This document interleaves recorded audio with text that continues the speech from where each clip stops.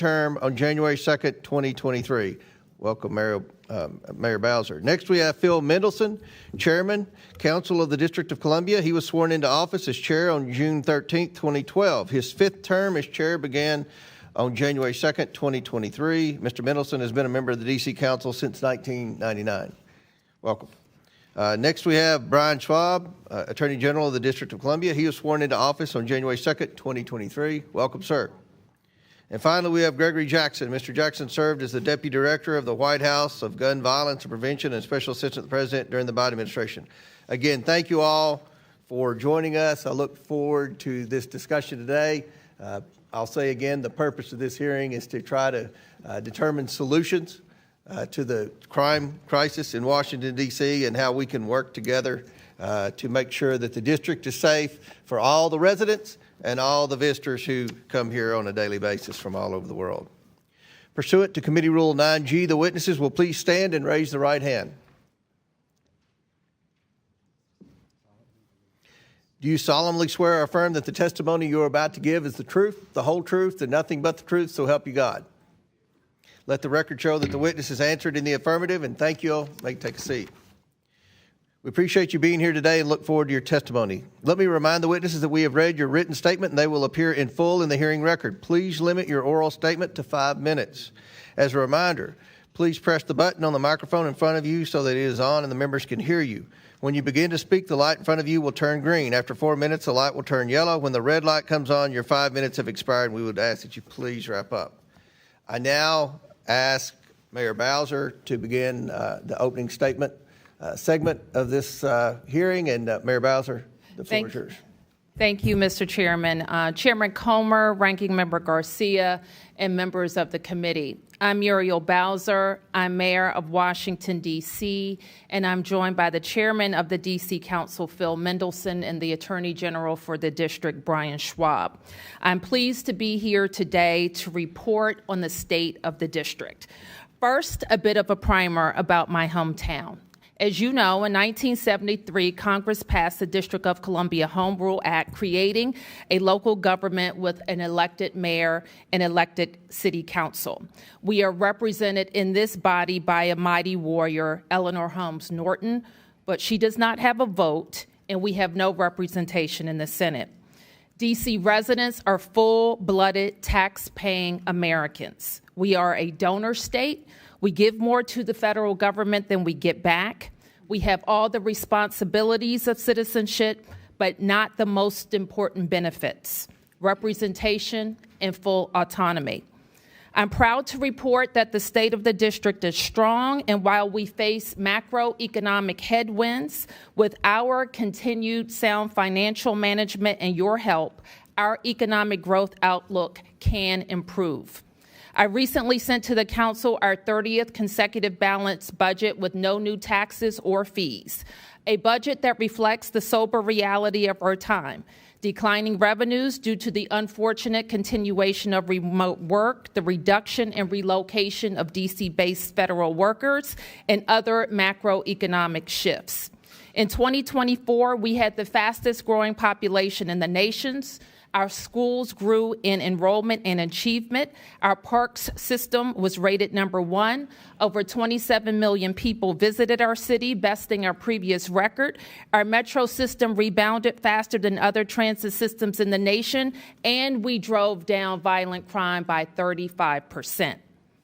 Let me say something about our public safety ecosystem. It is unique. Like what happened in most jurisdictions across the country post-COVID, we experienced a violent crime spike in 2023. When I was last here, I explained how we would drive down those trends, and it is working. Today, compared to 2023, burglaries are down 34%, theft, motor vehicle theft, 37%, homicide down 44%, robberies down 60%, and carjackings are down 71%. Overall, violent crime is down 53% compared to 2023. And in the recent federal surge, we accelerated those gains, including a 1-month reduction in carjackings of 75%. In my last visit, I also explained the peculiarities of our system. We are very proud of the men and women of MPD who commit their lives to protecting the nation's capital, and they have my commitment to get back up to 4,000 officers with critical changes to our policy environment, a 13% raise, and enhance recruitment efforts. MPD makes arrests. Most adult cases, however, are prosecuted by the U.S. Attorney for D.C., who is part of the United States Department of Justice. Our youth offenders are prosecuted locally by our Attorney General, and our Department of Youth and Rehabilitation Services, a local agency, is responsible for their commitment. But our youth and adult offenders are supervised by federal agencies. D.C. jail is local, but most of our residents who are committed to detention are in federal facilities across the nation. Our judges are appointed by the president and confirmed by the Senate. We currently have 13 vacancies. As I've told you, we are putting every resource necessary towards public safety. I've authorized the chief to use the overtime necessary to make sure we have adequate police on the streets. We spent 1.8 million hours of overtime last year at a cost to us of $75 million. I've also reported to you previously that we engage regularly with regional and federal partnerships, including the United States Attorney, the FBI, and the ATF. And that's why we will continue to use enhanced federal resources as outlined in my mayor's order, creating the DC Safe and Beautiful Emergency Task Force. In 2023 and in the years since, we pushed for legislation to rebalance our public safety ecosystem, including the Secure DC Omnibus. I'm out of time now, Mr. Chairman, but throughout the questions, I hope to also explain to you other ways that the Congress can be helpful, including helping us get back to 4,000 officers, fully funding the president's, when it comes, requests for beautification and safety efforts in D.C. to support America 250, helping with our homeless services, especially bridge housing that is working to get people off the streets. And finally, as we were able to do, Mr. Chairman, with the RFK legislation, their finance and economic resilience opportunities, like creating an opportunity zone, or D.C.'s Act 60, like Puerto Rico's, to ensure the economic resilience of the nation's capital. Thank you. Very good. I now recognize Chairman Mendelson for his opening statement. Thank you, Chairman Comer, Ranking Member Garcia, Congresswoman Norton, members of the committee. I'm Chairman of the Council of the District of Columbia. Our form of government is nearly identical to yours. The Council's relationship to the mayor is the same as yours to the president. I'm pleased to testify and to finally present our views on matters that are clearly of concern to the committee. We are a beautiful city. Our public parks are well maintained. Our roads are in good condition. We have a world-class public transit system. Our public education system is a leader in the country in terms of choice and a leader among large city systems in terms of growth and academic achievement. Political rhetoric notwithstanding, criminal activity has been on the decline, with violent crime dipping to a 30-year low last year and even lower this year. The percentage of our citizens with health insurance is one of the highest in the country. Public lands, public transit, public education, public safety, public health, core functions of government, and we are doing well. And we are well managed. We adopt a balanced budget on time every year. We spend within our budget every year. We've had clean audits every year. We continue to maintain strong cash reserves. All of our pension programs are fully funded. And we continue to maintain AAA and AA plus financial ratings, despite Wall Street's expressed concern over the negative economic impact of federal actions. Despite these pluses, we are a city under siege. It is frustrating to watch this committee debate and vote on 14 bills regarding the district without a single public hearing, with no input from district officials or the public, without regard for community impact, nor a shred of analysis including legal sufficiency or fiscal impact. Bills like H.R. 5183, the District of Columbia Home Rule Improvement Act, make the district less efficient, less competitive, and less responsive to the needs of a highly complex, unique local government that serves local, county, and state functions. The SOAR Improvements Act would actually hurt 50,000 school kids in the district by defunding the D.C. public school system by approximately $17.5 million. It also would void a long-standing compromise agreed to by Congress with district officials. H.R. 5140, the Juvenile Sentencing Reform Act, is actually criminogenic. Data suggests that juveniles tried as adults are not scared straight, but rather are more likely to reoffend sooner and more often than those treated in the juvenile system. Moreover, you criticize the council for being soft on crime, but the current age thresholds this bill repudiates were enacted by Congress. Over the last several years, the council has taken steps to strengthen our criminal laws, and I will note that we have been able to pass these bills while Congress has not. For instance, we have strengthened the probability of pretrial detention. Even before we did that, the rearrest rate for individuals released pretrial was among the lowest in the country. We have strengthened, by clarifying and imposing new penalties, the criminal laws including shoplifting, carjacking, strangulation, and felony endangerment with a firearm. We have reinstated police resource officers in our schools, and we have taken a number of steps to support our police, including approving just yesterday a 13% pay raise for police officers and approving hiring incentives to increase the ranks of our police force. And we're about to adopt a deferred retirement option program to make service more attractive and to incentivize officers to stay longer. Instead of blaming the council, there are tangible actions we need from you because our public safety system is part federal. For instance, the greatest deterrents to crime are arrest and prosecute, but the U.S. Attorney prosecutes our criminals. And the best way to reduce recidivism is prison programming, but the U.S. Bureau of Prisons is responsible for this. And to further reduce rearrests for ex-offenders and pretrial suspects, we need two federal agencies, CSOSA and Pretrial Services, better resourced. If Congress really wants to further reduce crime in the District of Columbia, here's what you can do. Fill USAO vacancies. Double the funding we already provide for MPD hiring bonuses. Adequately fund CSOSA and the Pretrial Services Agency. Fully reimburse MPD for protecting the federal presence. The underfunding by Congress over the last 4 fiscal years totals $83 million. Submit and confirm our judicial nominees. Our courts have a 20% vacancy rate in judges, backlogging the criminal docket. Amend the Federal Privacy Act so that more data can be shared between federal and local law enforcement agencies. Allow our local attorney general to prosecute all misdemeanors because the United States attorney usually does not. And help us pay for a new jail, which houses federal prisoners, just as Congress helped pay for a new forensic lab 15 years ago. Thank you for this opportunity to testify. I appreciate the committee's attention, and I also want to welcome Congressman Garcia as the new ranking member. Thank you. Now recognize General Schwab for his opening statement.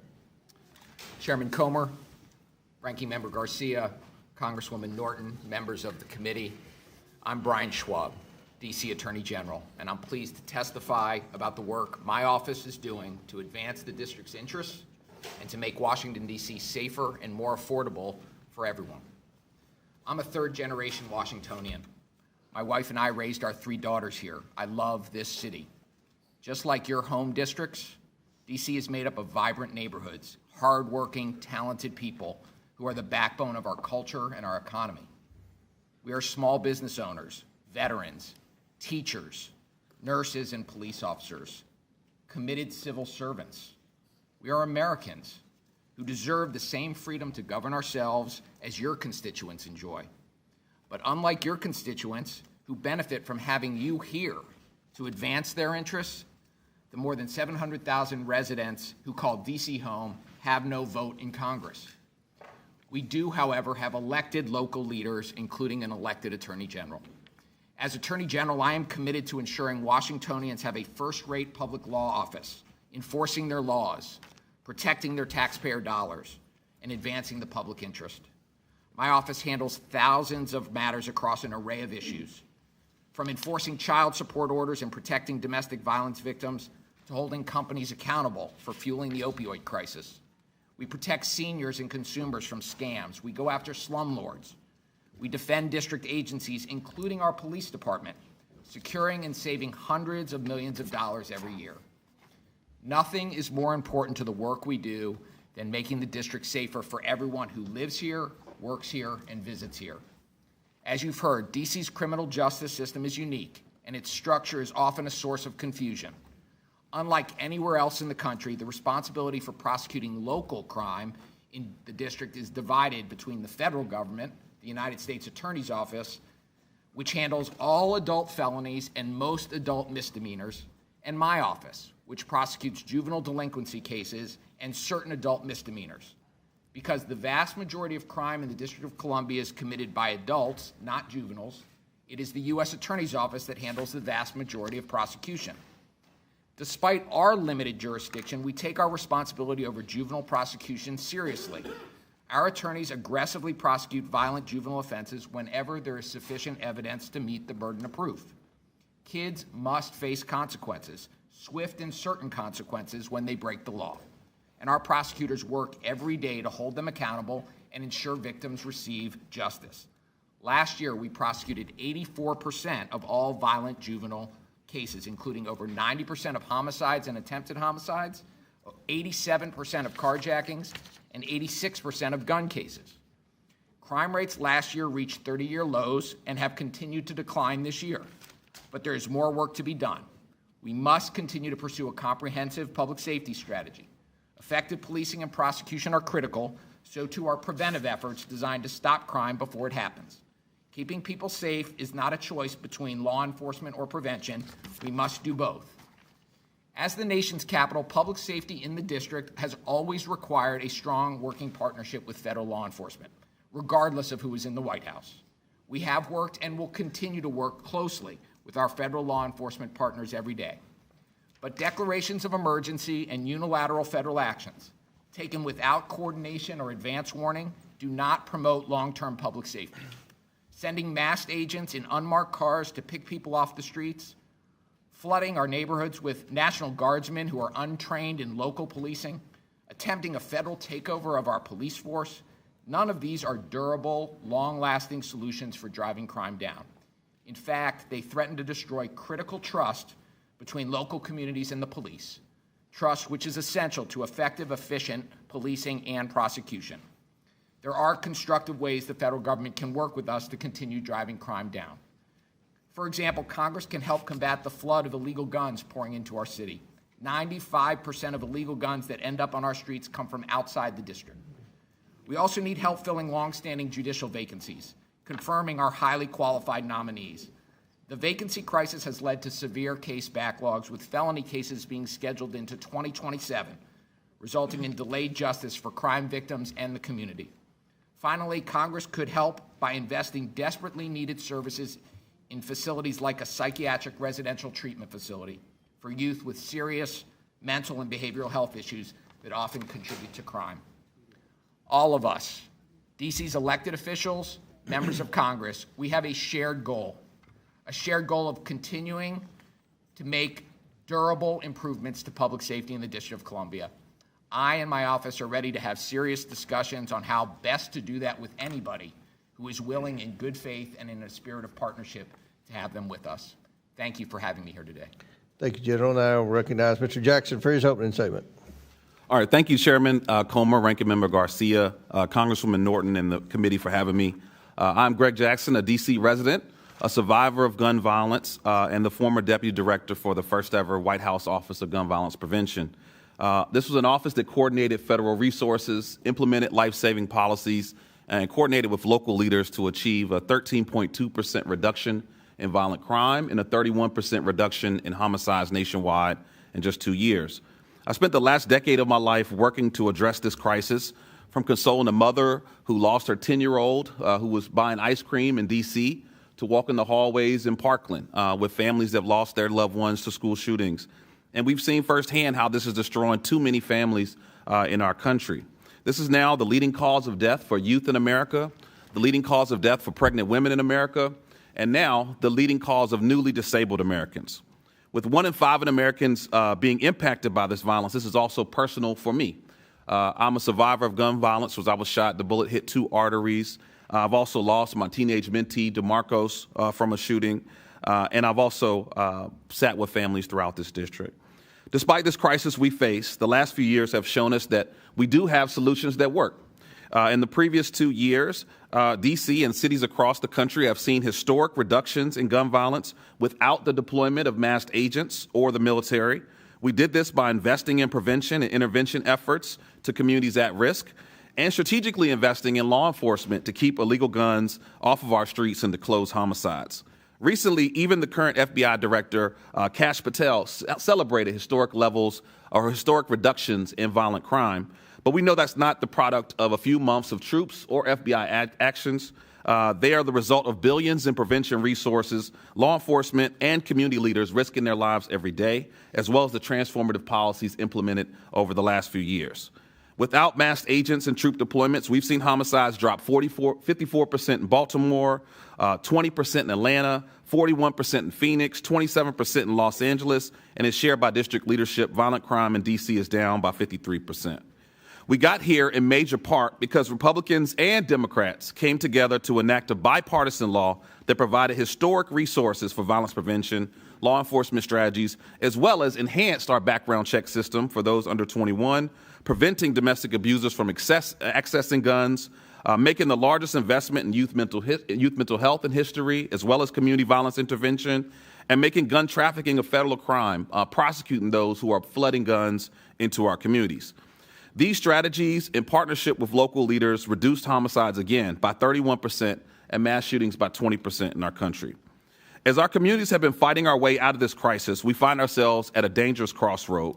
Instead of adding more federal resources to solutions that work, the Trump administration has dismantled and defunded bipartisan strategies passed into law to reduce violence.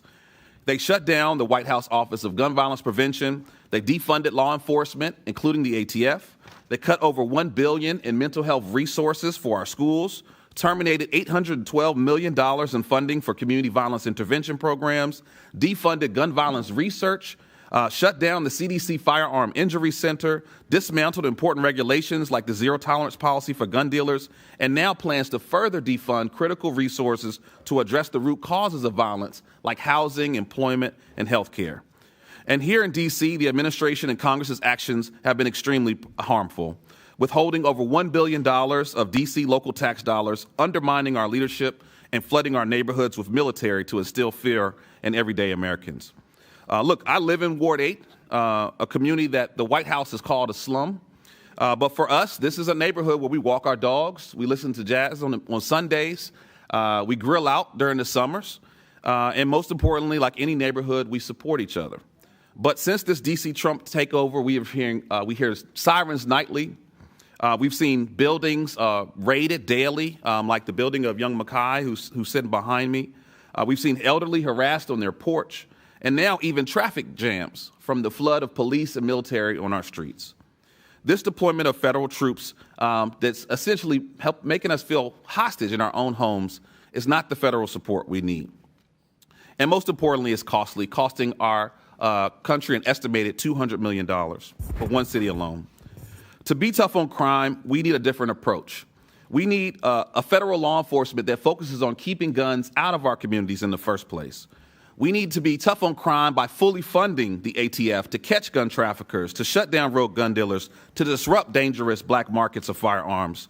To be tough on crime, we need to protect and fund the bipartisan Safer Communities Act that was passed and is working. To be tough on crime, we must hold the billionaires accountable that have put weapons from the battlefield into our backyards. And to be tough on crime, we must fund resources for communities that are most at risk to prevent violence before it happens. We have real solutions to save lives from gun violence and reduce violent crime, and now is the time to protect that progress and continue to build on that momentum. Thank you. And Chairman, if you will, I do want to request, we had a really terrible tragedy last night where 5 officers were shot and 3 were lost, and I would kindly like to request we honor them with a moment of silence, if you will. Absolutely. Join me in a moment of silence.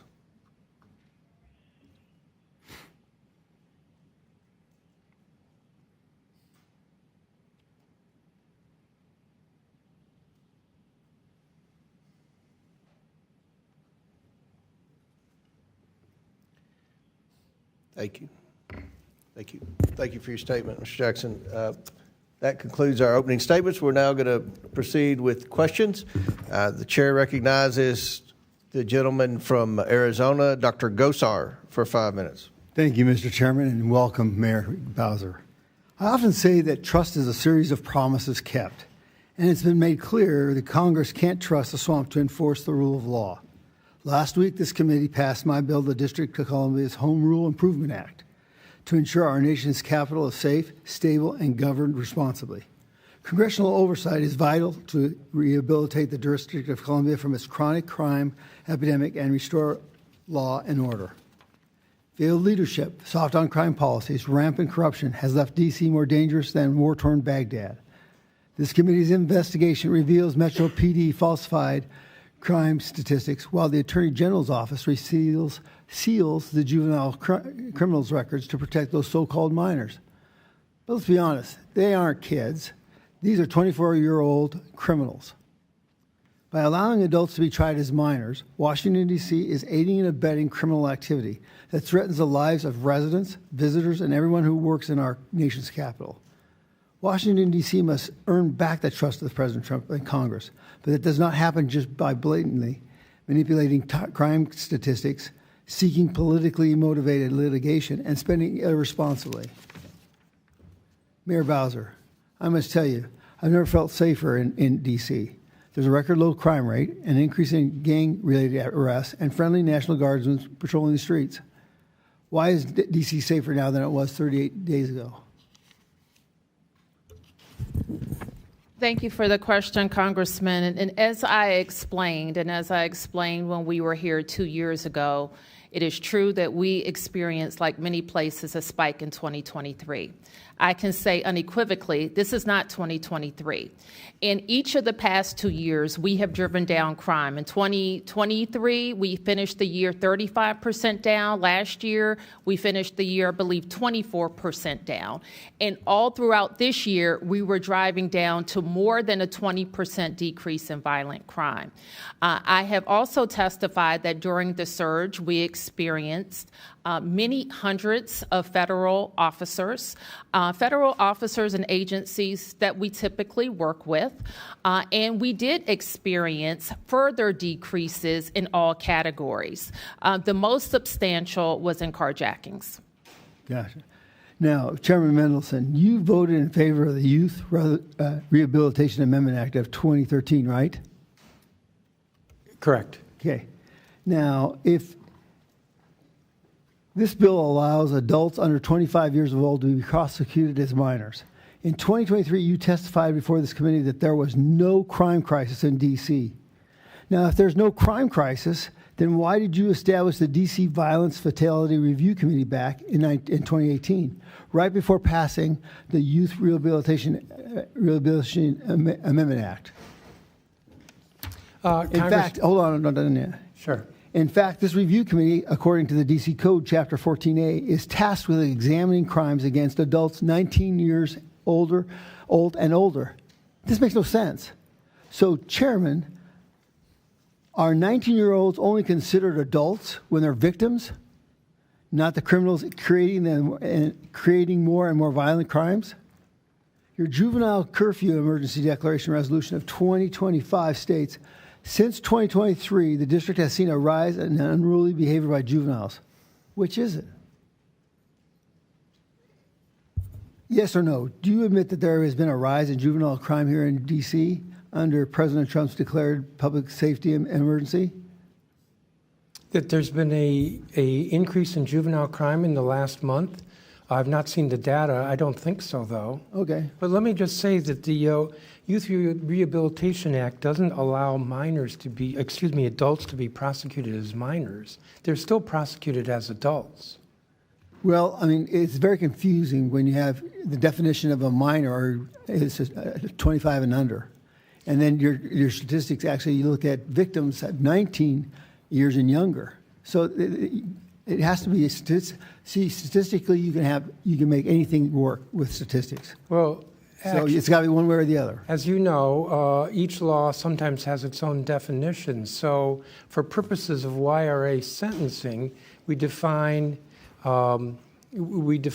younger adults under 24, but that's not the same as they're being prosecuted as juveniles. Our criminal code is quite clear that anyone who's under 18 is prosecuted as a juvenile unless they are, for the most serious crimes, murder and sexual crimes, they are, by the U.S. Attorney, chosen to be prosecuted as adults. Thank you.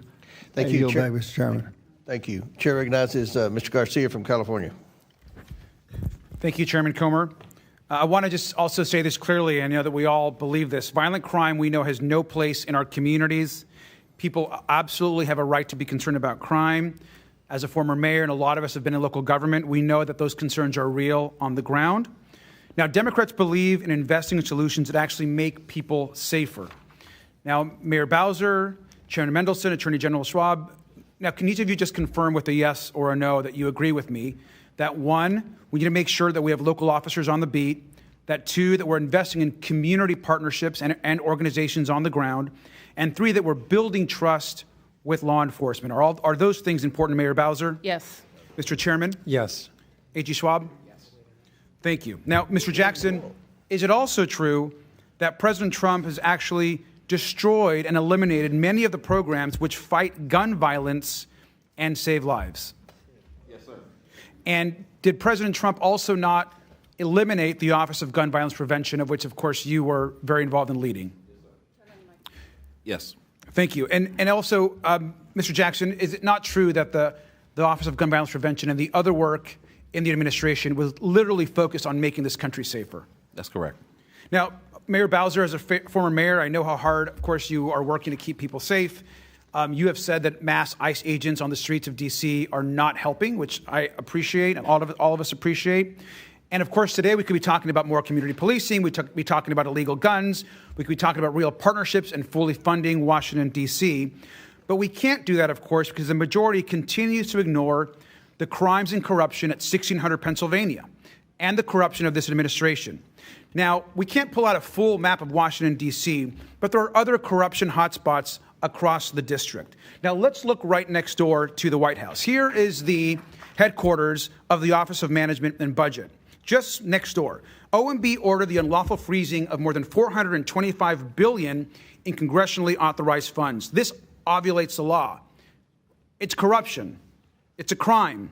This has hurt communities in D.C. and across the country. They're blocking funds for energy, education, law enforcement, and much more. Now, let's go down the map a few miles south. Here is the Department of Homeland Security, where Secretary Noam has ordered unlawful deportations and unleashed masked federal agents to harm innocent people across the country. And we have no idea, by the way, of who's following that and who's not. Who's following what rule, who is not. What we do know is that the legal rights of people and due process is being ignored. If we go up the map back to the north on Maryland Avenue, we have the Department of Education, also in D.C., more crimes and corruption. Here, the Trump administration illegally froze billions of dollars of K-12 and adult education funding. They even froze funding for mental health. And they're trying to illegally dissolve the agency in violation of the law. Again, more crimes and corruption in Washington, D.C. This would devastate children across the country, especially those with disabilities. Now, if we go back downtown, here's the Department of Commerce, where Trump and the Secretary are breaking the law by illegally imposing tariffs without congressional approval. And all is being done in violation of the law, according to the U.S. Court of Appeals. And finally, if we go across the river, another part of D.C., to the Pentagon, Secretary Hegseth is politicizing the military. He leaked classified information, putting Americans in uniform at risk, and he's illegally seized control of the National Guard and ordered soldiers to illegally engage in law enforcement activities. And so we can map D.C., we can map where crimes is happening, we can map where corruption is happening. This, of course, is all we know, just the tip of the iceberg. Now, we could list nearly every agency across the government and every federal building on a map at where crimes and corruption are happening in the district. But we will not, in this process, be silent where this crime and corruption is happening. I want to thank, again, all of our witnesses for your work to lower crime in the district and to lower the temperature across your population. I thank you all very much. With that, I yield back. Chair recognizes Mr. Grofman from Wisconsin. Thank you very much. I'll point out this idea of crime going up or down. Crime, it depends what year you take as your base year. I guess in Washington, D.C., the all-time high was in 1992, where we had 482 murders. That's just almost beyond belief. Last year, we had 187. If you go back 10 years to 2014, we had 105. So you could say the murder rate almost doubled, or you could look at what we were at 220 and say it fell dramatically. But in any event, I think the number of murders in Washington, D.C. is an embarrassment. The amount of crime is an embarrassment. I guess the thing is what we're doing to solve it, and we just heard 4 experts apparently on the topic give their opinion. I sometimes, when I'm back in my district, which is not Washington, D.C., do ride-alongs with local police, local sheriffs, local police, what have you. And I ask them what the causes of crime, and almost uniformly they talk about the breakdown in the family and how families are not as strong as they once were, is how they're not fathers in the family. And I think if you look at statistics, which are hard to find on the background of people committing crimes, you frequently look at what I would describe as weak families and fatherless families. Nevertheless, 4 of you in your prepared statements and talked about what we're doing to reduce crime. Not one of you mentioned the decline of the role in the decline of the role of the father in the family over the last. It's been just getting worse over the last 60 years. I'd like to ask you: are any of you doing anything to try to keep more fathers at home and being mentors for these kids? The vast majority of murders are committed by males. Are you doing anything along the line to get the fathers back in the home? Congressman, let me answer that by saying and I know that I focused a lot on our law enforcement efforts, but we commit to and invest in a lot of prevention efforts as well, from incredible and effective funding of our public schools to our... I only got 5 minutes. We got to address the topic. What are we doing to get fathers in the home? Well, sir, we take the position that we support families in whatever form they come in, and we make investments that the government is responsible for. Great schools, great health care, safe streets. Mr. Jackson, could you want to try to answer that question? Are you doing anything?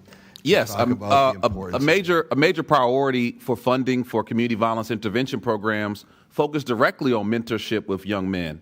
In D.C., we have a program called Pathways. We work directly with those who are most at risk, and it's about everything from not just preventing violence, but how to strengthen their ability to be fathers, to be leaders, to be providers and protectors in the home. Well, are we doing anything to make sure that a higher percentage of children born in the district are born in families in which there's a father in the home? Are we doing something to address that problem, which to me is the big problem? And again, we have these hearings on crime, and none of the witnesses seem to be addressing the root cause of the whole problem. If I can, that $812 million that was terminated by the Trump administration cut community violence intervention programs. Many of them do precisely that. So if that's a priority, we should be funding, doubling down, and scaling out that work. I'm not sure that's true, but any of the other guys, Mr. Schwab, are you aware of anybody doing anything to talk about the importance with Washington's youth of having a dad at home when that child is born? Is anybody addressing that problem in the city? Every day, all day, sir, people are talking about how do we strengthen the family, how do we strengthen communities for young people, how do we make sure that young people have role models, family members, and others. Let me mention one other thing that's important from the work that my office does that doesn't make a lot of press. But one of the things we have a responsibility to do is do child support enforcement. And we know that that's not the problem. The problem non-custodial- is we don't need a guy paying child support or having his wages garnished. The problem is we need a guy in the home. So what are we doing about getting the guy in the home? We're trying to make sure in the enforcement of our child support rules that we are lowering the friction between non-custodial parents and custodial parents so that kids raised in the home have So we're both not parents addressing the engaged. problem. Okay, thank you. Well, I don't agree that we're not addressing the problem at all. We are trying to increase family stability. No government can force a couple to be together but we are, for instance, we have vigorous programs with regard to reducing teenage pregnancy. Judge, We are trying to reduce the Gentleman's cycle time's of poverty. expired. Chair recognizes Ms. Norton from Washington, D.C. Thank you, Mr. Chairman. I ask unanimous consent to enter into the record a letter from 60 groups led by D.C. Vote, a letter from 150 groups led by the Leadership Conference on Civil and Human Rights, and a letter from the National Urban League and the Greater Washington Urban League. Without objection, to ordered. District of Columbia residents have all the obligations of American citizenship, including paying federal taxes, serving on juries, and registering with Selective Service. Yet Congress denies them full self-government and voting representation in Congress. The only solution to this undemocratic treatment is to grant D.C. statehood.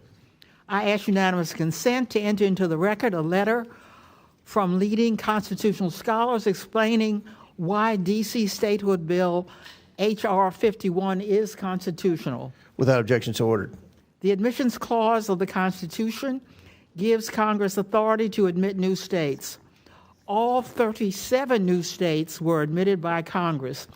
The district clause of the Constitution gives Congress authority to reduce the size of the federal district, which Congress did by 30% in 1846.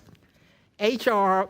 51 reduces the size of the federal district from 68 square miles to 2 square miles, consisting of the White House, the Capitol, the Supreme Court, and the National Mall, and remaining under the control of Congress, under control of Congress. The new state consists of residential and commercial areas of D.C.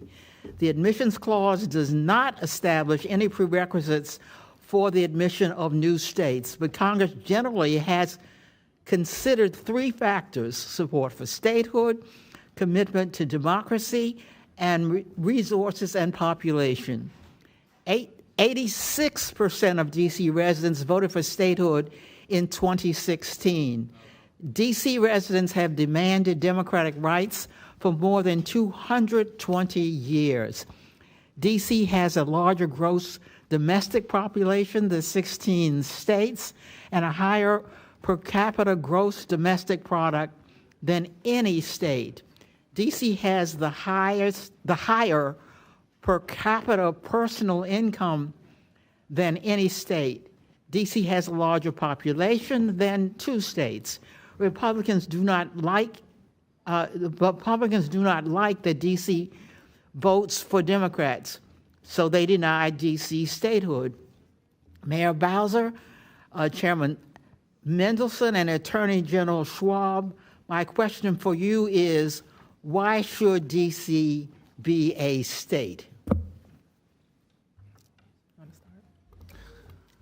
Representative Norton, across the globe, Washington, D.C. symbolizes the power and the virtue of a representative democracy, a government that is of the people, by the people, and for the people. And yet, the 700,000 of us that live here in the District of Columbia are the only residents of the capital of a democratic country that do not have a voice in our national legislature. That's wrong. That's un-American. D.C. residents are Americans too. The lack of voting representation harms the District of Columbia. We, at this moment in our country, should be expanding democracy, not constraining it.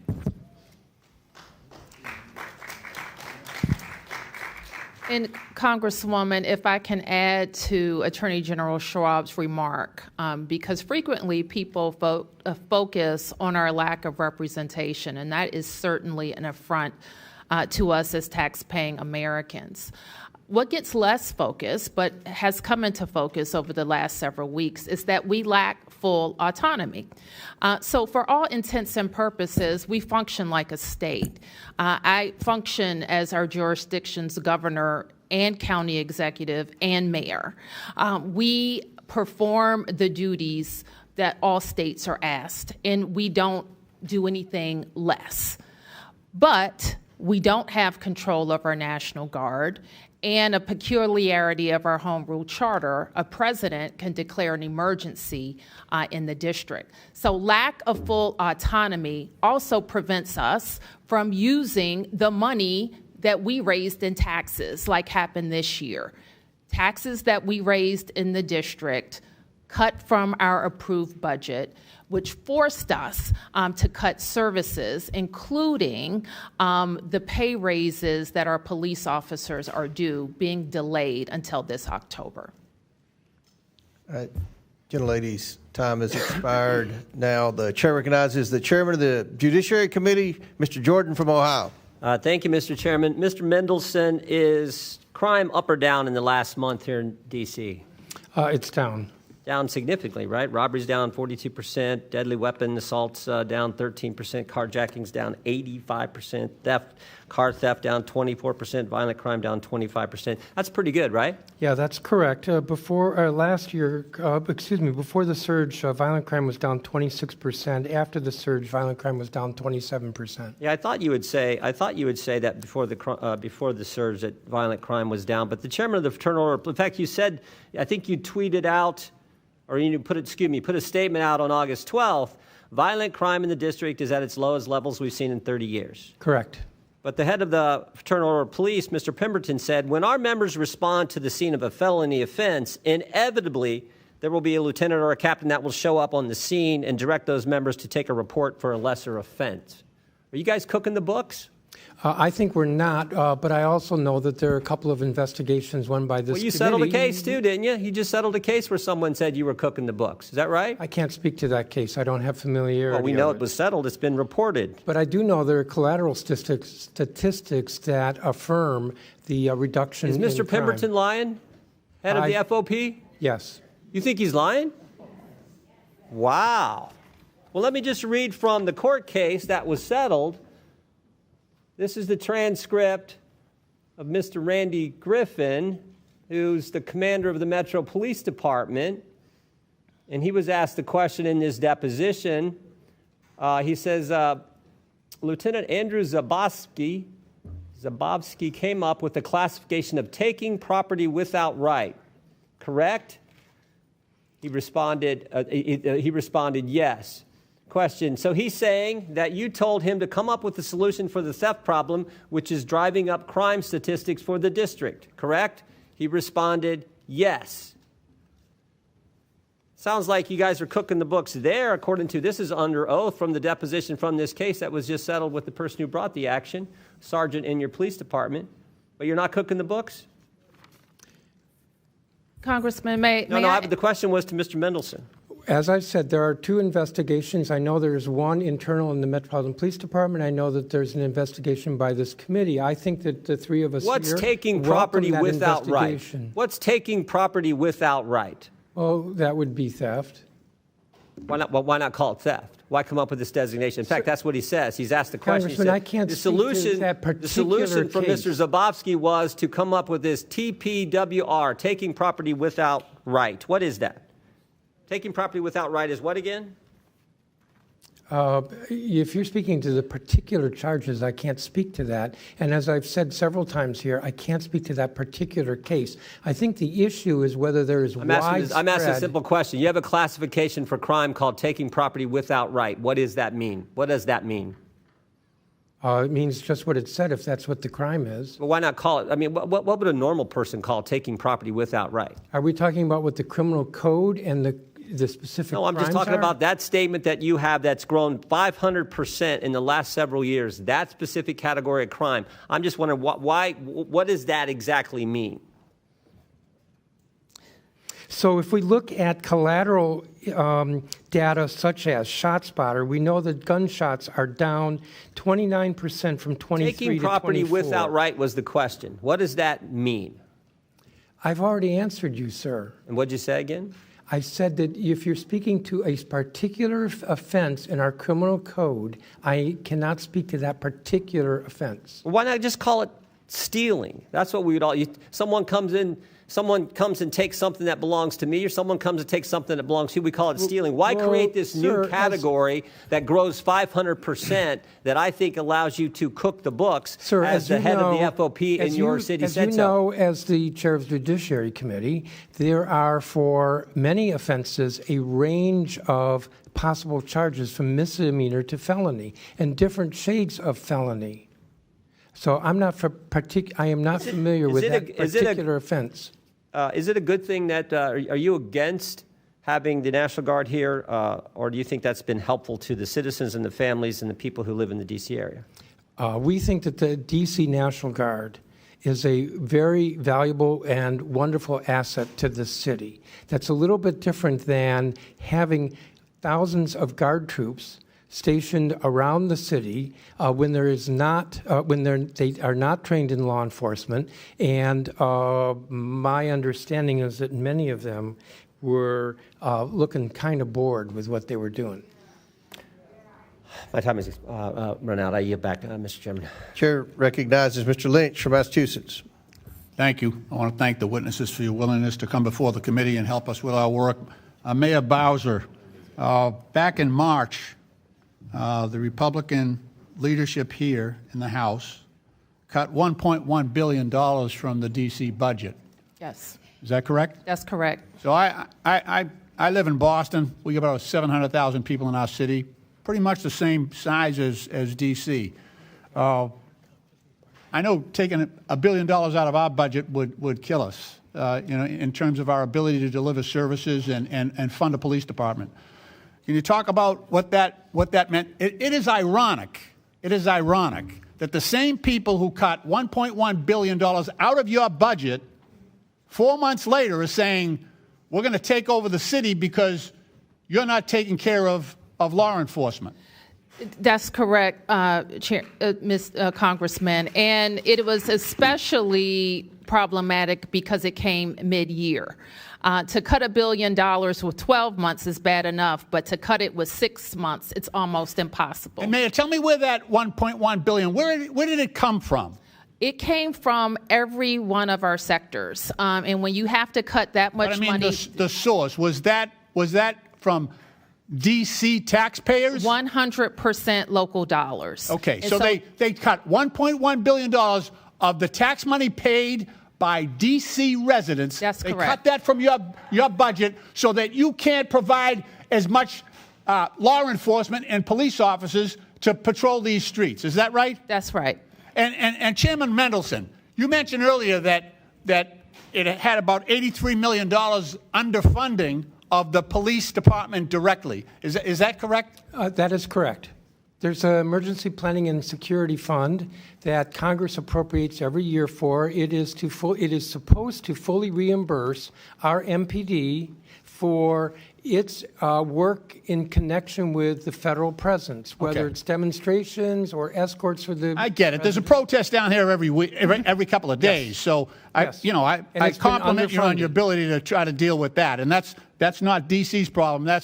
That's the country, because this is the place we come to exercise our First Amendment rights to petition our government. So that's a lot of your problem, is the fact that you are our nation's capital, and this is where we come to complain, right? We complain to our federal government, and you have to deal with that. Attorney General Schwab, are you familiar with the Posse Comitatus Act? I am, sir. Your mic is not on. Yes, the Posse Comitatus Act is a law, long-standing law in our country that makes clear that in our country, military are not engaged in policing American citizens on American soil. Absolutely, but isn't that what President Trump is doing right now, bringing in the military to police the civilian population in this district? That's exactly what he's doing. Is that your view as well? Well, sir, I filed a lawsuit that involves that very issue in terms of the legality. I read that. That's why I asked you the question. And so while a lawsuit is pending, I'm not going to talk about the specifics of the lawsuit or the merits of it, but I am very concerned about the law of our country being followed, especially when it puts the district and district residents in harm's way. Fair enough. Fair enough. Look, so now we have armed military on the streets here in D.C. because they cut your budget so you can't hire more police, and also to recruit more police officers. That's suffering as well. And yet I see that not only is the military being politicized, coming in here and supporting one president's agenda, but they're also suffering the humiliation of having to go pick up trash and do landscaping and spreading mulch, things like that. That is not what we ask of our sons and daughters when they put on that uniform. We should treat them with more respect than this president is treating them right now.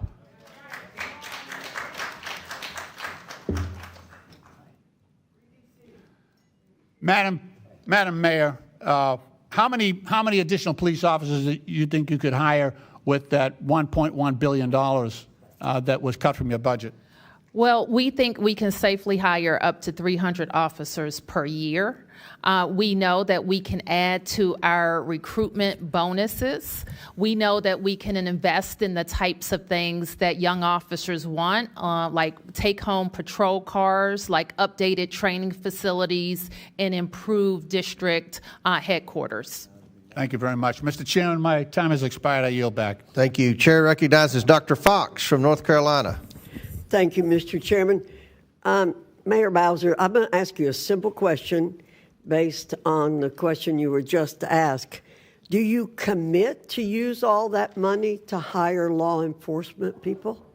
We commit to using it for law where it was cut primarily. We have I just need to know yes or no. Will you, because you're making a big deal about wanting that money for law enforcement. Would you use it for law enforcement? Yes or no? No, well, Congressman, we want the money because it was approved by this Congress and it's our money. Thank you. We want it for law enforcement. I take that as a no. We want it for fire and EMS. Mayor Bowser, we I'm want going to change the way I'm asking you questions. Mayor Bowser, it's my time. It's my time. There'll be order in here. Let Dr. Fox has the time. Let Dr. Fox proceed, Dr. Fox. Mayor Bowser, do you agree that a key part of reducing juvenile crime is by improving education outcomes for students in Washington, D.C.? Yes. Good.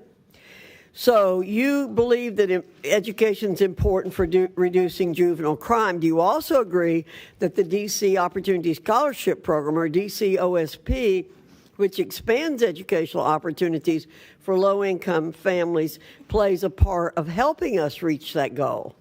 We have a system of choice here that includes opportunity scholarships, public charter schools, and traditional public schools. Yes, ma'am. All three. I'm quite familiar with that. Yep.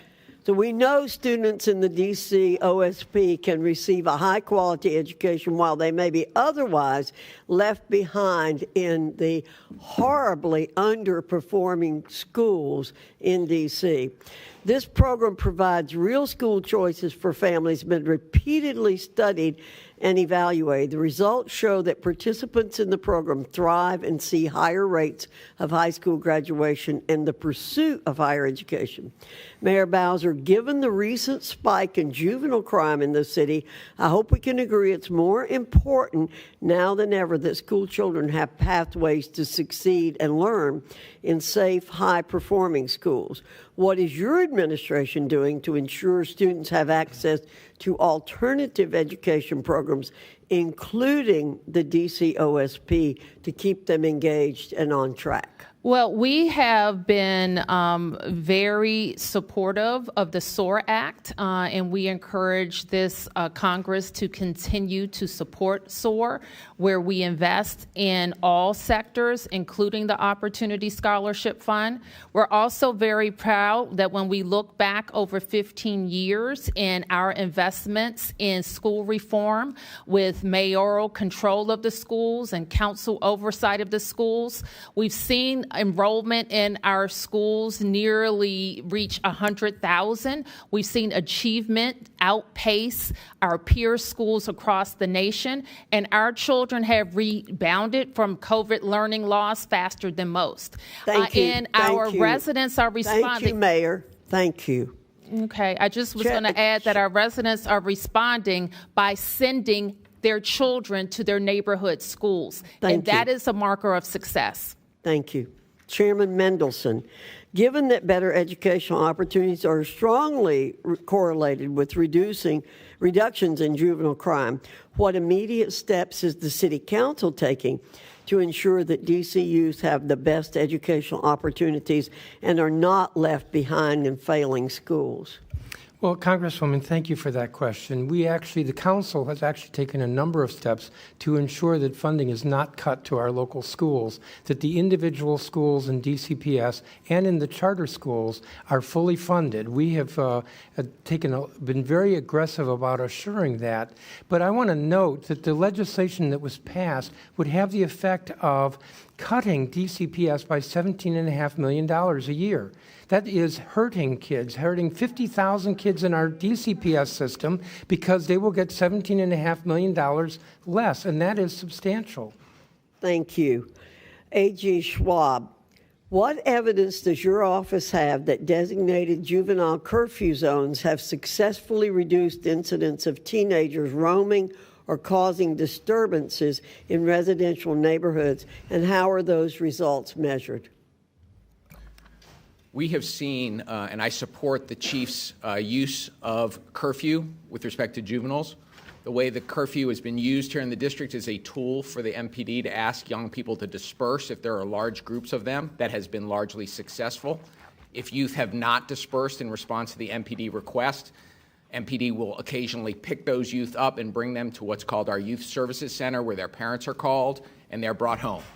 We have not seen an increase in prosecution related to curfew, but we know anecdotally that the curfew, at least as a short-term measure, has been effective in dispersing large crowds of young people. Thank you. I yield back, Mr. Chairman. Thank you. Mr. Chairman, I would like to ask for unanimous consent.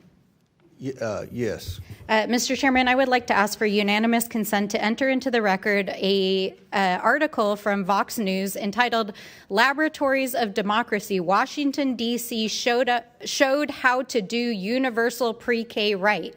D.C. offers free pre-K for toddlers. The ripple effects have helped K through 12 schools." This is the first city in the United States to have universal pre-K in the country. Chair recognizes they Mr. are Kristamorte. innovating and leading the way. Ms. Stansbury, no tryouts for MSNBC.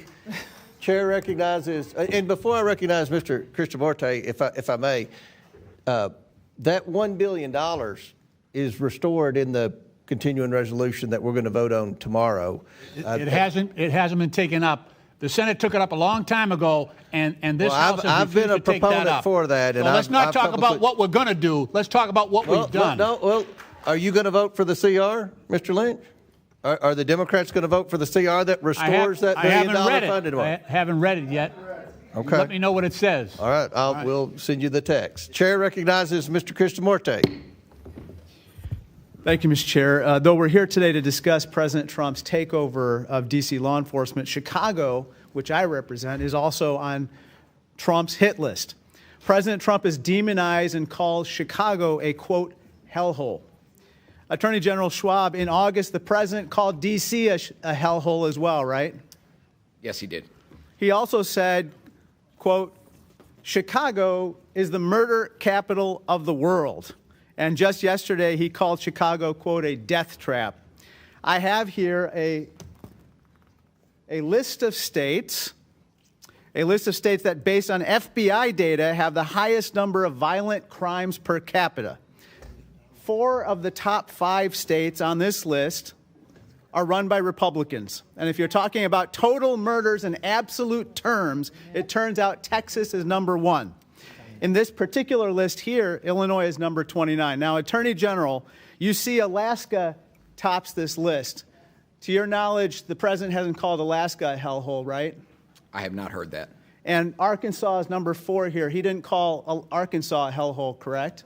I have not heard that. And you haven't heard the president talk about deploying the National Guard in Texas, correct? I have not. Folks, this isn't about crime. It's about politics. Just this week, Trump said, quote, "I'm going to Chicago early against Pritzker. Pritzker is nothing." That's not how a president should be talking about any governor or any state. I'd like to talk about the National Guard deployment here in D.C. and the cost of it. Now, Mr. Jackson, as you said, I believe that the D.C. deployment is going to cost over $200 million, correct?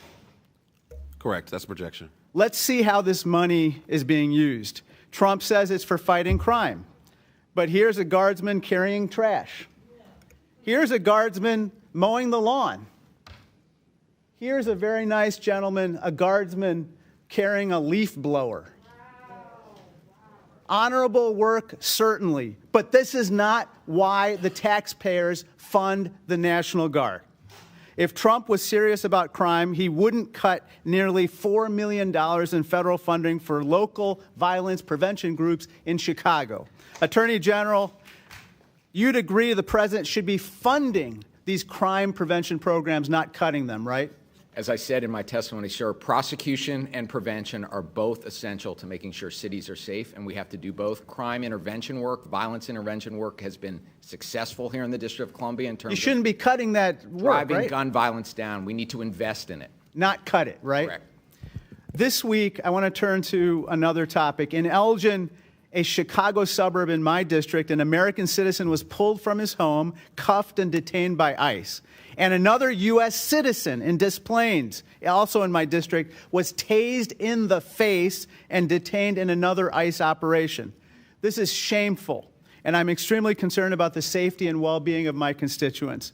I'm also concerned about the devastating impact that out-of-control ICE raids and the deployment of the National Guard will have on the economy and jobs back in the Chicago area. Let's look at a couple stats. Foot traffic for Chicago's second most profitable business corridor on 26th Street is down 60% since ICE raids began. And this is not just a hypothetical concern that the same would happen with the deployment of National Guard. Let's look at what's happened to D.C.'s economy. Mr. Schwab, CNN has reported restaurant reservations decreased by as much as 31%, and foot traffic in retail stores is down 81%. Those reports show that the president's unilateral deployment of the Guard is hurting the local economy, right? That's consistent. Folks, our economy is softening. Unemployment and prices for necessities like vegetables are soaring.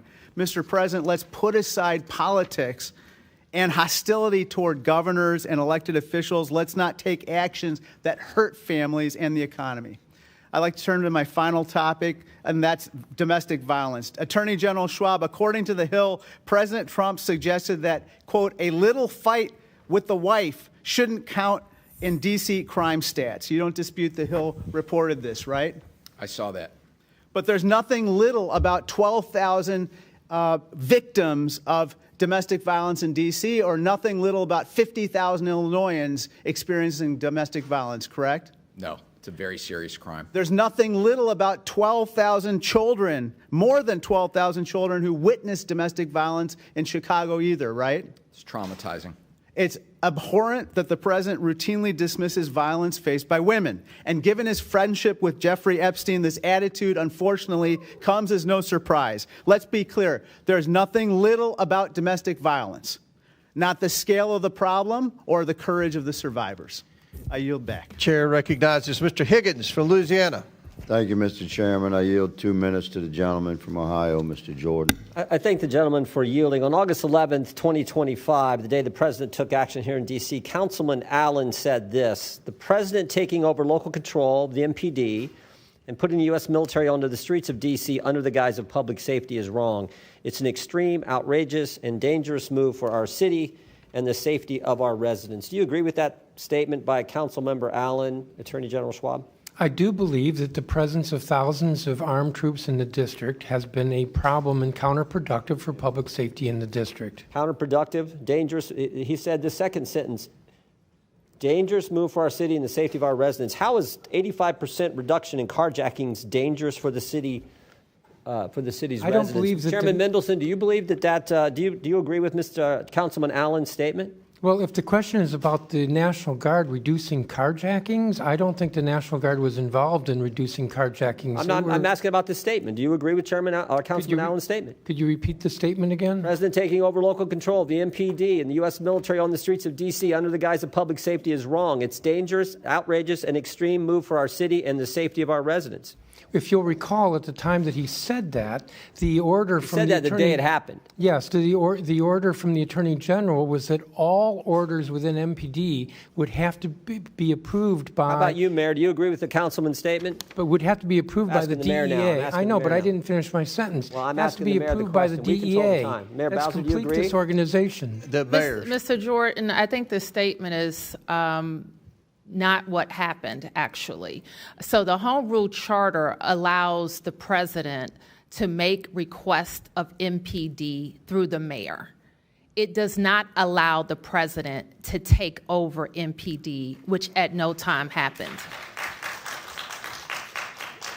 Well, I'll just point out that it seems to me you disagree because you said just 2 weeks ago, we greatly appreciate the surge of officers that enhance what MPD has been able to do with the city. We know that when carjackings go down, when gun use goes down, when homicide or robbery go down, neighborhoods feel safer. So it's like Councilman Allen doesn't know what he's talking about. Looks like you definitely disagree with him. We, having more officers enhance the effectiveness of MPD allowed us to accelerate crime reduction. Representative Higgins. Thank you, Mr. Chairman, and I thank the gentleman from Ohio. We are constantly at odds with the leadership of D.C. as a body, Congress, from the Republican side of the aisle, because there's a fundamental difference between the ideological perspective of the elected officials of D.C. and the majority of Americans across the country. And this is their nation's capital. And we can admit that. It's okay to have ideological variances. The city of D.C. plays a special role, and it's our nation's capital.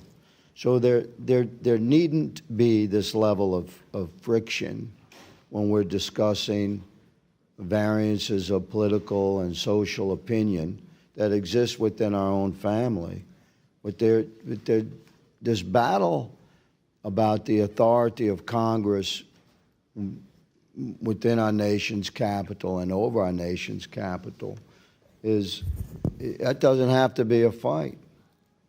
The Congress shall have the power to exercise exclusive legislation in all cases whatsoever over such district. The indispensable necessity of complete authority at the seat of government carries its own evidence with it. This is baked into the birth of our country. And I have respect for the process that has elected you, good lady, and you, gentlemen. And I very much respect you, Sir Mr. Jackson. Of everybody here, you're plugged into the reality of the street. And I would like to talk to you further about some of the programs that you embrace. That's a different conversation. That's not elected guys with scripted answers scrubbed by attorneys. You're for real, and I'd like to talk to you more. I was happy to yield much of my time to the gentleman from Ohio. And, Mr. Chairman, thank you for convening this hearing, and I yield my time. Thank you, Mr. Higgins. Mr. Chair, I request unanimous consent. Okay. I request unanimous consent to enter into the record this August 20, 22nd, 2025 article from CNN titled "GOP Governors Are Sending Troops to D.C. Their states have 10 cities with higher crime rates," which shows the blatant hypocrisy of the GOP when their states have higher crime rates. Without objection, DC, so ordered. and yet choose to pretend. Chair recognizes. Thank you very much, Mr. Chairman, and I want to thank you and the Vice Chair for convening us, the ranking member, I should say. Madam Mayor, good to see you again. Good to see you. And you have a very tough job, and it goes without saying that the 800-pound gorilla in this room is a realization that you're fighting with one hand tied behind your back, and you're strapped in as a result of policies and rulings and law that prevent you in many instances from being the mayor that you want to be every day without being constrained. So I just want to say that on the record. It's easy for a lot of people to point fingers, but until you sat in that seat and had to make those decisions, it's very difficult. And one of your arms have been tied behind your back. Let's make no mistake about that. I want to thank all of you who are here, but one thing that I want to do is to go back and underscore the comments of Delegate Eleanor Holmes Norton. I brought this up at the last meeting that we had here on the District of Columbia, and that is the fact that at the end of the day, so much of this can be traced back to the imposition of policy on a governed people without their participation. Let me repeat that. The imposition of policy without participation by the citizens, the Americans. It's just as it was with the Boston Tea Party, comes down to taxation without representation. When you can't even fight for yourself, stand for yourself, vote for yourself, that's wrong. That's wrong. In 1973, let's get some of this on the record so that we have some perspective. D.C. got the Home Rule Act, and you were able to elect your first mayor and your first city council. And Walter Washington transitioned from his previous position to be that first elected mayor. In 1978, some of you will remember that full congressional representation was in the form of an amendment, and that amendment failed because you couldn't get, not you, the district, but the nation couldn't get the requisite number of states to ratify it. In 1982, voters here in the District of Columbia voted to approve a constitution for a new state. Some of you will recall that was called the New Columbia. And yet it was ignored by this Congress over and over and over again. Marion Barry came up here on this hill so many times to make the argument for the people of Washington that fairness has to be fair. It just can't be proportioned out when we feel like it. In 1990, Congressman Walter Fauntroy, myself, Marion, Jesse Jackson, and so many others put together freedom train rides from D.C. to New England, making a stop in each city along the way, making the case for statehood, and urging Americans up and down the coast to support it. In 1993, I was proud, along with your current delegate, to vote for the first D.C. statehood bill here in the Congress. And let me just point out one thing. Not one Republican voted for that bill. And that bill went down. It went down after a great deal of fight by a vote of 153 to 277. 2016, D.C. voters voted to approve a statehood referendum. The people voted 86% to approve that. This Congress ignored it. In 2020, the 116th Congress, H.R. 51 became the next statehood bill. It was defeated. And the following year, in the 117th Congress, we came back with the same bill. It was defeated again without any votes or representation from the other side. So at some point in time, you have to ask yourself, if this is so partisan, what is the issue? Now, some people argue the issue is racial. I know I shouldn't say that, but I'm going to say it because people feel that way. They think that if this was any other population, majority population, that this would not be taking place. We all know that it's partisan, even though some people will say it's not partisan, because the district tends to vote Democratic. So let's not play games here. Let's be honest and true. And if we are true about making sure that Americans, no matter where they are, but especially here in this district, have rights that others don't have, stop treating the District of Columbia like a donor state. They donate their taxes, they donate their military officers, they donate their brain trust, and they give of themselves. And at some point in time, we as a body have to give back. Taxation without representation is as wrong today as it was when the Boston Tea Party exploded over the same issue. Thank you. Gentlemen's time's expired. Thank you, Mr. Mfume. Chair recognizes Mr. Biggs from Arizona. Thank you, Mr. Chairman, and thank you, all of the witnesses, for coming in today. Attorney General Schwab, do you remember the case State of Maryland and District of Columbia versus Engage Armament, LC, et cetera? I do. And in that case, just for anybody who's not aware of it, the district joined Maryland and sued 3 Maryland firearm retailers for allegedly making straw purchases. In your lawsuit, you engaged 2 outside counsel. One firm, I think it's called Every Town Law, and another was Perkins Coie. Do you remember that? I do. And how much did you pay Perkins Coie, and how much did you pay Every Town lawsuit? Both of those outside firms are on a pro bono basis, so no money has been paid to them. You didn't pay them anything. Okay. You filed that lawsuit was baseless, right? You'd agree with that now after you've read the verdict of the district court, and I'm going to go through that with you pretty clearly. Well, Mr. Biggs, as you know, that case has been dismissed and is on appeal, and given the fact that it is still part of active litigation, you don't want to talk about it. I don't blame you. I'm not going to talk about the merits while it's in active litigation. Right. I don't blame you for not wanting to talk about it, because I go through here and at least 10 times the judge said there's absolutely no basis. There's no factual basis for bringing that lawsuit. So that's pretty damning. And not only that, under Maryland law, and basically Arizona's the same way. Most cases is every bit of deference is going to be given to a party who's defending against a motion to dismiss or motion for summary judgment, right? I mean, that's normal. That's Maryland law, right? Yes, that's the standard. Yeah. And in this particular case, the judge made some very interesting comments.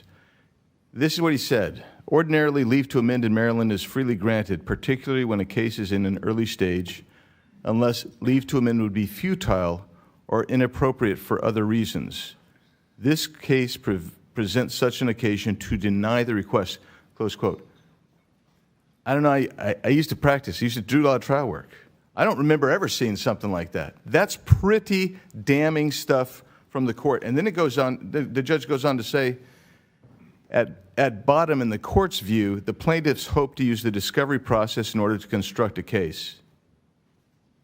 And the court correctly notes, through that discovery, the plaintiff wants to find sufficient facts to state a viable claim for relief.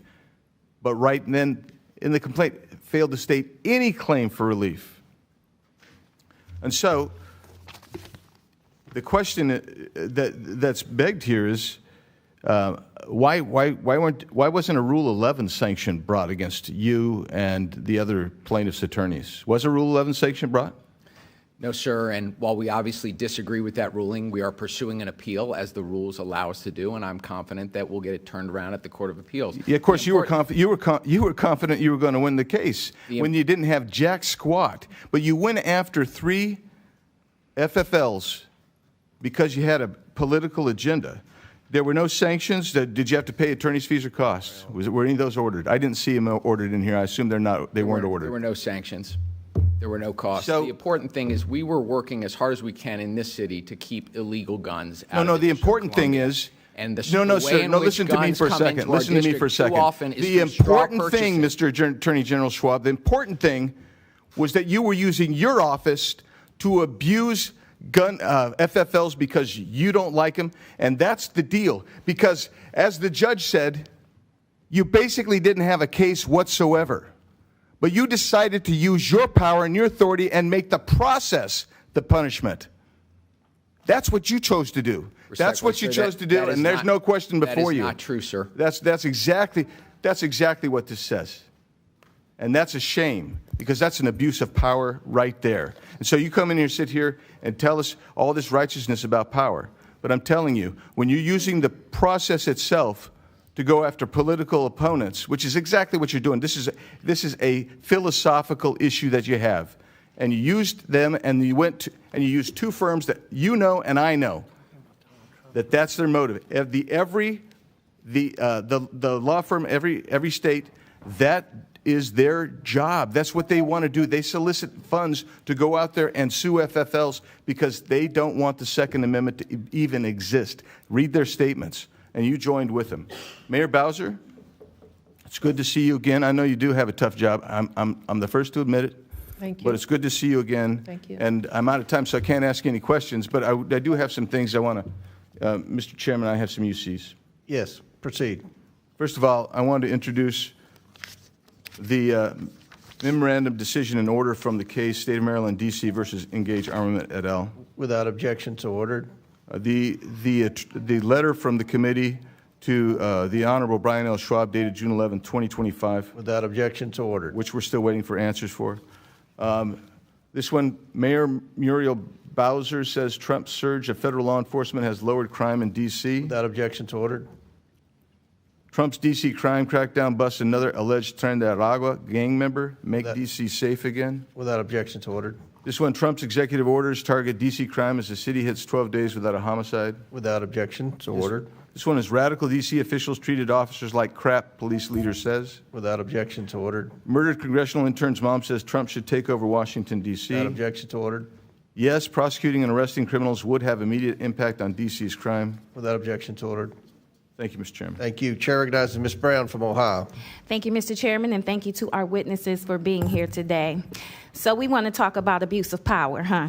Well, let me start here.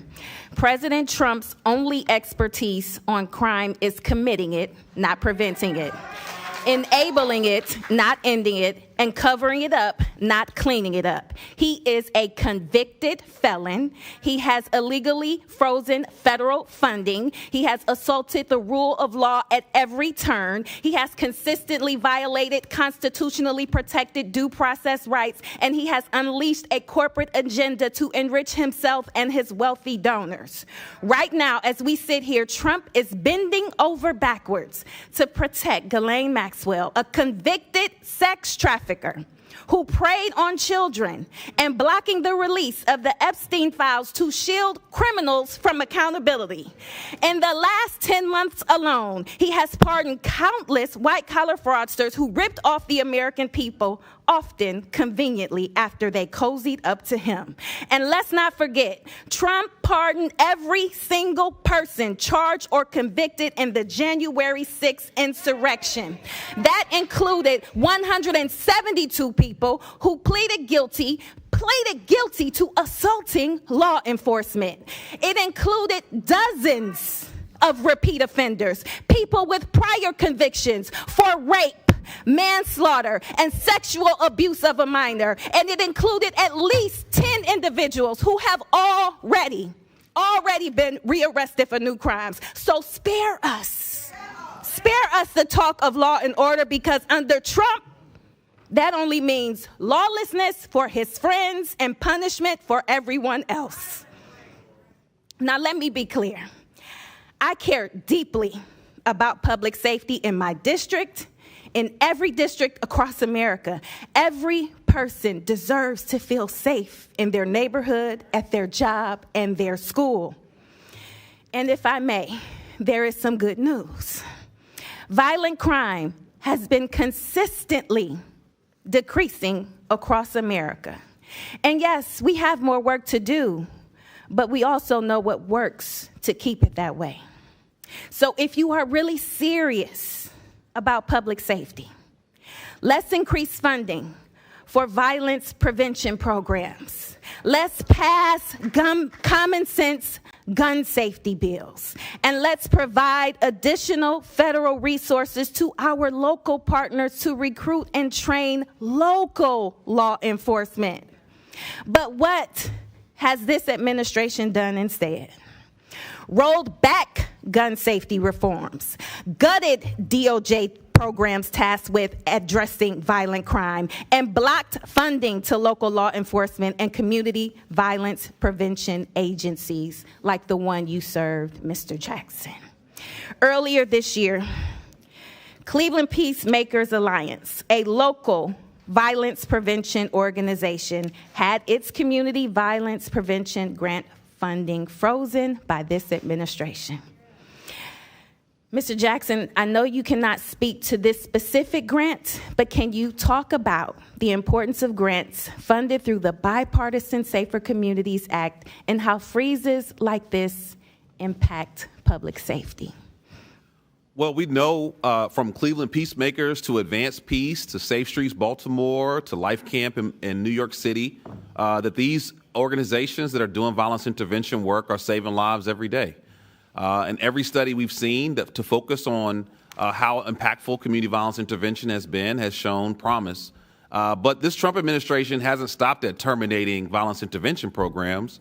They also terminated $1 billion in youth mental health resources that we know can help our youth that are in crisis before a school shooting, before a suicide attempt, before any violent harm. They've also made major cuts to the ATF. And we know that the ATF now has lost 2/3 of its inspectors. So they don't even have the capacity to inspect gun stores to decide whether or not they're violating the law. He also reversed their zero tolerance policy for gun dealers, where they violate the law, they lose their license. And even if you go to the Department of Justice website, there's an invite for previous violating law gun stores to come back and get their licenses again. So he's not only defunding programs that we know are preventing violence, that are working with youth, that are working in schools and working with homes. He's also stripped and dismantled and defunded federal law enforcement to keep guns out of our communities. Thank you so much. Instead of funding proven public safety solutions, my Republican colleagues want to pull political stunts like weaponizing the National Guard against the American people. Let's be clear. That only sidelines local law enforcement, sows chaos, and distracts from real emergencies. So yes, it's political theater, but worse, it's dangerous political theater that puts communities more at risk, not less. All right, Chair recognizes Ms. Mace from South Carolina. Thank you, Mr. Chairman, and good morning. The government of the District of Columbia, under the leadership sitting in front of us today, has become a poster child for DEI and gender madness. This has led to government. Mr. Chairman, this is not a concert. This audience can just settle down. I want to reclaim my time. Stop the clock, and the gentlelady's right. Under the rules of the House, the chairman is responsible for maintaining order and preserving decorum in the committee room. I expect audience members to be respectful of the committee, so I'd like to reclaim my time, too, You reclaim it, absolutely. This has led to government-sanctioned racial discrimination and the erasure of women. Article 1, Section 8, Clause 17 provides Congress plenary authority over the District of Columbia. Using this authority today, I'll be introducing the No DEI in D.C. Act. This bill will rip the DEI and gender bender nonsense out of the D.C. government root and branch and restore common sense and equal treatment under the law. As the individuals charged with writing D.C. laws, signing D.C. laws, and enforcing D.C.'s laws, we have some questions for you on the meanings of some of the curious terms we have found in the D.C. Code. My first question for Mayor Bowser, it's yes or no.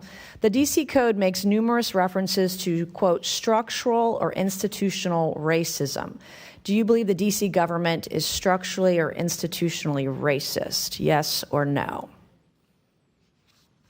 Yes or no? Is D.C. government racist, institutionally racist? Yes or no?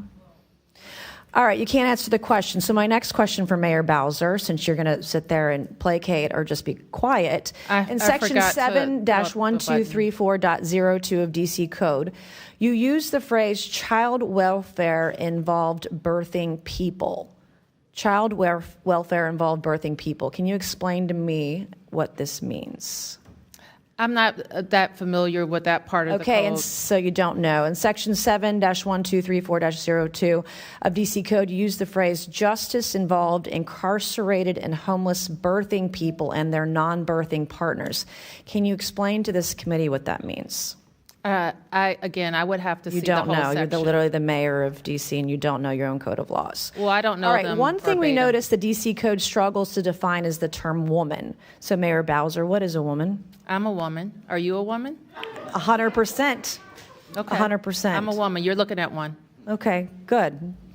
You actually, in Section 3-703 of the D.C. Code, you use the phrase, the intersectionality of gender and race to create unique dynamics and effects. Can you explain what this means to the committee? Where is that, ma'am? Section 3-703 of the D.C. Code. Do you know what that means? No, could you you don't give me know the what that means. title So of the- Chapter 14D of the D.C. Code establishes Mr. the Chairman, commission. I'm happy to answer questions. Mr. but Chairman, I'm going to can't- reclaim my time. This is not her time, it's my time. You can be quiet as I ask you questions, and then you can answer them. Ms. And then you can If answer you them. would give- I'm not, Mr. Chairman, this is my time, not hers. I'd like to reclaim my time. Let's make good use of the time, Ms. Chair Mays. I'm making very good use of my time. Ms. There Mays. And you're is- Ms. Mays making has my the point. floor. You're the mayor of D.C., and you don't even know your own code of laws. What is a birthing person? I would assume it's someone who gives birth. All right. Why don't you use, are these women? Are these moms? Do you think it's appropriate to call them birthing person? Can a man birth a person? Well, Be a that's birthing what I person? would call it, but I don't write all the laws, and I'm not familiar with every Can section. men get pregnant? No. Can men become women?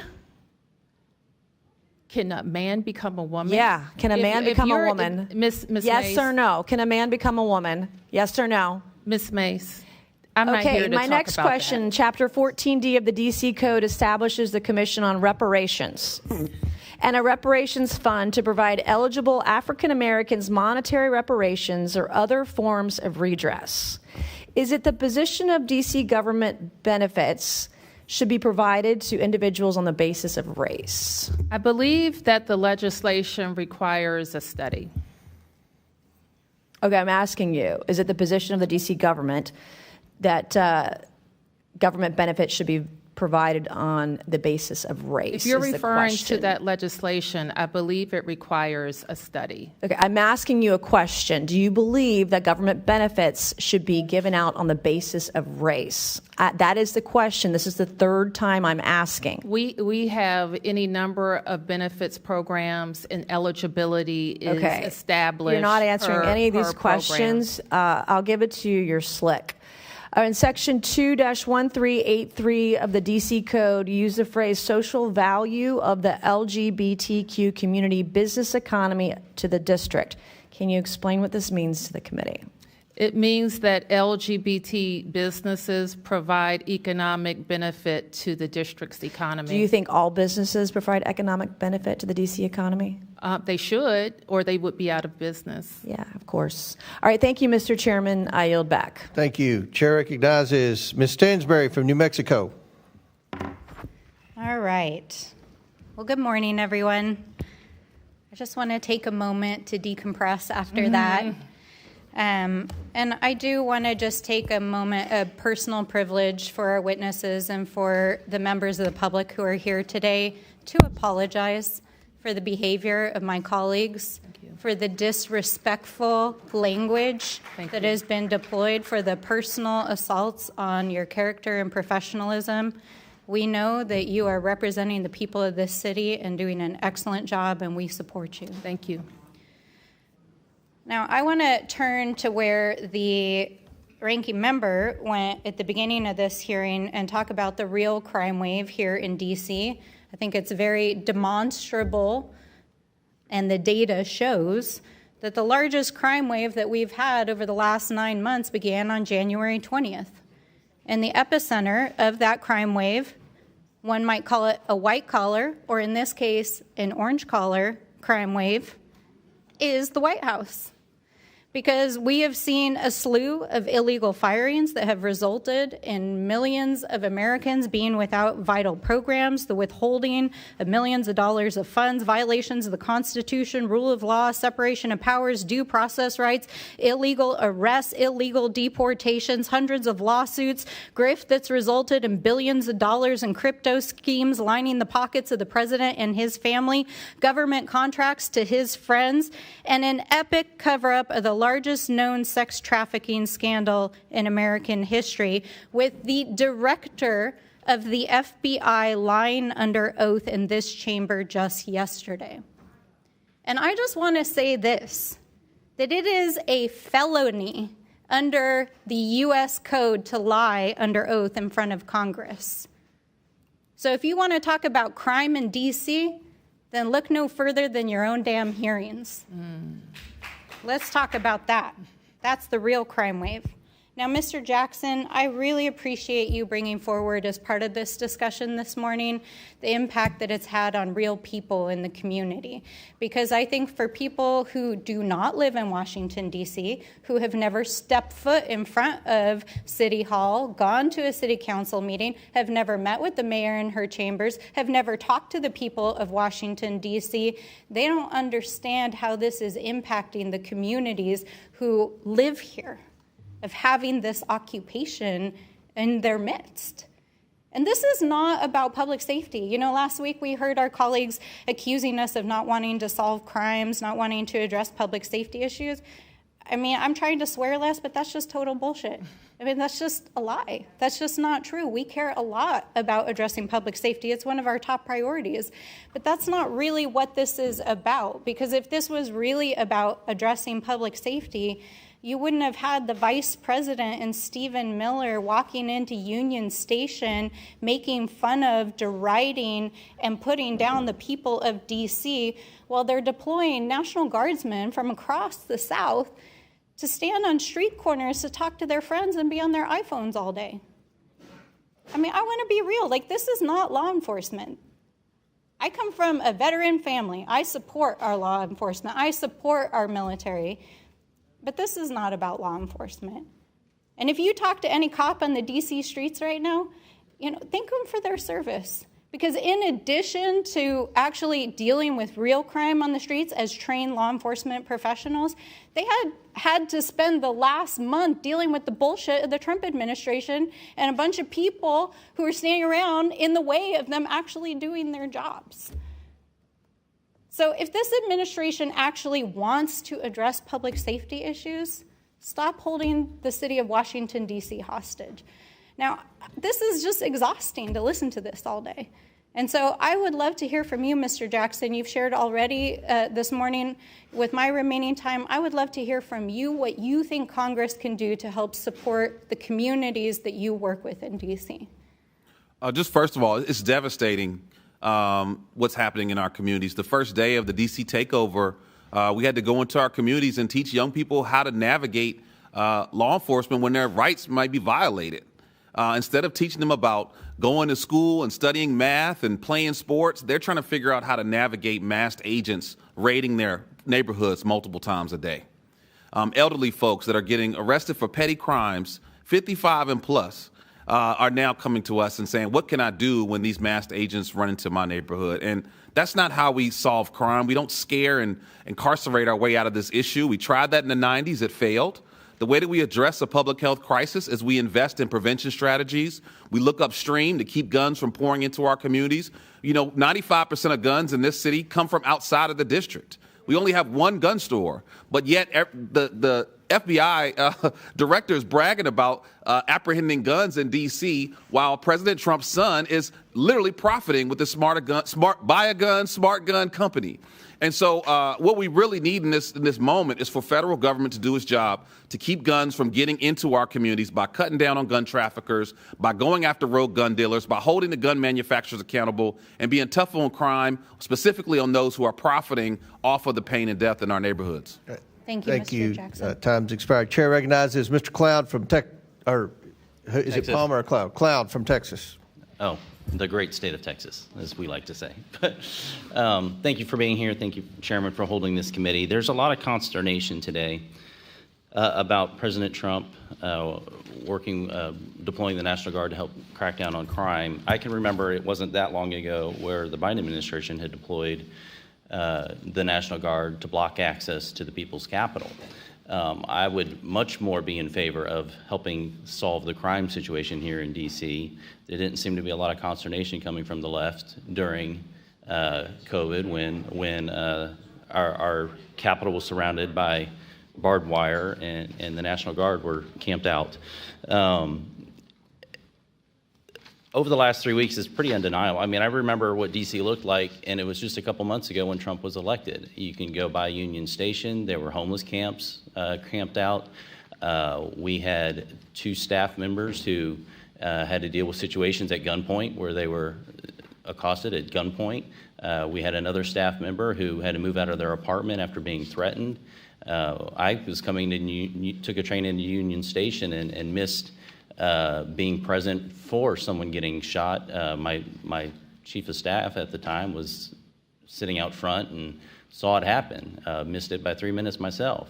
And you look at the stats of what's happened, and it's important to, there's a lot of comparing today apples to oranges and trying to, you put up charts and the numbers don't. But if you compare the 3 weeks this time to the 3 weeks last time, it's dramatic. 38% decrease in homicides, 44% decrease in sex abuse. I mean, this is extraordinary. If those trends were to continue, that's 50 people walking around the city alive, 50 families that haven't been broken up over the course of a year.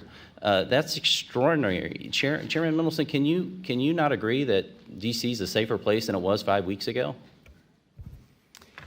There's no question, but that if you look at the data, the crime statistics, that there was a reduction in crime during the surge. Yeah, okay. But as we have said, if you want to add 500 officers working with our MPD, of course we're going to see a reduction in violence. That's not the same as ICE raids, masked men. Important. It's not the same as the National Guard who's landscaping on the mall. Do I need to go back to my National Guard point? You didn't have a problem when the National Guard was blocking access to the nation's capital, prohibiting people from coming here. And to that point, D.C. is different than other cities.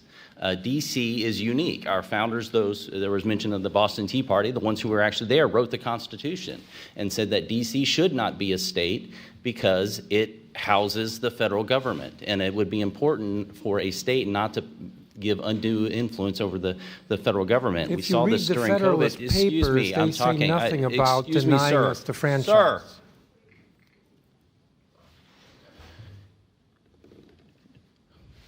In September 20th, Capitol Hill Baptist Church was denied a permit to worship outside because of COVID-19, yet we had a number of Black Lives Matter protests in this community. The concern I have is when Washington, D.C., access to the nation's capital is prohibited or curtailed in any way. Could you explain to me, Mayor, why the church was not able to have a worship service outside, but yet the Black Lives protests were enabled to go on? You're talking about the public health emergency? I'm talking about during COVID, Black Lives Matter protests continued to happen in Washington, D.C.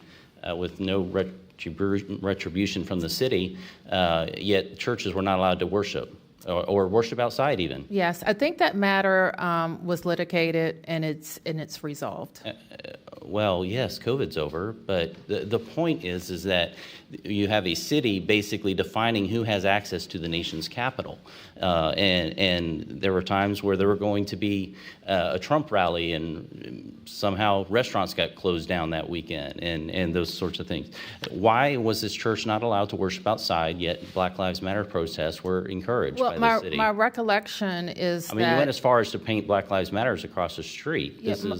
I want to answer your question. My recollection, and while I don't remember the specifics of that case, is that it fell under our large gathering prohibition in the early stages of COVID. But Black Lives Matters were okay? Were they not large enough? They weren't violent enough? You are probably referring to outdoor First Amendment gatherings that were not. Worship service falls under the First Amendment. And as I mentioned, I only have a couple of minutes left, and so I'll just point out that the $1 billion you're asking for is in the CR that's on the House floor this week. And everyone over there, I would encourage you to encourage the people up here to vote for that, because if you want your dollars, they can help us provide it for you. Congressman, might I just add, and I hope that that is the case, that the FY25 fix is attached to the CR. We worked very hard with the administration and with you, Mr. Comer, to make sure that the anomaly was included moving forward in 26.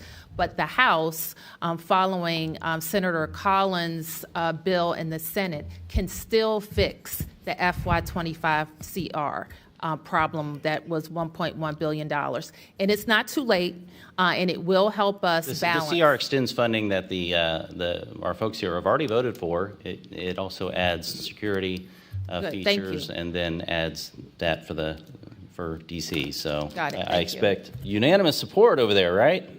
Okay. Thank you, Mr. Chair. Chair recognizes unanimous Mr. Frost consent. from Florida. Mr. Chair. Mr. Bell. Thank you.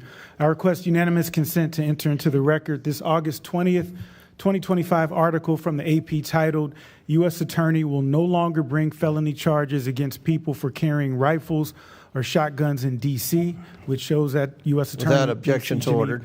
Pirro is outright ignoring gun crimes and making the city less safe. Mr. Chair, I have UCs. Let me recognize. Yes, Ms. Simon. Thank you, sir. I request unanimous consent to enter into the record on April 24th, 2025, an article from Records that was titled, Exclusive U.S. Department of Justice Cuts Grants Valued at $811 million. People of Record say, which shows how the president's DOJ cuts will affect police and correctional facility funding. Without objections ordered. And I have a unanimous consent request. This is the CR, and it does restore that $1 billion in funding. So we'll be voting on that tomorrow. I'm going to vote for it. I've been very vocal in trying to get that included. I know that my colleagues on the other side of the aisle have mentioned it several times. So there are a lot of people in Washington, D.C. I assume this is on TV in Washington, D.C. Are you all going to vote for it tomorrow? I mean, that's a question I think the people in Washington, D.C., especially the people that are testifying here today, would probably like to know. So I'm going to vote for it. So without objection, we'll enter that into the record. Mr. Chair, I have another UC, sir. Yes, go ahead. Thank you, sir. I request unanimous consent to enter into the record this September 7th, 2025, an article from The Hill entitled, Most Oppose Trump Deploying National Guard to D.C. Other cities. Polls say that 57% of respondents said that they are against Donald Trump's decision to deploy the National Guard into the nation's capital. Thank you, sir. I'll get back. Chair recognizes Mr. Frost from Florida. I yield 10 seconds to Mr. Mfume. To Mr. Mfume. I thank the gentleman for yielding. I'm sorry that my colleague from Texas has left the room. I just want to say that he pointed out in his remarks that the founders of the Constitution said that D.C. should be a federal district and never a state, as if they were right. And I would just simply call to his attention those same persons at that same constitutional convention and for 200 years afterwards said that black people in this country were property, not citizens. And then the Dred Scott decision said that we were 3/5 of an individual. So just because they said it clearly does not make it right, and it doesn't make it right with D.C. Yeah, no, I really appreciate you bringing that up. And also, they're wrong about what's in the Constitution in the first place. The Constitution does not say that we cannot make Washington, D.C. a state. It does not say that. You claim to know the Constitution, and you haven't read it. Nowhere in the Constitution does it say that we can't do that. What it says is there should be a federal district. And the legislation put forth by Representative Norton and supported by House Democrats would make the federal district encompass the places that we work, the White House, the United States Congress, the Supreme Court, and not include the 700,000 people who live in D.C. who pay taxes but don't have proper representation. That's right. You know, usually when we're talking about D.C. in this committee, it's, usually we have just folks who can watch in the audience. But I'm happy that today's different because we have representatives from the district's local government and Mr. Greg Jackson Jr. here to give voice to what's going on in Washington, D.C. Greg, you've called the district home for decades. You bring the perspective of the D.C.'s people to this committee. You bring years of expertise and experience in crime reduction to this hearing. And, of course, a survivor of gun violence yourself. Before President Trump started playing dictator with the people of D.C., he started dismantling important community safety and violence crime prevention programs, most notably the White House Office of Gun Violence Prevention. Not a partisan office, an office that worked at reducing crime in all of our districts. As a former deputy director of that office, can you describe some of the important work that has stopped due to this administration? Yeah, one of the most critical things was we were coordinating the response to mass shootings and concentrations of violence. And so without that coordination, cities, states, and local jurisdictions are on their own to navigate these mass tragedies. We implemented 54 executive actions, including adding $2 billion to the Victims of Crime Act Fund.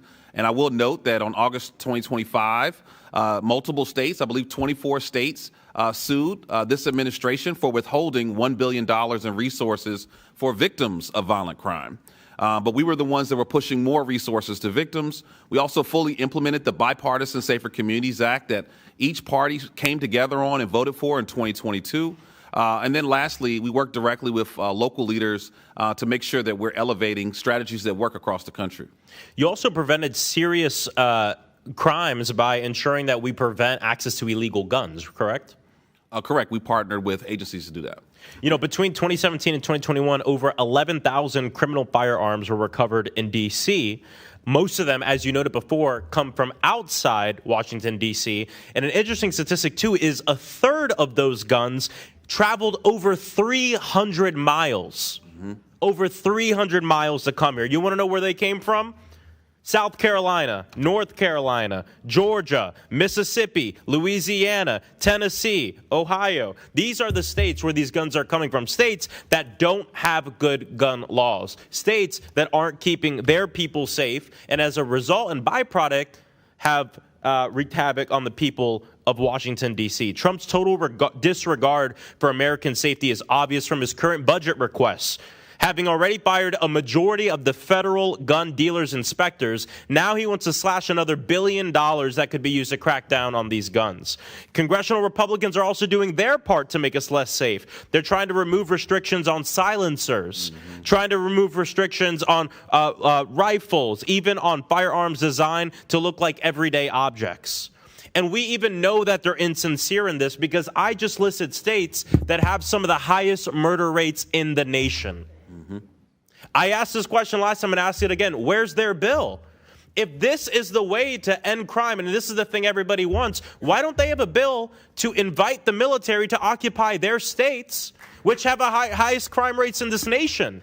They're not going to do it because they don't want the military to occupy their communities in their states because they know it's a load of crap, and they're insincere about it. I yield back. Chair recognizes Mr. Palmer from Alabama. Mr. Chair, I have a unanimous consent request. Okay, who said that? I'm looking. Oh, Frost. Oh, yeah, Mr. Frost. This is a Washington Post piece by E.J. Dion Jr., The Good News About Murder, Homicides Way Down, What Happened, What We Can Learn, and How Progressives Became Crime Fighters. With that, objection's ordered. Chair recognizes Mr. Palmer from Alabama. Microphone. Attorney General Schwab, are you aware that the FBI requires that all states and local governments, police departments report crime to the National Incident-Based Reporting System? I think that is correct, sir. Okay. Washington, D.C. has not done a good job at that. And as a matter of fact, you've been accused of cooking the books. And it's not just a problem in Washington. Mr. Chairman, when this went into effect, Illinois only reported 30.6% of their police departments reported. New Jersey only 28.7%, New York 13.8%, Maryland 9.5%, California 1.9%. I would argue that when you're presenting crime statistics that these are highly suspect because state and local police departments are not reporting the data. We've known this for a long time, that the homicide rates are underreported. The FBI has made that clear. I want to move to something else. We do have a crime surge, violent crime, property crime, particularly vehicle theft. Washington, D.C. has a truancy problem. 33% of the students are chronically truant, second only to Baltimore. What are you doing to resolve that, Mayor Bowser? And I want to add that 18,000 truancy cases went uninvestigated over the last 3 full school years. Well, first and foremost, I'm just asking, are you doing anything? Yes. What? We have in place a regime where schools report, and we've most recently updated it to focus more on our human services department, a department. Ma'am? Yes. When I'm asking you about investigating truancy cases, that means going out and finding the kid and getting them back in the classroom. Oh, we do that. The police do that every day. 18,000 went uninvestigated. No, half of your carjackings are by juveniles. So you've got 5 times more middle school students truant than you did a decade ago. That's a crisis. Do you believe that kids that are chronically truant are going to wind up becoming dropouts or undereducated, that it might lead to an increase in crime in that population? We think the best place for kids is in school. No. How does it impact their life going forward? Because I'm a big believer in getting kids out of failing schools. My wife and I support 2 private schools that are targeting inner city kids. These kids don't show up truant. They come to class, they graduate, they get jobs, they go to college. What are you doing to find these kids? And I'm not talking about giving them a free lunch. I'm talking about getting them back in the classroom. You said something about the National Guard mowing lawn. Maybe the National Guard ought to be helping you find these kids and get them into school. Congressman, if I may, the council has had hearings at least once a year. We have a hearing scheduled Well, it's not doing next any month good. with regard to attendance and what we're doing to reduce truancy. Yeah. I agree with you. What about all these kids that you've already lost because you sat on your butt and didn't do anything about it? 18,000 went uninvestigated. I agree with you that attendance is important and truancy is a problem. Truancy is actually down. It's down 22% since school year 21-22.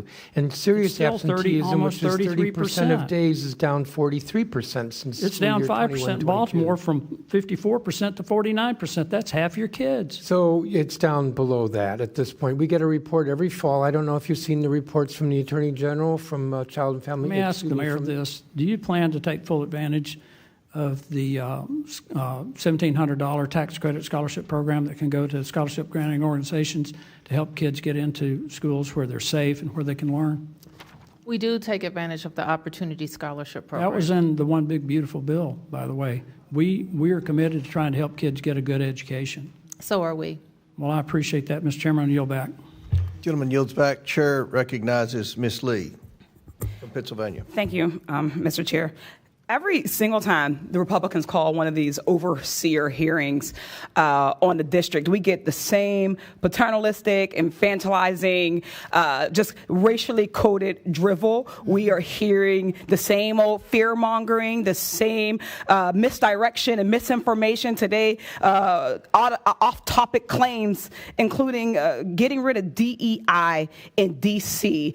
And it's crazy to say because you can introduce DEI laws, but at the end of the day, you are not going to erase black people from the District of Columbia or any other place. And I just wanted to start with that. And let's be real, that's what's at the heart of all of these same conversations that we keep having about crime and underfunded and under-resourced black communities while they ignore crime in the White House and in their own houses. So I just wanted to establish that as we go through this. But Washington, D.C., we know is in a unique situation, especially vulnerable to Trump's power-hungry overreach.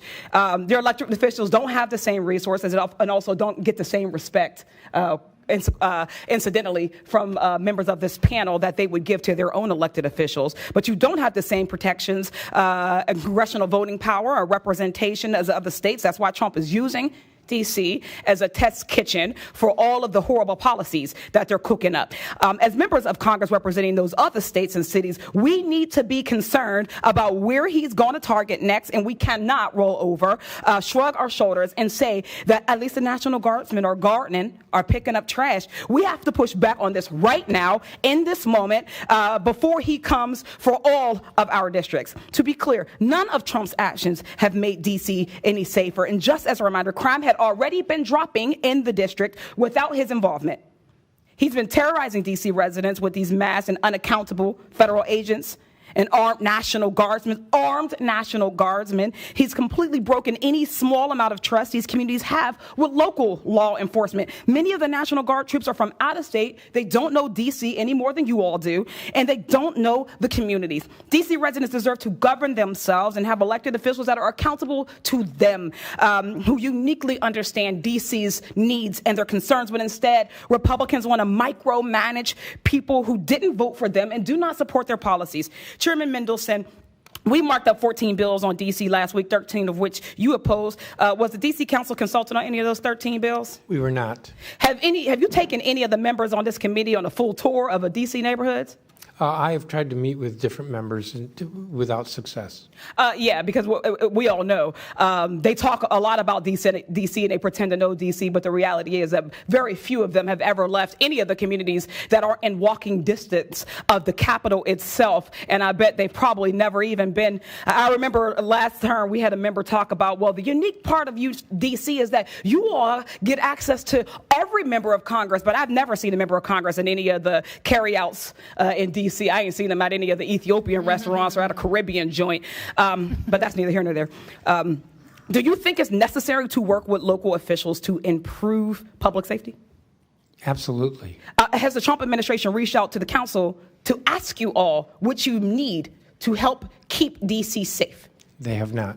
Crime is especially easy to exploit and use as a political tool. Everyone, regardless of how they vote, cares about safety. We care about community safety. That's why I launched the Community Safety Agenda and Caucus, because we have community-based, evidence-backed solutions that we know work. But instead of offering real solutions to prevent crime, to respond to people in crisis and stop violence, which D.C. and many other cities have invested in, Trump's scare tactics and political theater only makes these communities safe.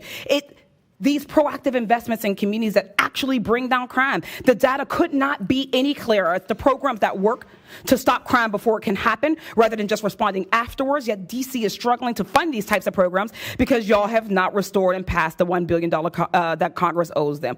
Attorney General Schwab, you've made stable housing for D.C. a priority, correct? I have. You've implemented programs that improve nuisance properties, after-school programs for kids, victims of domestic violence, and the goal to make D.C. safer, correct? I have. Mayor Bowser, we know that these litany of proactive investments actually drive down crime. Has Trump promised you indie funding for any of these things? No, not yet. Great.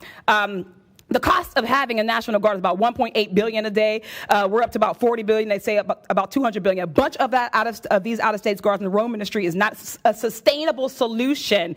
That is not more sustainable than actually investing in these things, investing in our communities. We know that if you really want lifelong safe communities, then we need to invest the same way that these people invest in their people, and their communities, and their loved ones. Invest in these folks the same way, and stop talking about crime and fear-mongering these people. With that, I yield back. Chair recognizes Mr. Perry from Pennsylvania. Mr. Chairman, I have a unanimous consent request. Okay, yes.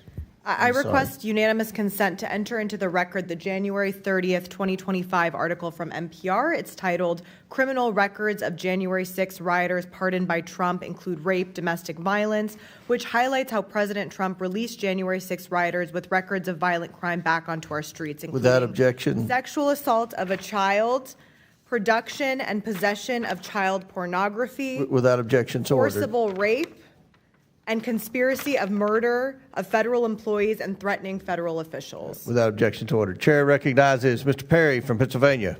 Thanks, Mr. Chairman.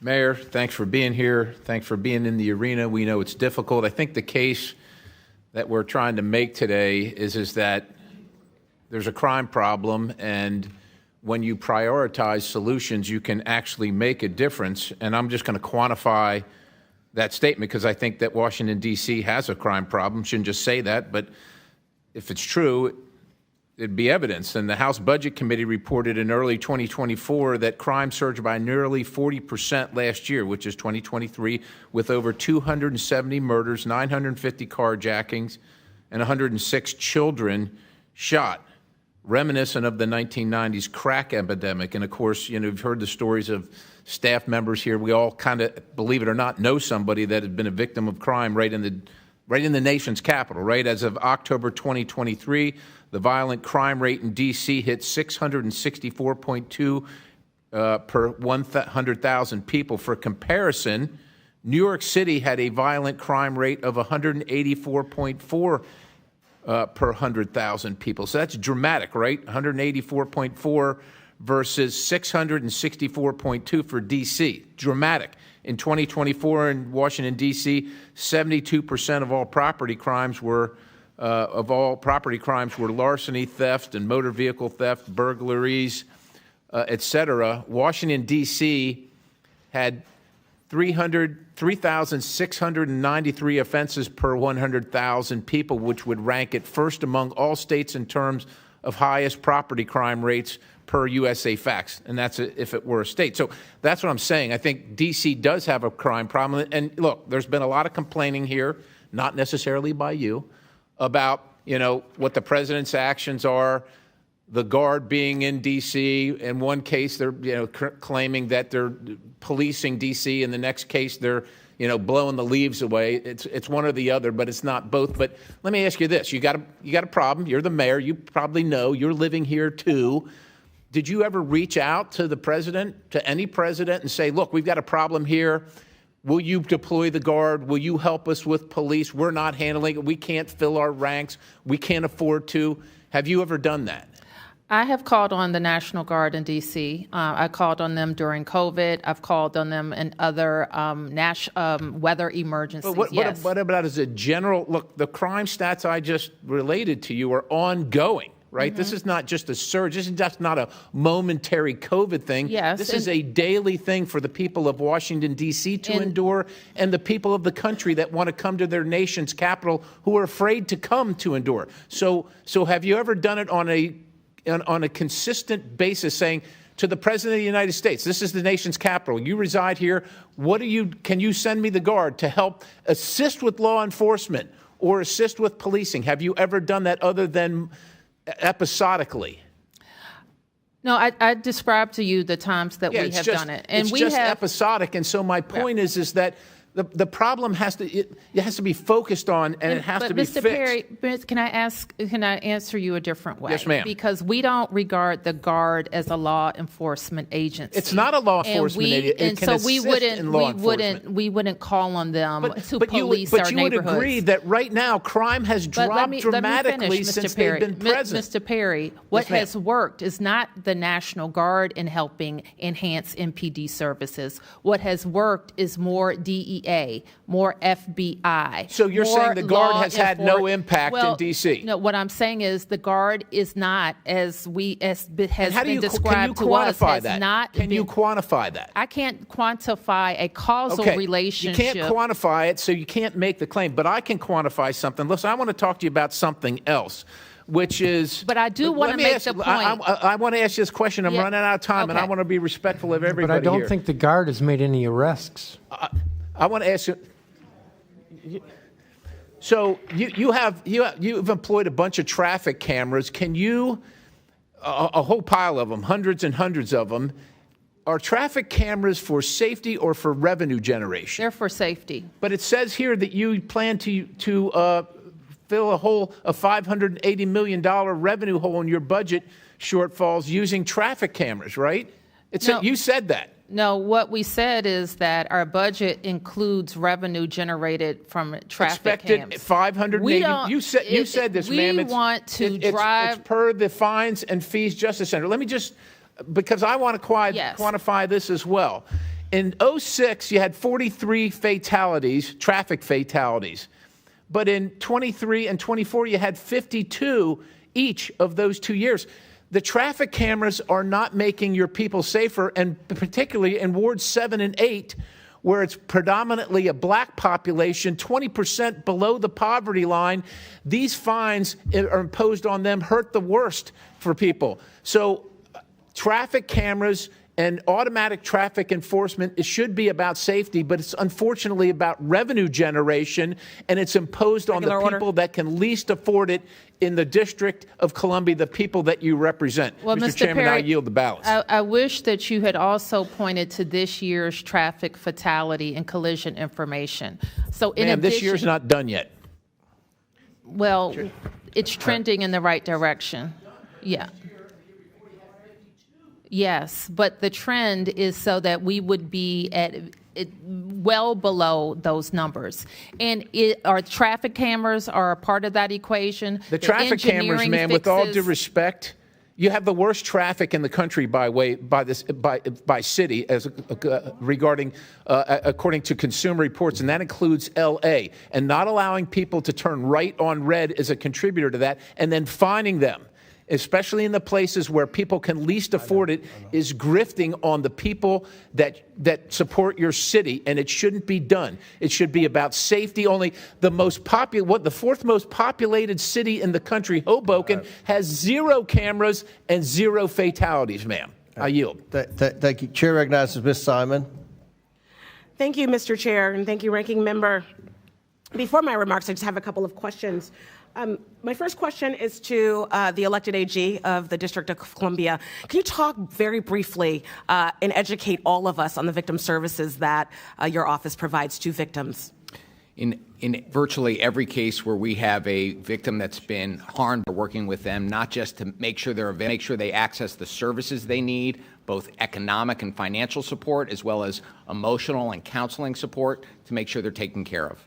And AG, would you say that your Victim Services Division is equitably funded? We can always use more money to make sure that we're providing that critical service, but the team I have is doing an extraordinary job with what we have. And what you all provide is not only protection for witnesses, is that correct? We certainly do more than just protecting the witnesses, yes. Is it also making sure that victims of domestic violence have opportunities to leave their abusers and save their own lives? One of the things that we do every day is making sure victims of domestic violence are getting protective orders and making sure that they are protected from people who may be putting them in a dangerous place. Isn't it true that you work with mothers of murdered children? We do. Isn't it true that you provide burial and counseling assistance for folks in our communities who have been victimized by violence? We do. And I want to thank you for that work. AG, would you also say that in the District of Columbia, the young people that you are prosecuting do not have readable access to mental health supports in the District of Columbia? We know that we have a job to do, which is holding young people accountable when they commit crimes, and we are doing that every day. But too often we see the young people that are coming into the criminal justice system struggling with terrible trauma, mental health, behavioral health challenges. And we can't ignore that need, too. We've got to do both. And while we will do the prosecution work, and we will continue to do that, we can't ignore the fact that there are causes that lead to repeat offenders, violent offenders, and sometimes it's the mental health and trauma that young people are carrying around. If we don't ignore it, and if we do ignore it and don't address it, we are going to be continually fighting this issue. Wouldn't you also agree, AG, that reentry services create opportunities for young people who have been convicted and have served time in the juvenile detention facility, the opportunity to stop the pattern of committing crime? 100%. Would you agree that the defunding of reentry services increases the likelihood of young people not being able to do the rehabilitative work to be able to maintain their civility and their opportunities to do the right by all of us? If we don't take care of kids after they have been committed, after they've faced consequences with getting back into community and making sure that they have healthy, hopeful pathways, kids with hope are safer. And that's not soft. I would say that that's not soft on crime. Would you agree that if you have to charge every 14-year-old and put them in an adult cage, that when they get out, because they will get out, that they will be worse than when they came in? We know that to be true. We know that to be true. Over 40% of young people who are charged as adults, they do get out and they are more likely to offend than if they were processed and rehabilitated in the juvenile court. Is that not fact? We need to make sure that young people, when they commit crimes, are held accountable with swift and certain consequences, and we are doing that. Long prison sentences are putting kids into the adult criminal justice system. does not make us safer in the long run. And that's what I'm committed to. I want our DC to be safer now and into the future, and we can do both.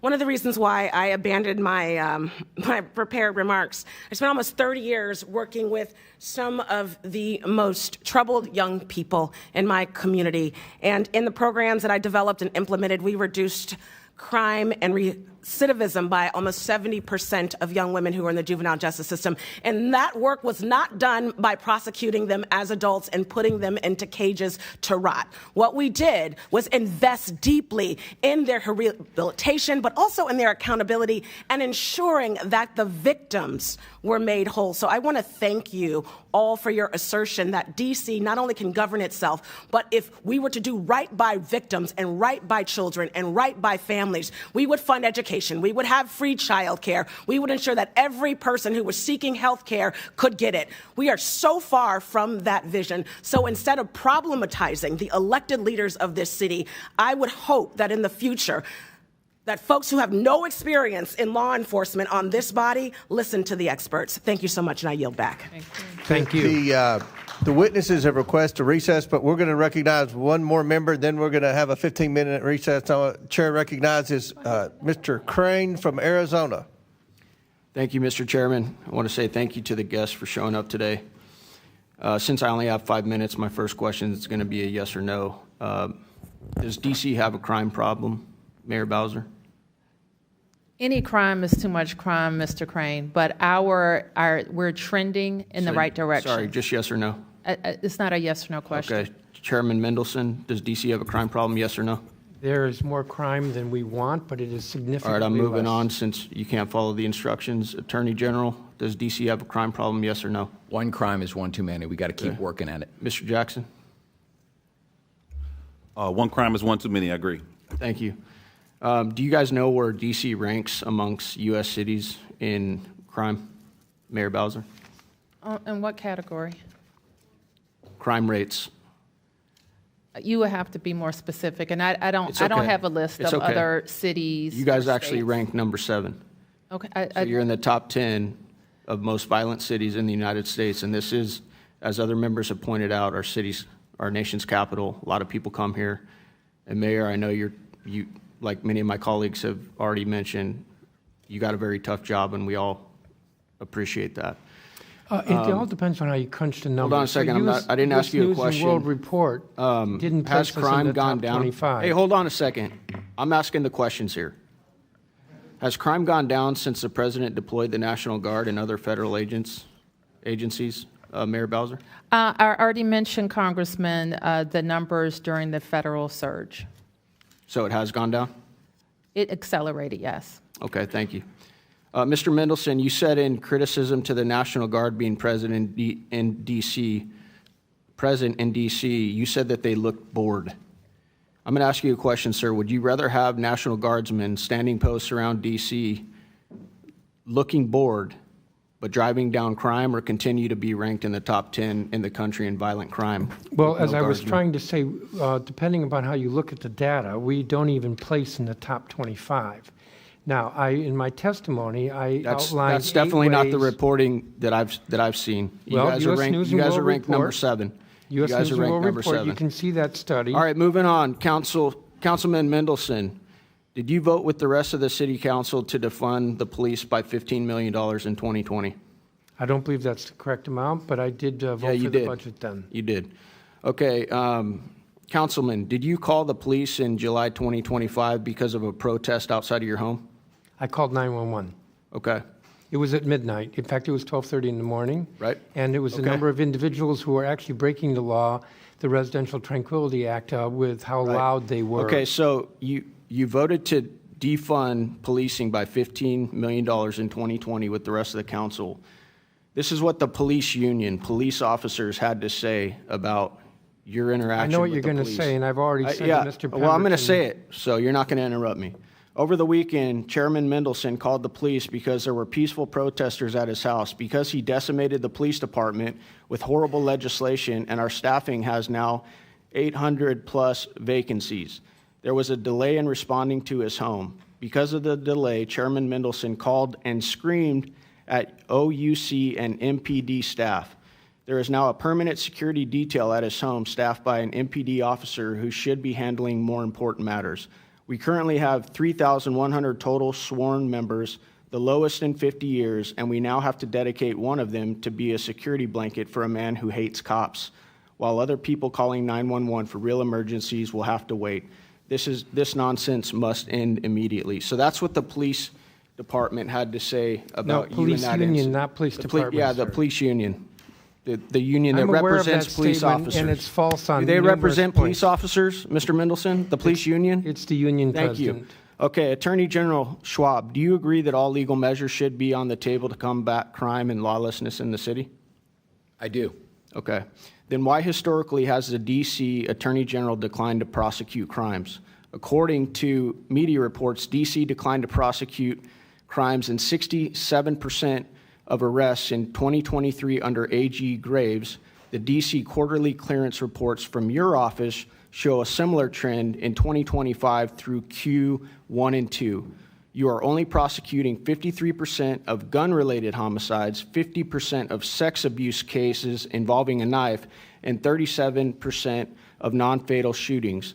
There is also an ongoing investigation into if the D.C. crime data was manipulated under Joe Biden so that historic level of crime didn't look as bad on paper. And I look forward to the outcome of this investigation. Now, Mr. Crane, if I can going answer back to your initial question? answer, is that doing everything you can to protect this city? The statistics that you just read are the statistics not from my office, but from the federal U.S. Attorney's Office. The prosecution rates from the Office of Attorney General have been in excess of 84% for violent crime over the last 2 years. So the statistics you rely on to malign my office don't come from my office. They come from the federal U.S. Attorney's Office. So you're prosecuting all of these crimes, is what you're saying? The jurisdiction of the Office of Attorney General in the District of Columbia is to prosecute juvenile delinquency crimes, and last year we prosecuted more than 84% of the violent juvenile crimes that MPD brought to us. We prosecute every violent crime where we have sufficient evidence to meet our burden of proof. Kids need to face consequences and be held accountable, and we are doing that. The rates speak for themselves. Are you in support of moving the age of minors here in D.C.? That's one of the bills that we have this week. The residents of the District of Columbia, the 700,000 of us who live here, know more and care more about how we're going to make our city safe than anybody else.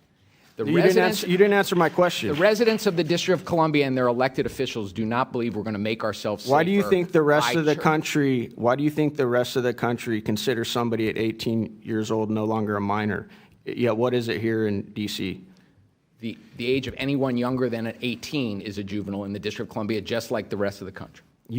Don't you guys consider people that are 20, 25 and below minors? I think you misunderstand the gentleman's time's the law, expired, but feel free to answer that, General. Well, I think you're misunderstanding the law, and I think you're referring to the Youth Rehabilitation Act.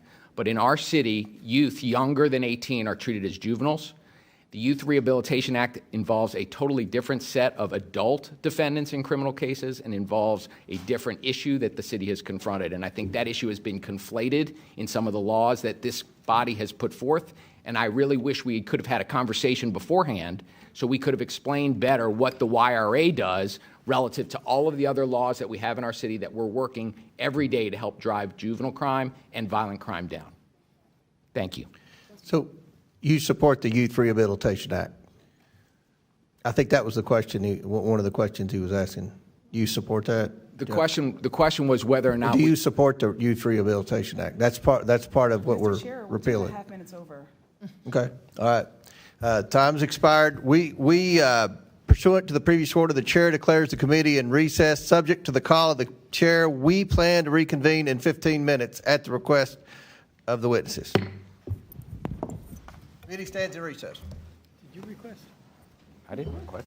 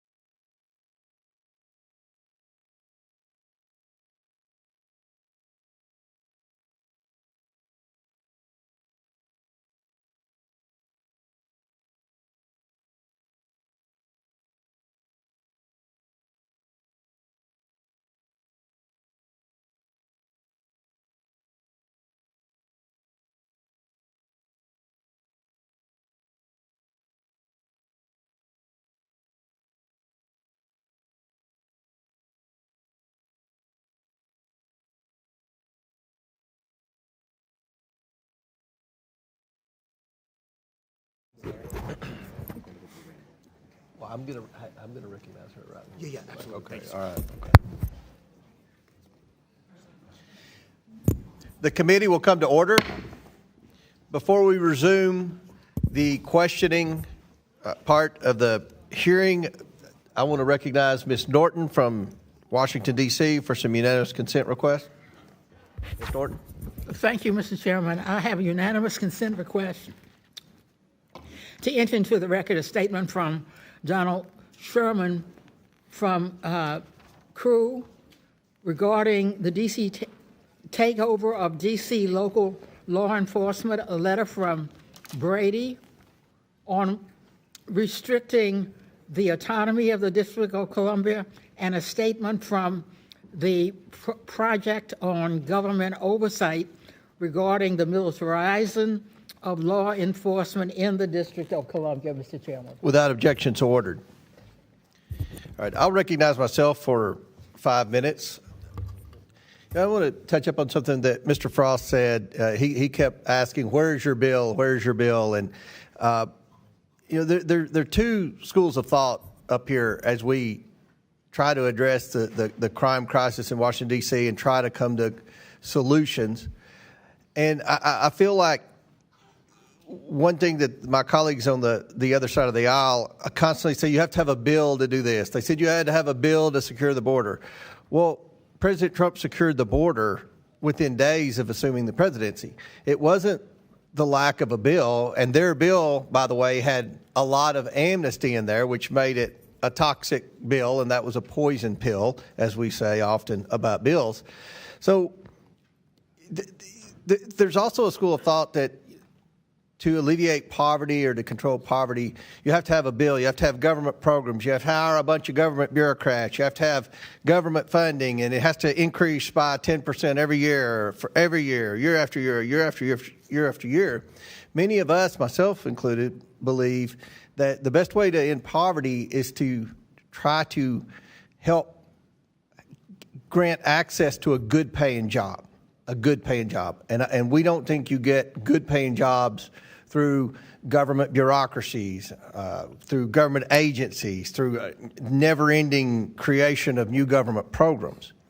And with respect to alleviating crime in Washington, D.C., we had, as we all know, an aggressive markup last week. And, the bills addressed, many of them, juvenile crime. So, General Schwab, do you agree or disagree that there's a juvenile crime problem in Washington, D.C.?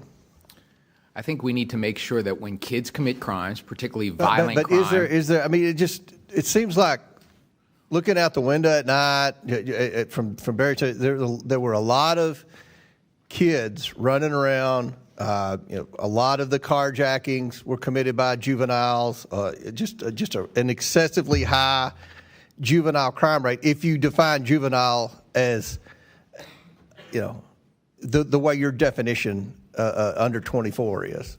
Well, here in the district, Mr. Chairman, juveniles defined as younger than 18.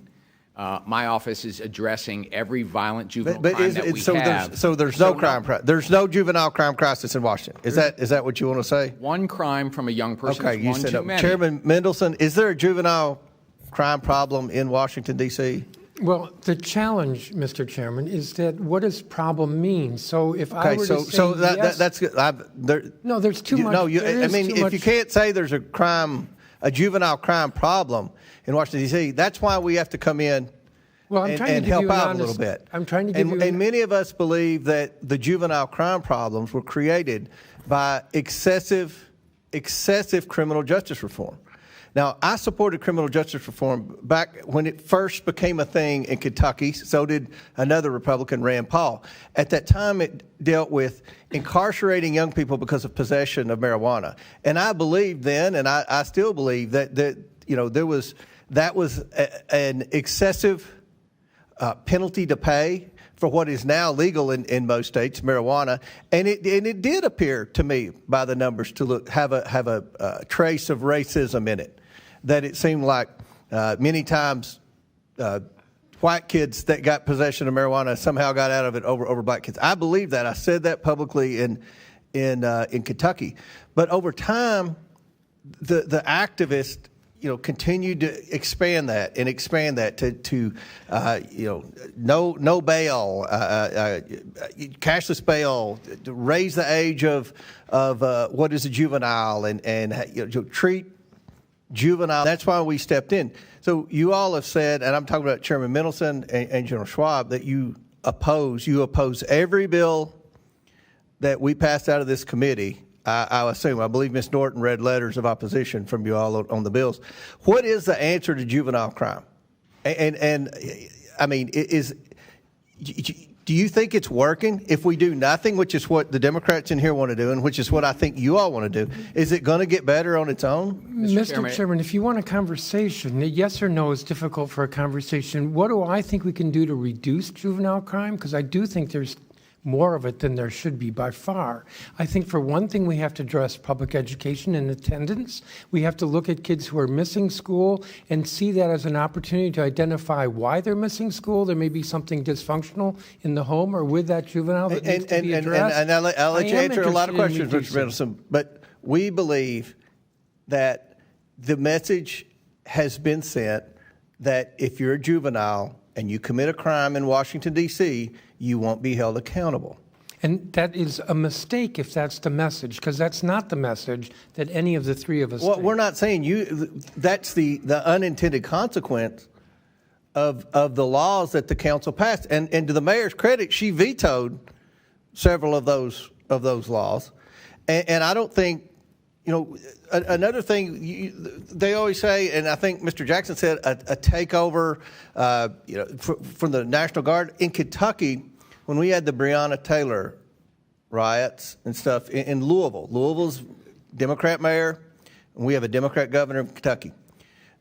Without hesitation, the Democrat governor, along with the support of the mayor, allowed the National Guard to come in and restore order. No one in Kentucky complained about the National Guard coming in. No one said it was a takeover and they were going to have to train and educate the youth on how to respond to the National Guard. That was just what was done to restore order. So we support what the president's doing. We want to work with the council and the mayor's office and the AG to try to come up with solutions to the problem. But doing nothing isn't working. And that's kind of what my colleagues over here want to do, creating more government programs, hiring more government bureaucrats. That's not worked. That's been the business model in the past, and it's not worked. It's not worked in Washington, D.C., and it's not working in a lot of other cities. So hopefully we can continue to have dialogue and come up with solutions to solve the crime crisis, especially the juvenile crime crisis in Washington. Now, the chair recognizes Mr. Khanna from California. Thank you, Mr. Chair. Mr. Chairman, this administration has initiated the largest assault on the First Amendment and free speech in modern history. They're making comedy illegal. Brendan Carr pressured ABC to cancel Jimmy Kimmel, and Disney cancels Jimmy Kimmel. This canceling from an administration that lectured us about cancel culture. That's why today I'm introducing a motion to subpoena Brendan Carr, to bring him in front of this committee, to stop the intimidation of private businesses and to stand up for the First Amendment. Now, it's not just Brendan Carr. Attorney General Pram Bondi is prosecuting hate speech, even though hate speech is constitutionally protected. And even though we've had so many lectures from my friends on the other side of the aisle not to prosecute hate speech. And then what about our vice president, the champion of free speech, as he told us during the campaign? The vice president is telling Americans to snitch on fellow Americans who have offensive posts and to call their employers so they can be fired. And the vice president is threatening to prosecute political organizations that he disagrees with. Look, we are Article 1 of the Constitution, not foot lackeys for Donald Trump and J.D. Vance. It is time that we stand up for our constitutional role to defend the freedoms of Americans. People are tired of us just giving our power to Donald Trump and J.D. Vance. We have an obligation to our Constitution, not to Donald Trump and J.D. Vance as they ride roughshod over the First Amendment.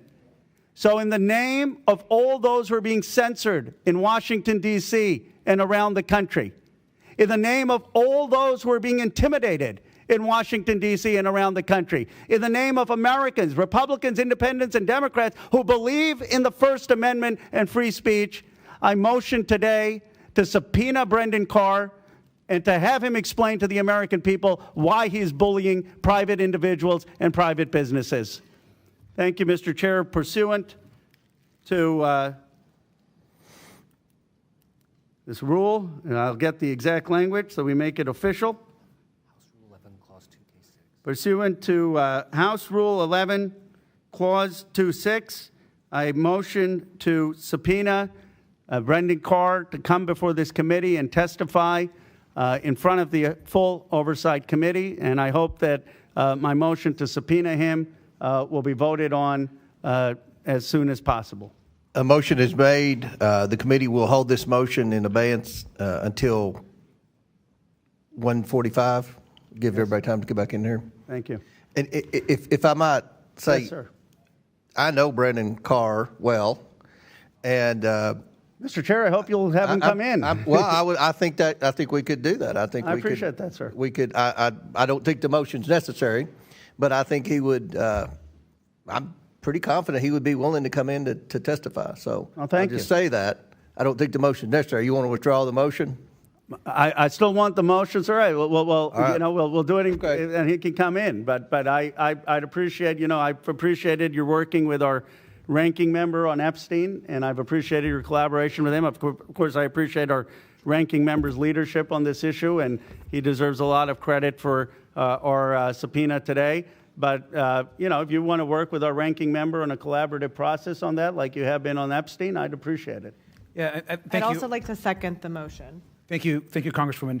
And first of all, thank you, Representative Khanna. And Mr. Chairman, I think that's a great offer. I think we're very interested in what's happening, and if we could come to an agreement, I know we have another 30 minutes or so before we actually take this vote. But if we can come to an agreement prior to that, I'd like to talk to Mr. Khanna and to you, because I think our goal and clearly yours is to get him in front of this committee. I think it would be very productive.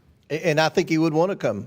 Well, nobody wants to come in front of the committee, but I think he would be willing to come in front of the committee. So I think we have. We'll make sure our staffs are in communication, and we'll see. But your motion is recognized, and we'll see if we can come up with something before 1:45. If we can't, we'll vote on it. Thank you, sir.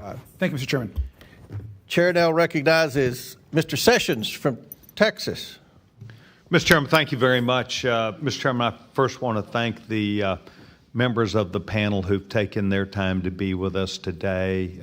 General, you and I met on the street the other day, and you were most elegant in your discussion with me, and I welcomed you to the Hill, and I'm glad that you were here. Mayor, thank you, and I'm glad you're here. I've got a note for you that I want to bring to you also.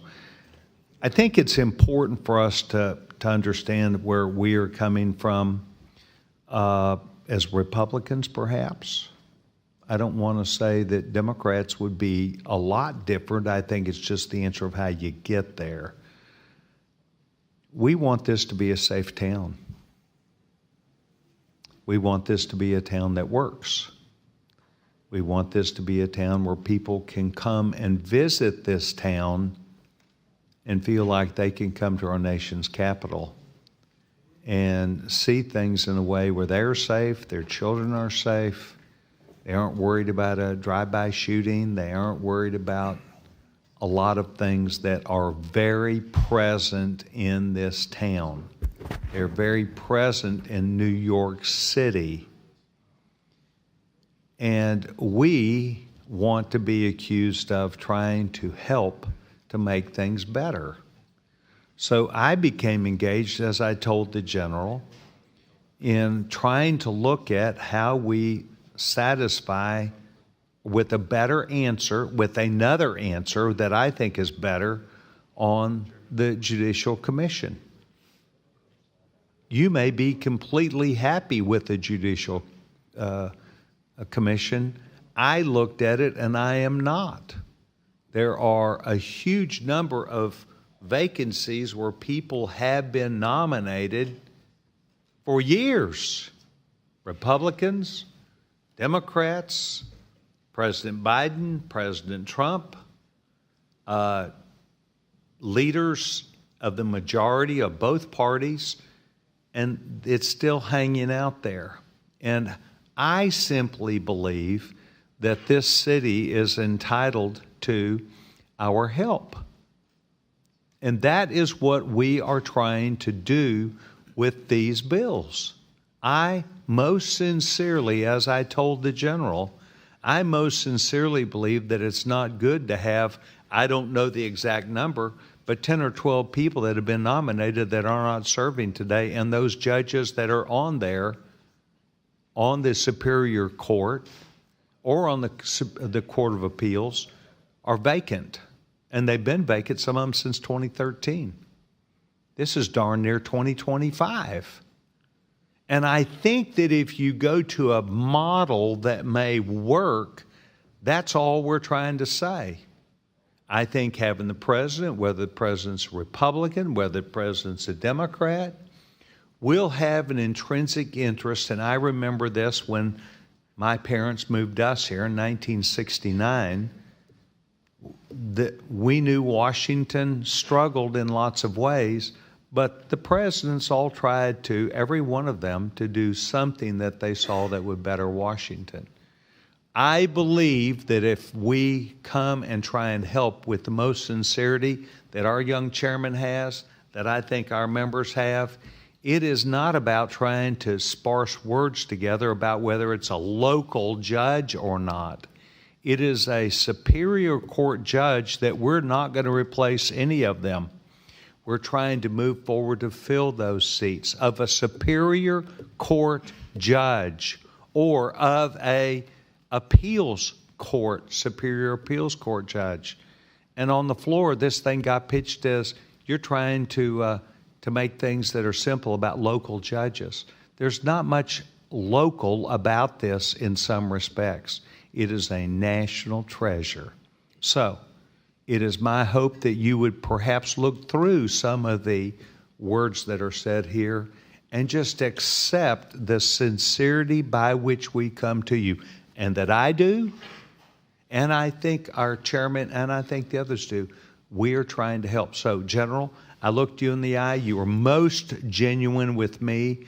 I want to be most genuine with you and say, maybe your feedback about what we do you might disagree with, but please give us at least credit.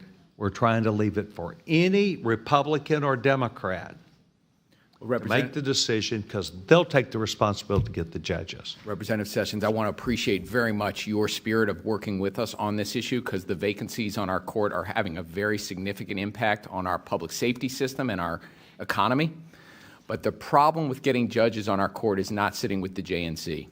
The way to solve getting judges on our court, and I appreciate your willingness to think about solutions, would be to allow our mayor to nominate judges and have our council confirm judges the way it's done in your state and states around the country, and we would get that vacancy on our Superior Court fixed right away. So there are multiple ways of getting it solved. I don't think the JNC is the problem. I think the problem has been in the White House and in the Senate, and we could solve this problem together if you would be open and your colleagues open to changing the law to allow the mayor to nominate, the council to confirm, just like states around the country do.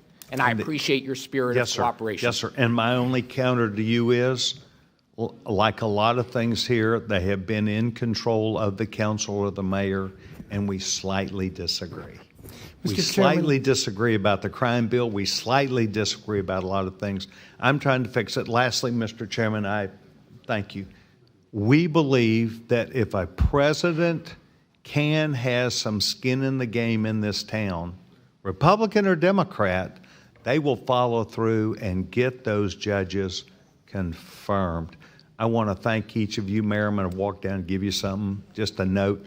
General, could I answer for just a second? I think the problem is, if Mr. Chairman, may I just go ahead? Thank you. This is part of good dialogue, sir. I agree. In my view, the problem is that the district is not important enough to the federal government. It's important today in this hearing, but that vacancy for 13 years, no president has seen us important enough to submit a nomination. Last December. Oh, it's been nominated. Last December, the pending. Senate didn't think it was important enough to confirm the judges that were pending that had been reported out of committee, because there are always other issues. There are national issues that are more important to you. But the president nominated them. Okay. The president could have worked it. Y'all can have good And conversation the ranking after. member, Right. thank you for allowing me this time. I appreciate it. Thank you. Thank you. Chair recognizes Ms. Randall from Washington State. Thank you, Mr. Chair, and thank you to our witnesses for being here today as your city goes through these difficult circumstances. I've heard a lot of discussions over the past few weeks about public safety and crime in Washington, D.C., here on the Hill, and from my friends and neighbors who live in the District of Columbia. And these concerns about crime have been used as justification for President Trump's militarization and occupation. Like my Republican colleagues, I believe that federal government has a role to play in improving public safety. I would also say, like my Democratic colleagues, we believe that everyone deserves to feel safe. Where we seem to differ is that I prefer to focus on proven, not performative solutions. Proven solutions are those that invest in community, but my Republican colleagues arbitrarily cut $1 billion from the DC budget in March of this year, which has impacted the city's ability to fund the police, firefighters, and other public safety programs. And then, while holding these funds hostage, the president deployed National Guard in the name of public safety, instead of giving DC the funds necessary to provide safety. And at the same time, Donald Trump and congressional Republicans have made the largest cut in history to Medicaid, regardless of the fact that Medicaid expansion under the ACA led to a significant drop in violent crime nationwide. What we're seeing from this administration is unlawful, undemocratic, and follows the playbook of an authoritarian government. Across the country, a total of more than $4 billion in federal funding that supports American families, businesses, and local governments has been frozen or terminated.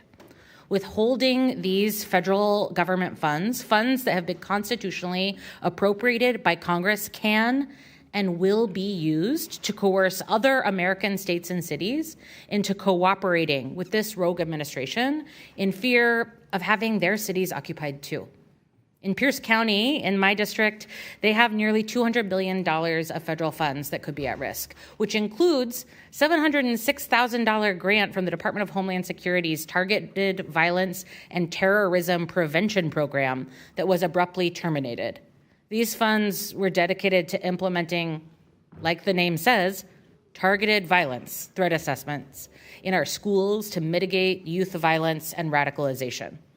The Department of Homeland Security's letter stated that the grant was being terminated in part because the department, consistent with President Trump's direction, is focused on advancing the essential mission of enforcing immigration laws, securing the border, and combating anti-Semitism. Consequently, grant projects that support or have the potential to support activities not aligned with DHS's current focus do not effectuate the agency's current priorities. What is so explicitly clear to me is that this administration's excuses of sending the National Guard to local cities in defiance of the local governments in order to address crime and improve public safety are an absolute sham when they are canceling funding left and right that would actually help our local governments address these very issues. Mr. Jackson, could you speak to how public safety is affected when you defund programs like targeted violence and terrorism prevention grants? Yeah, I mean, a critical resource of our federal government has been helping states prepare to identify and intercept targeted violence across the country. In fact, the Department of Homeland Security was required to work with state government on that. But those resources through CISA and other preparatory agencies or departments are under siege. But what we're also concerned about is just the direct federal law enforcement resources for agencies like the ATF that are specifically focused on intercepting guns from getting into our communities. And again, with cities like DC, where 95% of the guns are coming from outside the state, that federal law enforcement is crucial, but are now experiencing over 40% cut. Would you say, in your experience, that local investments, like funding for local law enforcement, funding for targeted violence and terrorism prevention, funding for ATF programs, would have a greater effect on public safety than the militarization of our cities? It's a fact. And frankly, that's what we've seen over the last 2 years with a 31% reduction in homicides. This year, we're still tracking for another 20% reduction in homicides. And we think that's a direct result of the resources to prevent violence before it happens. Thank you for your answer, for your work. And Mr. Chairman, I yield back. Chair recognizes Mr. McGuire from Virginia in the corner. Thank you, Mr. Chairman, and thank you to our witnesses for coming here today. You know, as a Navy veteran, as a freshman member of Congress, I love our country. And I love Washington, D.C., the history, the people, the culture. This is America's city. And I represent Virginia's 5th Congressional District. People from the 5th Congressional District come here for vacation or for work every day, and people from around the country. I think we should all agree, though, that whether you live here or visit here, you should be able to walk down any street in America and Washington, D.C. with your little girl or your little boy and be safe. And I think we'd be less than honest if we said it has not been a problem.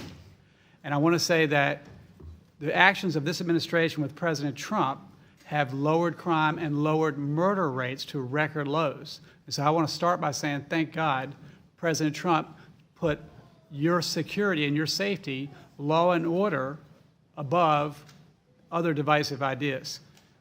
We would not have a country without our men and women in law enforcement, and I see a lot of them around here right now. I just want to thank you. Each of you in your written testimony emphasized the importance of the work of the Metropolitan Police Department is doing to keep the residents of D.C. safe, and the need to increase funding for the department. I have a very simple yes or no question. Do you disagree with defund the police movement? And I'll start with Mayor Bowser. Yes or no? Do you disagree with defund the police? Yes. Mr. Mendelson? Yes. And Mr. Schwab? Yes. And Mr. Jackson? Frankly, I think you should ask the president that. That's a yes or no, sir.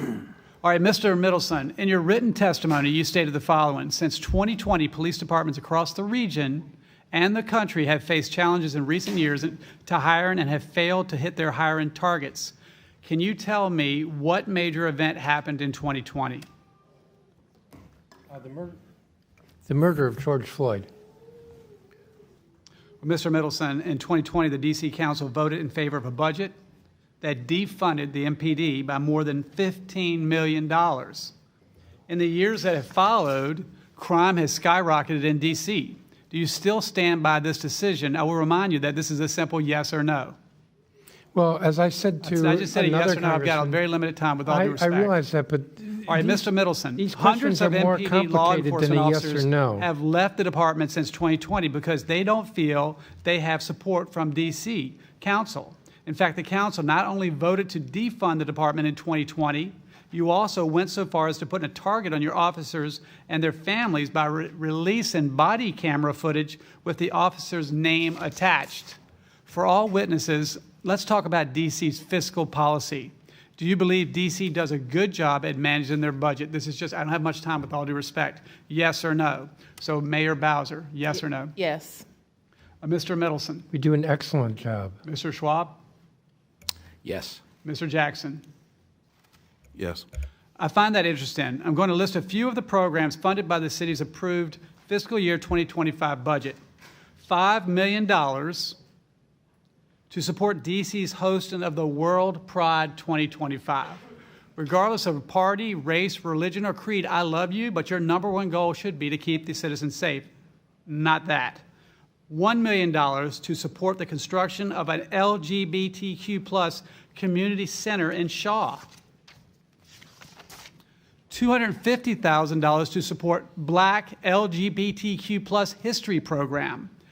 $434,000 in fiscal year 25 and $1.3 million across the financial plan to establish a reparations task force. $600,000 to provide workforce development services for transgender and gender non-conforming residents who are experiencing homelessness and housing instability. $40 million to ensure migrants in D.C. are treated humanely. $868,000 for a cost of living adjustment for council staff. And yes or no, do you stand by these funding initiatives? Yes or no? I don't have much time. Mayor Bowser. I do. Mr. Mendelson? Mr. Schwab? We have a $20 billion Jackson? budget, and I stand by what we Instead of funding these programs that promote the far-left radical woke agenda, this $48 million could have been used to hire approximately 685 additional MPD officers. If you had put this money towards support and policies instead of woke agendas, we would have had less murders and safer streets. So I'll go back to what I said. By the grace of God, President Trump loves the American people, regardless of party, race, religion, or creed, and you are safer today. Thank you. Congressman, we have fully funded the MPD budget request. Every year, we have fully funded the MPD budget request. The challenge is that there are not enough applicants for big city police departments across the country and in the region. Chair now recognizes Mr. Suberman. Thank you, Mr. Chair. I appreciate the conversation today. I mean, Mr. Jackson, you just mentioned you should ask the president the question. I want to tackle that a little bit because the question was, about defunding the police. Yet this Congress and this president has not fully funded the police and fully funded D.C. with its own taxpayer money, correct? And what we are seeing is that we're hundreds of police officers and law enforcement officials short in D.C. So could you explain that a little bit more? I was referencing a little bit broader than D.C., but this Congress has made the largest defunding of law enforcement, I believe, in American history. Under Republican leadership and under Trump's advisement to cut ATF, to cut DEA, to cut FBI, and then the remaining officers that are left, as opposed to putting them to their jobs to intercept guns that are being trafficked into our communities, they are now patrolling impoverished communities like Ward 8. And so when we talk about defunding the police, we should look right into the eyes of President Trump and ask him, why are you defunding the federal law enforcement that is supposed to protect our communities from the flow of illegal guns? Mayor Bowser, would you agree with that? With defunding the federal law enforcement apparatus? Let me just say that this administration and this Congress has not fully funded law enforcement. I would agree with that. Exactly. I would as well, because in the end, we're spending millions of dollars a day on law enforcement, on National Guard, instead of spending that money on law enforcement that should be a more sustainable long-term solution. And we are underfunding crime prevention programs in D.C. And what the National Guard is doing here is they're getting bored, actually. They're at street corners just hanging out, and they're not trained to be in law enforcement. And we're spending millions of dollars a day instead while they pick up trash.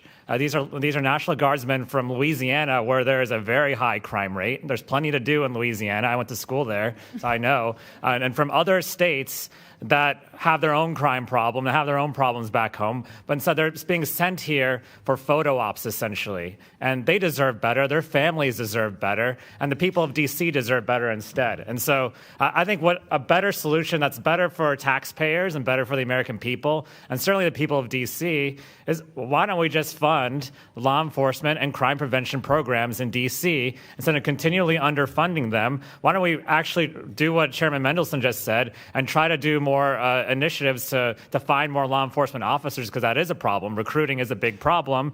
Instead, we're sending the National Guard in. And I've got constituents, I'm in Northern Virginia, who work in D.C. every single day. And one constituent in Warrenton said, I work in the district, and now I'm in fear of my safety to come to work and go home. With military roaming the streets with possible unchecked authorities, there are many opportunities for harassment and abuse. I'll tell you, it's not just opportunities. People have been harassed and abused.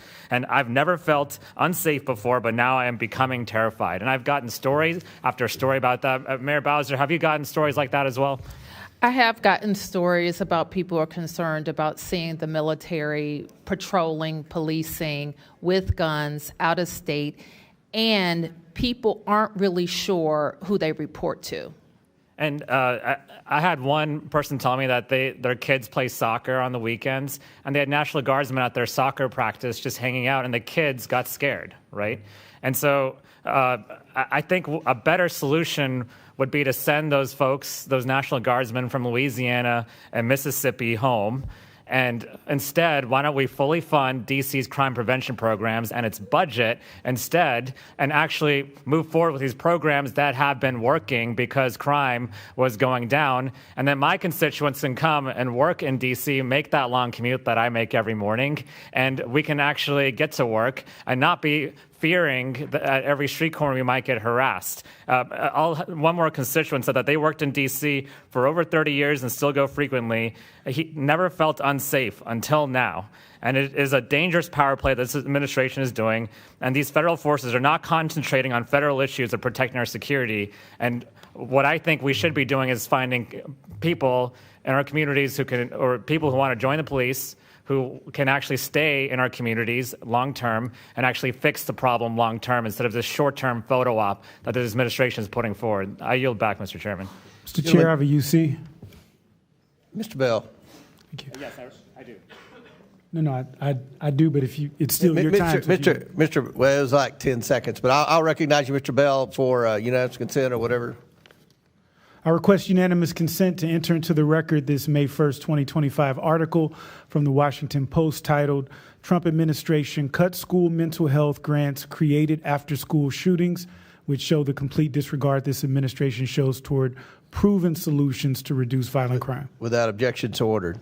And Mr. Silberman, I'd like to remind you that the CR we're going to all have an opportunity to vote on tomorrow restores that $1 billion in funding. So you'll have an opportunity to vote to give the money to the DC Council that you just Mr. Chair, mentioned. how did it get out in the first place? Was that? I don't know, but I've been a very vocal advocate to get the money restored. So it's I don't know. No one has ever explained that to me. That does not include funding. But you'll have an opportunity to.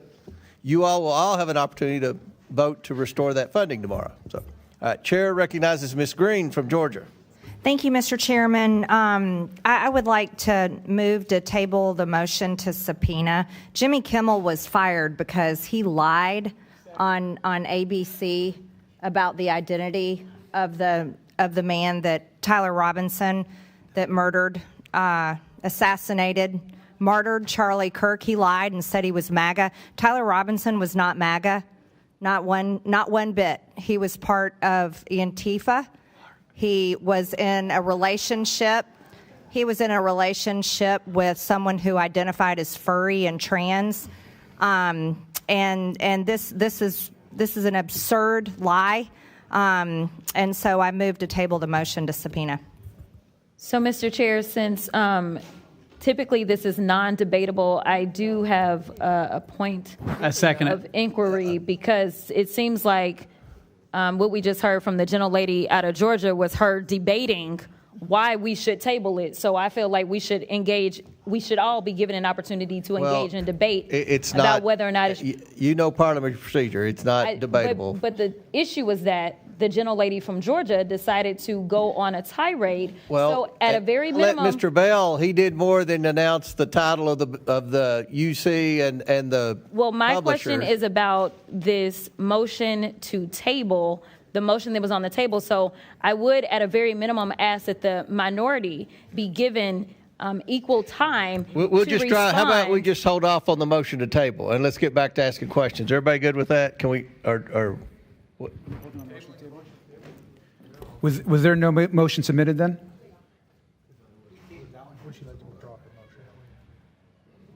On a point of order. Withdraw the motion for a little bit or not? It's up to you. I'll withdraw it until time needed to bring it back. Okay. All right. Are you satisfied, Ms. Crockett? So long as the minority gets equal time as Ms. Green. All right. Okay. When she brings it back. Chair recognizes Mr. Bell from Missouri. Thank you, Mr. Chair, Ranking Member, Mayor. Good to see you again. Attorney General Schwab, I want to extend my gratitude to your office when I was prosecutor we had a very tough case that actually involved a police officer defendant, and you all helped us work with the victim in that case to a resolution that both parties were happy with, particularly our victims, and I appreciate that. And so I have a couple questions that I want to talk about. One, I think a point needs to be made between the role of the National Guard and what they do and actual policing. And those are two different roles. And I think a lot of folks don't understand that difference. A 20-year-old with a gun in the military is taught how to kill. Police officers have to do a whole skew of things, including de-escalation. And so I think that it's important that we talk about that. And so my first question, and I'm short on time, Mayor, you were asked a question about the resources and what you would do with those resources, and you were cut off. Could you quickly finish that answer? That was earlier. The resources with regard to our budget? Yes. Yes. So in order to close the $1 billion gap, we looked across our government. So we had to cut citywide contracts related to everything from mental health services to the contracts to give our employees raises, most notably MPD and fire and EMS. And so law enforcement would be included in that, obviously, and is a priority, but there's also other things that a mayor is responsible for. Absolutely, including shifting spending that should have happened in 25 related to affordable housing. Thank you, Mayor. And Attorney General, can you speak to how over-policing and temporary enforcement tactics have addressed or failed to address the root causes of crime in D.C.? Well, as anybody in law enforcement knows and anybody prosecuting cases knows, the level of trust the community has with law enforcement is essential. We need witnesses to feel comfortable coming forward. We need victims to recognize that they can come forward.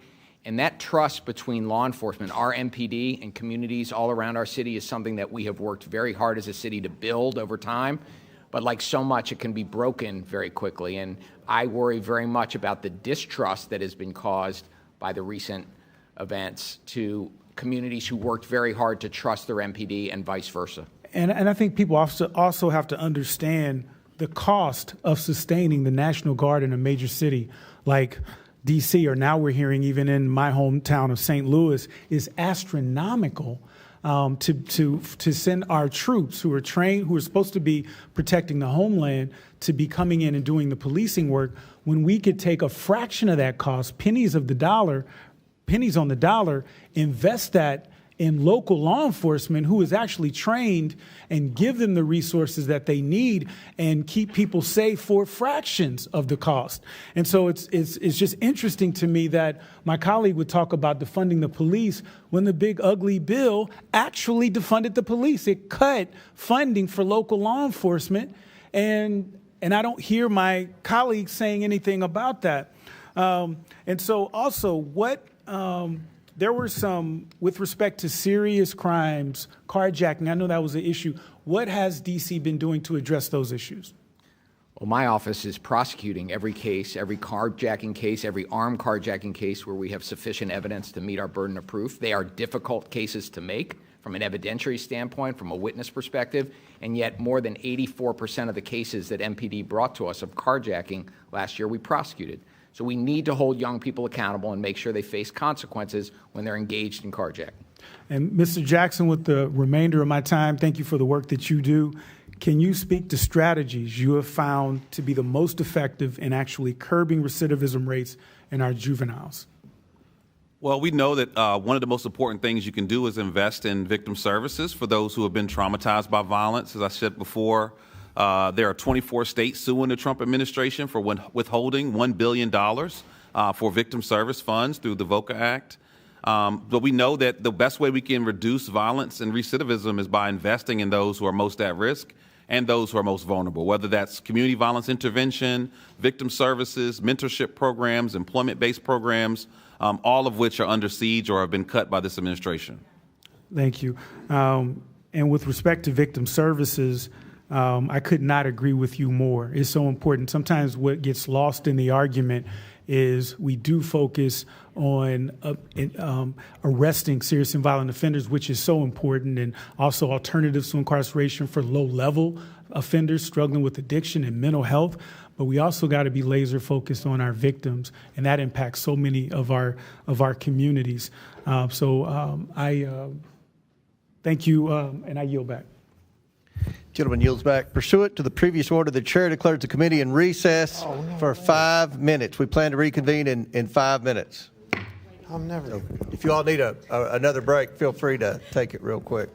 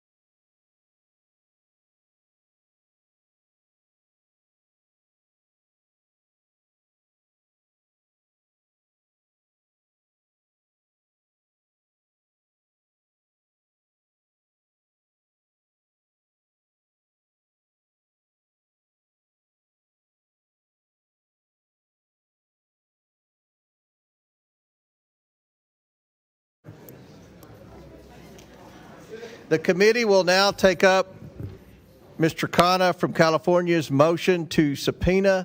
I recognize Ms. Green. Mr. Chairman, I move to table the motion to subpoena. Okay, the motion is not debatable.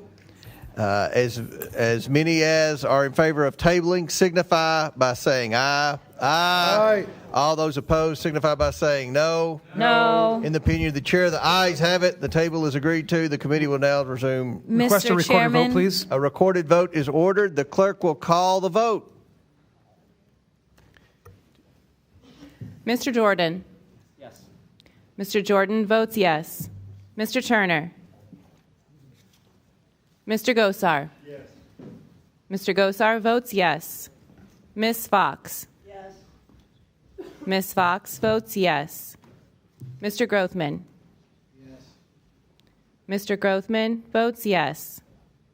Mr. Cloud? Yes. Mr. Cloud votes yes. Mr. Palmer? Aye. Mr. Palmer votes aye.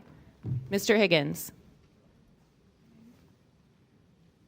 Mr. Sessions? Aye.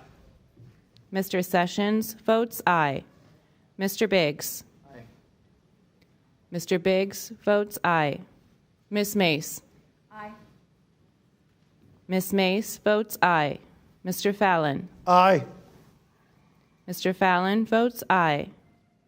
Mr. Donalds? Mr. Perry?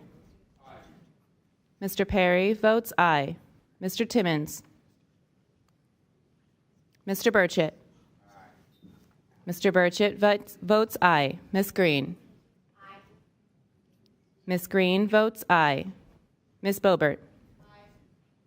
Ms. Boebert votes aye. Ms. Luna? Aye. Ms. Luna votes aye. Mr. Langworthy? Aye. Mr. Langworthy votes aye. Mr. Burleson? Aye. Mr. Burleson votes aye. Mr. Crane? Aye.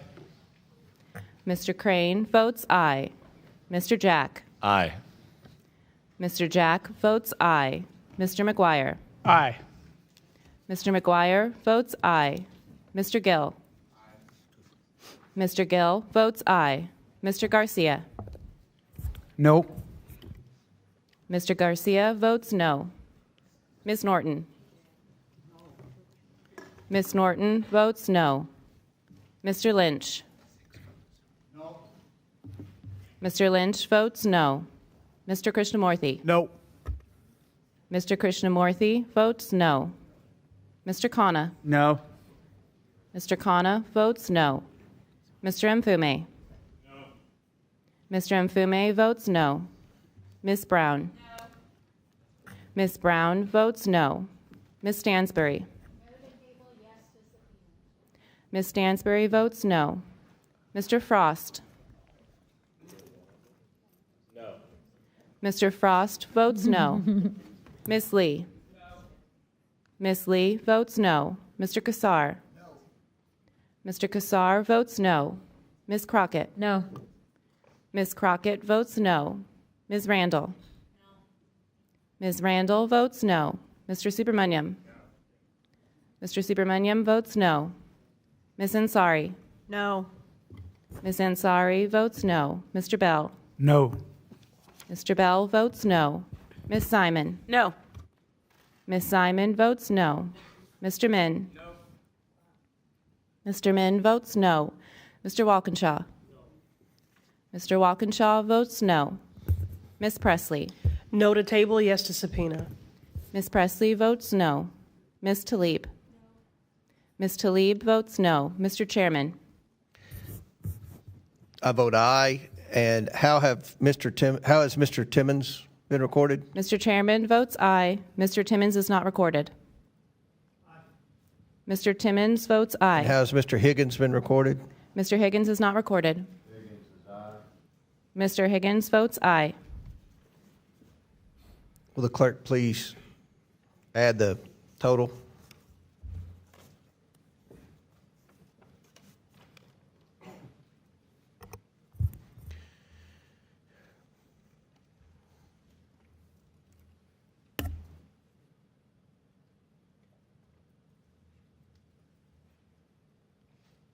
Mr. Chairman, on this vote, the ayes are 24, the nays are 21. The motion is tabled.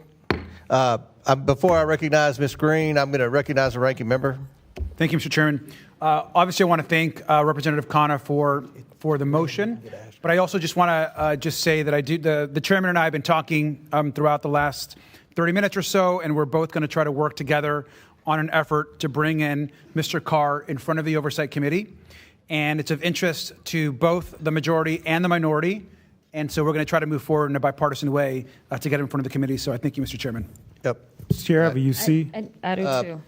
I'm going to recognize Ms. Norton for unanimous consent. Mr. Chairman, I have a unanimous consent request.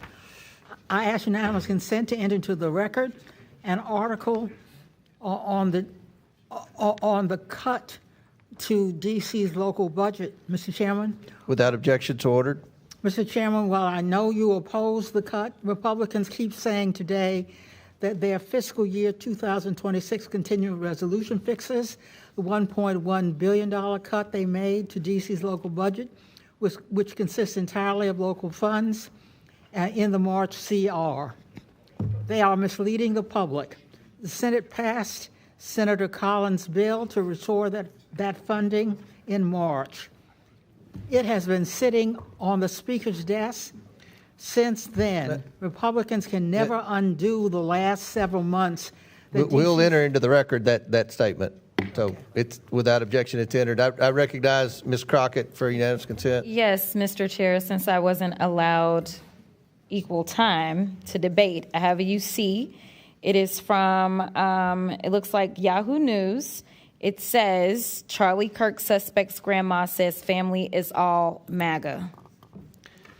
Without objection, so ordered. Chair recognizes Ms. Green from Georgia. Mr. Chair, remember I have a UC as well. We'll recognize you next time. Chair, Ms. Green, it's your 5 minutes. Thank you, Mr. Chairman. I can assure you that the 22-year-old man, Tyler Robinson, that murdered Charlie Kirk is not MAGA. His family may be Republican, but all of the evidence that is being presented proves that he is a far leftist, very much integrated in online groups that are linked to Antifa. He was in a relationship with a biological male, so-called furry, whatever that is transitioning to be a fake woman. He was not MAGA, not one bit. That is a complete lie, and it's an insult to every single Republican and person that identifies with those type of politics. We will not tolerate it, and that is the exact type of language that is getting many of us death threats day after day, and led to shootings on the baseball field where Steve Scalise was shot. This is what led to President Trump nearly being assassinated this past summer. This is what has led to Charlie Kirk being assassinated. And so I just want to give a warning there. We're not going to tolerate that anymore. Mr. You know, something else we're not going to tolerate is crime. On August 11th, President Trump announced major steps to address the out-of-control crime in the district. Thank God, because this is my 5th year in Congress, and living in D.C. and working here has been a nightmare. It is. The crime is ridiculous, absolutely ridiculous. And let's talk about some of that. Since President Trump thankfully brought in the National Guard, carjackings have decreased by 87%. Nearly 1,200 people have been arrested, including known members of MS-13 and Tren de Aragua. Those are both foreign terrorist organizations. By the way, many of them came across the border while Democrats controlled this country in the past 4 years. Federal law enforcement seized nearly 120 firearms and busted a drug trafficking ring attempting to smuggle fentanyl, PCP, and cocaine into D.C. A joint effort by ICE and MPD arrested an illegal alien previously charged with sex crimes against a child. D.C. went 12 days without a single homicide. Can you imagine that that's something that the National Guard had to be here to do? It's unbelievable to anybody that is right-minded. U.S. Attorney Pirro reported that 88% of arrests made between the start of the federal deployment on August 11th and August 25th resulted in charges being filed. This is substantially higher that in 2024, where the Biden-appointed U.S. Attorney Matthew Graves charged suspects only 57% of the time, that's because he was busy chasing down MAGA grandmas that went into the Capitol. So I've got a simple question for you. Mayor Bowser, do you prioritize criminals or the victims? I prioritize law-abiding D.C. residents, visitors, and workers. So that would be law-abiding citizens and victims. Do you support the police, Mayor Bowser? Yes. Mr. Mendelson, do you prioritize criminals or victims of criminals? I believe in swift and certain justice. And no, I asked you either one. Victims of criminals, of crime, or the criminals themselves. Which one do you prioritize? As I understand the question, victims. Victims. Do you support the police, Mr. Mendelson? Absolutely. Okay, Mr. Schwab, I'll ask you the same questions. Unfortunately, hurt people. So sometimes victims are victims one day and so are you perpetrators prioritize the next criminals, is that what you're saying, over victims of crime? I prioritize making up my city as safe as it can possibly be. I'll take that as criminals. Do you support police, Mr. Schwab? Of course, we work very closely with MPD every day. Mr. Jackson, the same questions for you. Definitely prioritize victims, and I stand with the 24 states that are suing the Trump administration for withholding $1 billion in victim service funds. So you're against cleaning up crime in D.C. Thank you for that. I've got an article here. The D.C. Police Union head is the biggest cheerleader of Trump's D.C. police takeover. So the police here in the district support the efforts and the help from the president. However, I've got a quote here from Mr. Mendelson. You call the union celebrating Trump's takeover just despicable. You literally attack the police in your statements. You're calling that's not correct. The union supporting the president and the National Guard here, helping them every day on the streets. You're quoted as saying that's just despicable. You're taking that out of context. I criticized the president of the FOP because he is a liar. Oh, so you are against the police. Thank you for clearing that up. No. Also, I have one last thing, Mr. Chairman. The president of the FOP, not the police. I reclaim my time. Lastly here, Mr. Mendelson. Time's expired. Gentlelady's time's expired. Chair recognizes Mr. Bell. Mr. Chairman, I have a UC request. Okay, state your. I would like to enter for the record. All right, I'm sorry, Ms. Green. I recognize Bell. That's on me. I apologize. We'll get you on the next one. Okay, thank you. Mr. Bell. Thank you, Mr. Chair. I request unanimous consent to enter into the record the September 9th, 2025 article from the LA Times titled Kennedy Commission Child Health Report Ignores Gun Violence, the Leading Cause of Child Death, which calls out the Trump administration for ignoring without gun objection violence to order. Kills more children in this country than any other cause, and the administration ought to be embarrassed by without objection, so ordered. And I think Ms. Crockett's unanimous. Ms. Crockett's next. Do you have a UC? I'll recognize Ms. Green, then Ms. Crockett. Ms. Green, do you have a unanimous consent request? I do. Thank you. For the record, Phil Mendelson's post here says repealing our laws is not liberation. Republicans in Congress can't be trusted. They took $1 billion from us, are moving more than a dozen bills, rolling back home rule, and are trying to take away our elected independent attorney general and micromanaging our legislative process. I hope everybody watched Democrats vote against the vote that adds $1 billion back in for D.C. Thank you. Without objection to order, Chair recognizes Ms. Crockett. Yes, I request unanimous consent to enter into the record the September 16, 2025 article from Time titled Trump Called for a Crackdown on the Radical Left, but Right-Wing Extremists Are Responsible for More Political Violence, which calls out the game the president is playing, in which he creates a fictional problem while downplaying the real history of far-right violence against the American public, from the Oklahoma City bombing to January 6th. I got another one. Without objection, so ordered. All right, the next one is for, it's an article from September 12, 2025. Article is from Democracy Docket titled, I Couldn't Care Less. Trump's downplaying of right-wing violence continues long pattern, which calls out the game the president is playing, in which he creates a fictional problem while downplaying the real history of far-right violence against the American public. Without objection, so ordered. Chair now recognizes our newest member, Mr. Walkinshaw from Virginia. Thank you, Mr. Chairman. First, I want to express my gratitude to Leader Jeffries and Ranking Member Garcia for the opportunity to join this committee. And Mr. Chairman, I look forward to working with you and members on both sides of the aisle as we conduct our important work. My role here gives my constituents in Virginia's 11th District, which is home to one of the largest concentrations of federal employees in the nation, a voice in conducting oversight of the federal government at a time when the Trump administration's reckless DOGE cuts have undermined the effectiveness, accountability, and integrity of federal operations and threatened the livelihoods of the federal employees, contractors, and small businesses that I represent. I am firmly committed to protecting both the critical services our government provides to everyday Americans and the dedicated workforce behind them. With that, I want to thank Mayor Bowser, Chairman Mendelson, Attorney General Schwab, and Mr. Jackson for taking the time to be here today. I also want to welcome, we have a number of other members of the City Council who have joined us. Thank you for joining us, and thank you all for your service. 10 days ago, I was a local government official as well, serving on the Fairfax County Board of Supervisors, and that's a role that gave me an understanding and respect for the importance of the work that you do as local officials. Local government is the most accountable level of government because the decisions you all make directly and immediately impact your constituents' quality of life. And I know that your constituents, like mine in Fairfax, are not shy about telling you all what needs to be done or done differently. As President Reagan said, that government is best which remains closest to the people. And you all are closest to the people you represent, not us.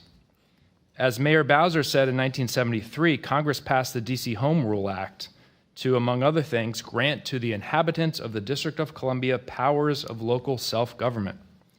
To achieve this goal, the Home Rule Act expressly gives D.C. residents the power to elect their mayor, legislative body, and attorney general. Some of my colleagues, however, while praising the benefits of local autonomy and authority elsewhere, seek to strip that autonomy from D.C. residents as part of an effort to support a federal takeover of our nation's capital by President Donald Trump. Another stated purpose of the Home Rule Act, and I haven't heard this mentioned today, was to, quote, relieve Congress of the burden of legislating upon essentially local district matters. Yet at a time when Congress should be focused on very urgent national matters, we are trying to micromanage D.C.'s local affairs in furtherance of President Trump's attempt to consolidate power. The American people are facing serious challenges. Our economy is faltering. Inflation is rising. Tariffs are driving up prices and job growth is stagnant. And unless this Congress acts, tax credits that help working families afford health care will soon expire. In my district and the districts of everyone here today, tens of thousands of people will see their health care costs skyrocket. And meanwhile, as has been mentioned, President Trump continues to cover up the Epstein files, and a government shutdown is looming. In the face of all of this, how does the majority choose to spend its time? By interfering in D.C.'s local government and further disenfranchising 700,000 Americans. They claim it's in the name of public safety. We've heard today from our witnesses many things that could be done to improve public safety in the District of Columbia. This is really part of a broader plan to help President Trump tighten his grip, to help him feel like he is in control while distracting from failed policies. Our constituents, Mr. Chairman, with the exception of Delegate Norton, are out there across the country, and they are wondering why this Congress and this committee seemingly has no time to solve the real problems they face in their communities, but seemingly all the time in the world to cosplay as mayors and council members for the District of Columbia. I yield back. Chair recognizes Mr. Timmons from South Carolina. I appreciate our new colleagues' prepared remarks. I've lived in Washington on and off over the last 15, 18 years for about 10 years. And up until 2 months ago, this city was in disrepair. It was unsafe. There were thousands of homeless people that were plaguing our public spaces. There were rampant mental health issues with these people that were living in squalor. There was incredible drug use. There were muggings. There were carjackings. There were just immense unnecessary violence because our city council here in Washington, D.C. refused to do their job. They refused to keep us safe. They refused to enforce the rule of law. They have a law that says you can't sleep in federal property, that you can't sleep in the streets. You know what? Zero enforcement. Zero. So, yes, President Trump took extraordinary measures which were necessary to keep this city safe because this is our nation's capital. And yes, we will delegate responsibility to local government, but when they violate the very premise that we delegate their authority for, which is keeping us safe and running the city in a safe and efficient manner, they have violated their obligation to us. And I have been working on this for the last 6 years. I've worked with the mayor. I've worked with many members of city council to try to solve this problem because a lot of it is complicated. But you know what's not? What's not complicated is enforcing the rule of law. And I hate to pick on the Attorney General, but we're going to have a little conversation. You remember criminal law. Back in the day, you went to law school, I went to law school. The two principles of justice are deterrence, which is you have a criminal justice system that says if you do this, this is the consequence. Hopefully that will deter you from doing it. Whether that's carjacking, whether it's going into CVS and stealing something, whether it's killing somebody. Deterrence is one of the principles of justice. The second principle of justice is retribution. Meaning if a loved one of mine is hurt, killed, I do not take matters into my own hands because I know that the government, that those that we have elected in positions of authority will hold them accountable to whatever degree that our society deems appropriate. I was a prosecutor for 5 years. You're the chief prosecutor now in D.C. Do you believe that the D.C. criminal justice system meets the two principles of justice that we learned week one in law school, deterrence and retribution? Well, thank you for the question. Apparently, I also learned incapacitation and rehabilitation are other things that we think about our criminal justice system delivering. When you talk about homelessness, which we all need to continue to work as hard as we can to drive down, we have to separate out conduct from status. And I know this is something you also learned in law school. All right, we're going to do specific examples. So in 2021, two teenage girls brutally murdered their Uber driver. They literally called the Uber, they lured him in, they ran over him with his own car, and when they turn 21, they will be let out. So they're going to get 3, 4, 5 years for murdering someone intentionally. Do you believe that 3, 4, 5 years for murdering someone intentionally, and by the way, I think they won't have a criminal record when they age out. Do you think that that is justice, and do you think that the victim and his family have gotten retribution? Our system has to hold young people accountable when they commit crimes and hurt people. And when they are held accountable, they should face swift and certain consequences. Do you think 4 years is enough for murder? Because that's what we do to try to make our city safe. Do you think 4 years is enough for murder? Under our system, long punishments are not what has been proven to deter crime. All right, that is why you are going to lose a lot of power. So again, that is why you're going to lose authority. You're going to lose power. Instead of doing that, what you should be doing, you should be negotiating with the U.S. Attorney for D.C. and say, all right, we're going to create systems through which we're going to have deterrence. We're going to say, you don't get to commit a crime and come out of jail hours later. You don't get to kill someone and have no criminal record in 3 or 4 years. That is not justice. And if you think that that is appropriate, you will have zero authority. And I'm telling you right now, you got to change your ways.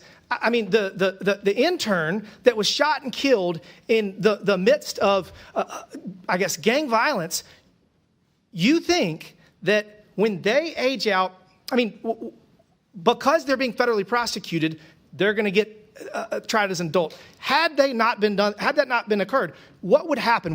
They would get what, 3, 4 years for killing a random 21-year-old? Mr. Timmons, nobody cares more about public safety in our city than the 700,000 of us who live here. Yeah, and you know what? For the last 45 days, for the first time, they have been safe people who for the have last elected 45 local days. officials and an attorney general who reflect for the their first views time? on how to keep our city safe. Again, you're going to lose power. You're going to lose authority because the views that you have are wrong. They're wrong, and we free D.C. Yeah, D.C.'s been free for 45 days. I yield back. Mr. Chairman, I'd like to ask for unanimous consent. Go ahead. I'd like to ask for unanimous consent to enter into the record an article from ABC News that said Prosecutors already have dropped nearly a dozen cases from Trump's D.C. crime surge. And I want to just explain briefly, this is because without objections ordered, Janine Pirro is trying Chair to prosecute recognizes cases Ms. that Presley. a grand You're jury taking Ms. will not Presley's even time. indict in because You're taking Ms. she Presley's is time. Ms. not Presley, actually start the indicting clock. crimes. Ms. Presley.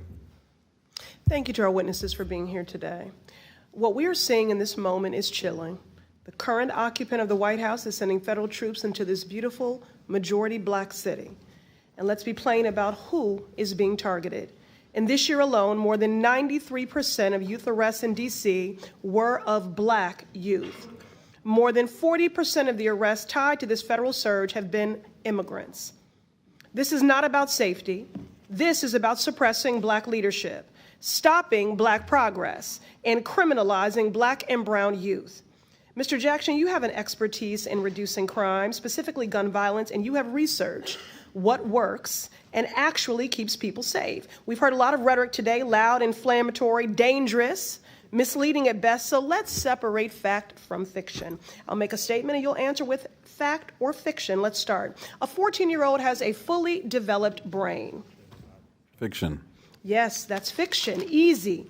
Middle schoolers are still learning and growing. Science tells us the brain isn't fully developed until our mid to late 20s, which means children do not have the same judgment, impulse control, or decision-making capacity as adults. Yet just this week, Republicans passed legislation that would prosecute children as adults and send them to adult prisons. Children in adult prisons. Next question, Mr. Jackson, fact or fiction? The criminal legal system incarcerates black youth at disproportionately higher rates than white youth. Fact.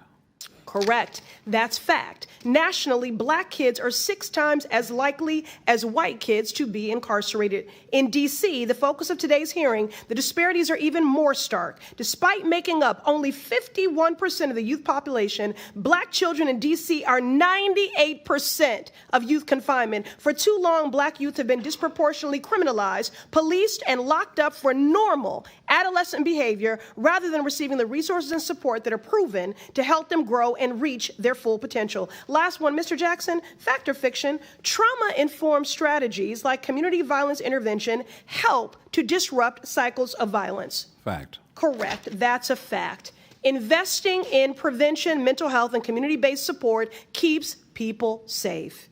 These are real, sustainable solutions. In the Massachusetts 7th, which I represent, cities like Boston, which Trump has threatened to attack next, are partnering with organizations like the Louis D. Brown Peace Institute to make these investments and are seeing historic lows in crime as a result. If Republicans were actually serious about reducing crime, they would follow that example, but they are so unserious. Instead of going after predators and pedophiles like Jeffrey Epstein, they are going after children, passing policies to ship middle schoolers to adult prisons. That is child abuse. And it is consistent with their pattern of abuse and neglect when it comes to all our children. They let children go hungry by cutting SNAP. They make children sicker by cutting Medicaid and taking away vaccines. They strip environmental protections, leaving more kids gasping for air during asthma attacks. They rip families apart with cruel immigration policies as children watch their parents taken away from classroom windows, and they ignore the strange fruit of young black men like Trey Reed hanging from the trees of Mississippi. Time and again, Republicans prove they are unserious about the care, the health, and the future of all our children. They are invested only in fear and control, and that's what they're doing here today. Republicans are certainly not keeping us safe. Free D.C. Chair recognizes Mr. Fallon from Texas. Thank you, Mr. Chairman. Mr. Mendelson, thank you for coming today. You chair the D.C. City Council, and you have since 2012, is that right? Correct. And you've been on the City Council itself since 98? Correct. 27 years. I don't know when 98 became 27 years ago, but it is. Sir, somebody asked you if you supported soft on crime policies. Would you agree with that, or would you vehemently disagree with that? I would vehemently disagree with that. So do you support or oppose President Trump's executive order to federalize the D.C. police and permit the National Guard to assist in law enforcement I efforts? did not agree with it on multiple counts. It attempted to take over the police department. Okay. I think. And I apologize, it's limited time, but you don't agree. Okay, thank you. Do you think that, sir, that D.C. is safe? Yes, I do. Okay. So that's one of the reasons why you would oppose it, because you feel it's safe already. Okay. Well, no, that's not completely correct. But you do, again, limited time, but you additional law you said that enforcement DC officers would be helpful. is safe. Well, yeah, it would make it safer, but you did say it was safe. Do you know who Michael Pulliam is? Do I know what is? Michael Pulliam is? Not offhand. Okay, he was the 3rd District Police Commander. He was placed on leave for questionable changes to crime data, and then he said that leadership and MPD directed falsifying data. Do you know who Greg Pemberton is? I believe you do, because you had an interchange with Mr. Jordan. Yes, and actually I'd like to speak to that. Well, Because you know, I tweeted don't a have the threat of me. time, but you do know who he is, and you know that he said that supervisors frequently ordered officers to report lesser felonies, and you said that he was a liar. Is that correct? And I can tell you why, and Okay, I'd like well, to tell I'm not you why. interested in that, honestly, right now, because we have limited time. I wish I had more time and we could talk about it Yes, more. but he has threatened But, me by tweet in the last okay, hour. So he said that they downgraded certain categories. So the categories that aren't tracked, so very serious felonies were downgraded. So we have highly credible reports and evidence that crime data in D.C. has been underreported, and there's could be very likely a conspiracy to cook the books. So you said that D.C. is safe. So it's interesting and telling that when you compare D.C. to other capital cities around the world, let's say Bogota, Colombia, the murder rate is 15 per 100,000. Lima, Peru, it's 7.5. Mexico City's 11. To give it context, tourist cities like Paris, Madrid, and London are 1 out of 100,000. Do you know what the D.C. number is? I know it varies, but do you know the latest number? Well, I know that violent crime per 100,000 for D.C. is about 1,005. I said the murder rate. Murder rate per 100,000. I'd have Do you to know do what the that is? math. It's 27 per 100,000, which is much higher than some of the most dangerous cities in the capital cities in the world. And So lower if than other DC cities in the United States. Yeah, which are even worse than Honduras. So if D.C. was its own country, Mr. Mendelson, there's 193 member states in the UN.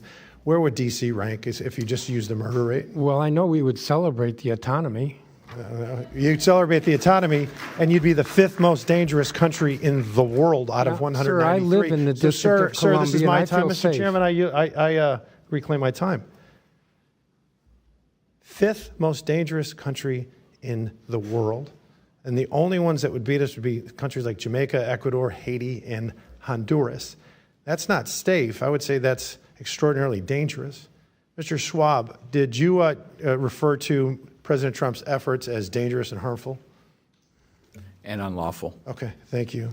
And it's interesting you say dangerous and harmful, because August 11th through 25th, carjackings were down 87%, 1,200 arrests were made, 120 guns were seized, 88% of arrests had charges brought. And for a 12-day period, gloriously in our nation's capital, nobody was murdered, not a single homicide.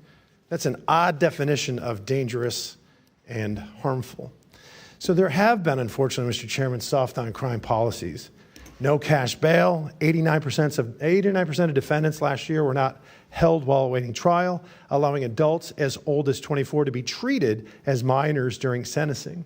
All of these policies, Mr. Mendelson, that you supported, and according to D.C. and statistics in the FBI, violent crimes in D.C. when you took over in 1998 compared to last year were up 46%. The precise numbers right here. So it is a dire problem. It is an emergency. There is a clear and present danger to the good and law-abiding citizens of Washington, D.C., and not just them, the tourists and all Americans, because this is a unique city. It belongs not just to the residents, but to all Americans. And it would be the 5th most dangerous country in the world. If this was its own country, Mr. Chairman, the United States would issue a travel advisory. That's how bad it is. So I would applaud, and I do applaud, President Trump's bold actions for MDCSA to make D.C. safe again. Mr. Chairman, I yield back. Thank you. Chair recognizes Ms. Tlaib from Michigan. Thank you so much, Mr. Chairman. I think it's really important. I mean, we're talking about, 700,000 people that live here, and I feel like their voice gets completely just dismissed. And so, if I may, Mr. Chair, ask unanimous consent to enter the record the Washington Post poll of D.C. residents found 8 out of 8 in 10 opposed Trump's taking over of their local police and sending in federal troops. Without objections ordered. I think it's also really important to understand, the incredible kind of slanderous, defamation. I don't know what to call it. They're just burying Washington, D.C. You just heard them speak about our nation's capital in that way, in a way that I feel very much like that's not what I see.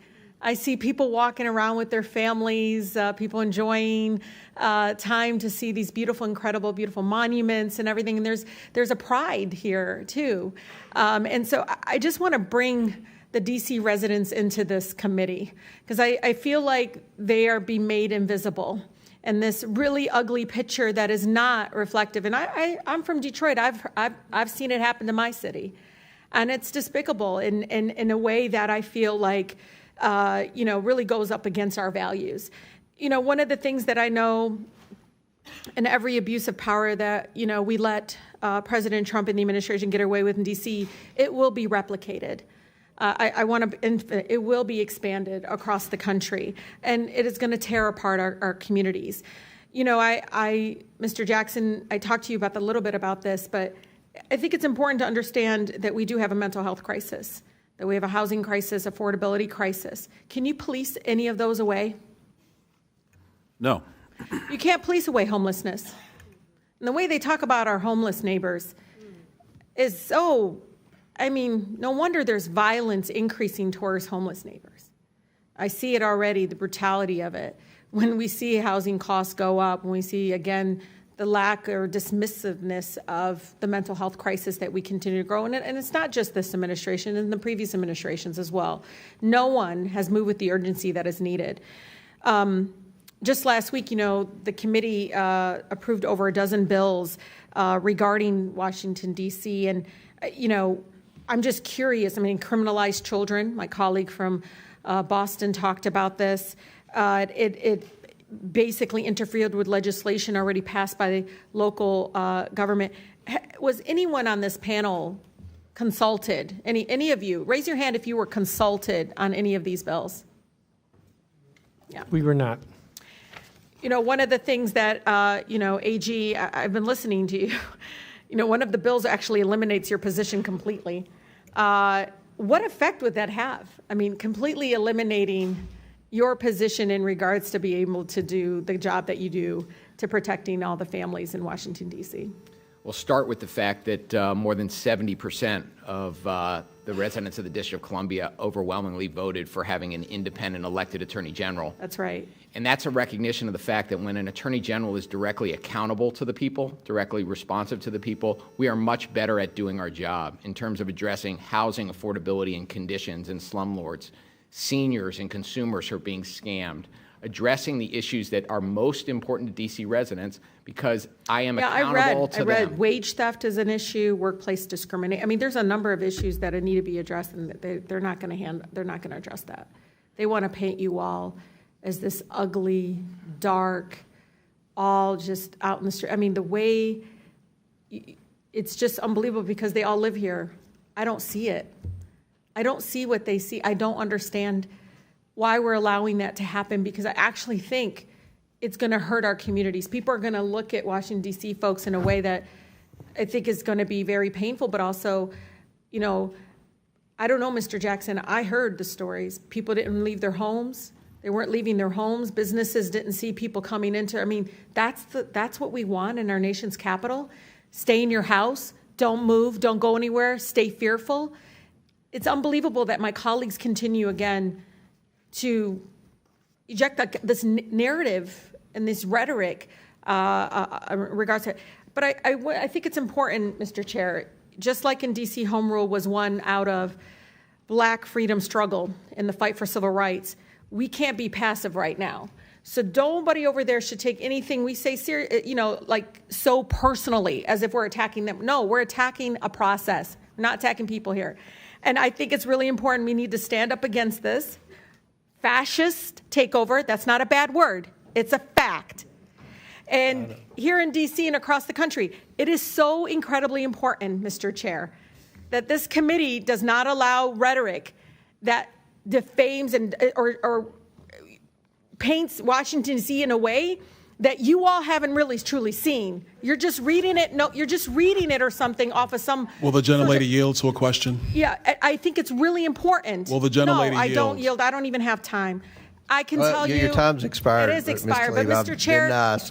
but you all live like here, Mr. and Lee. you're not telling people the beautiful parts that you do see in our Mr. nation's Lee. capital. And no, it's just wrong how we're doing it. Chairman, I think it's Wrong. insane that the But you're gentlelady gonna doesn't look have at an the argument, but she's going to Washington, D.C. refer as a to bunch me of and some of my criminals. colleagues. Mr. Donald, we were from the you know Third this. Reich. This is You're insane. gonna look at 14, It's insane. 15-year-olds as It's a bunch insane. of criminals? It's insane. Oh, Do I look like a you're member of the insane, Third Reich to you, Ms. Please, Tlaib? please, Is that what I look like to please. you? You're the one taking your voting Is that what card, you think? giving it Is that to what you somebody, think? giving Is that your what you card. think? No, that's unethical. I think it's radical and I think it's insane. And I'll respect everything that you say. But to say something like that to myself and a lot of my colleagues is way out of line. It's way out of line.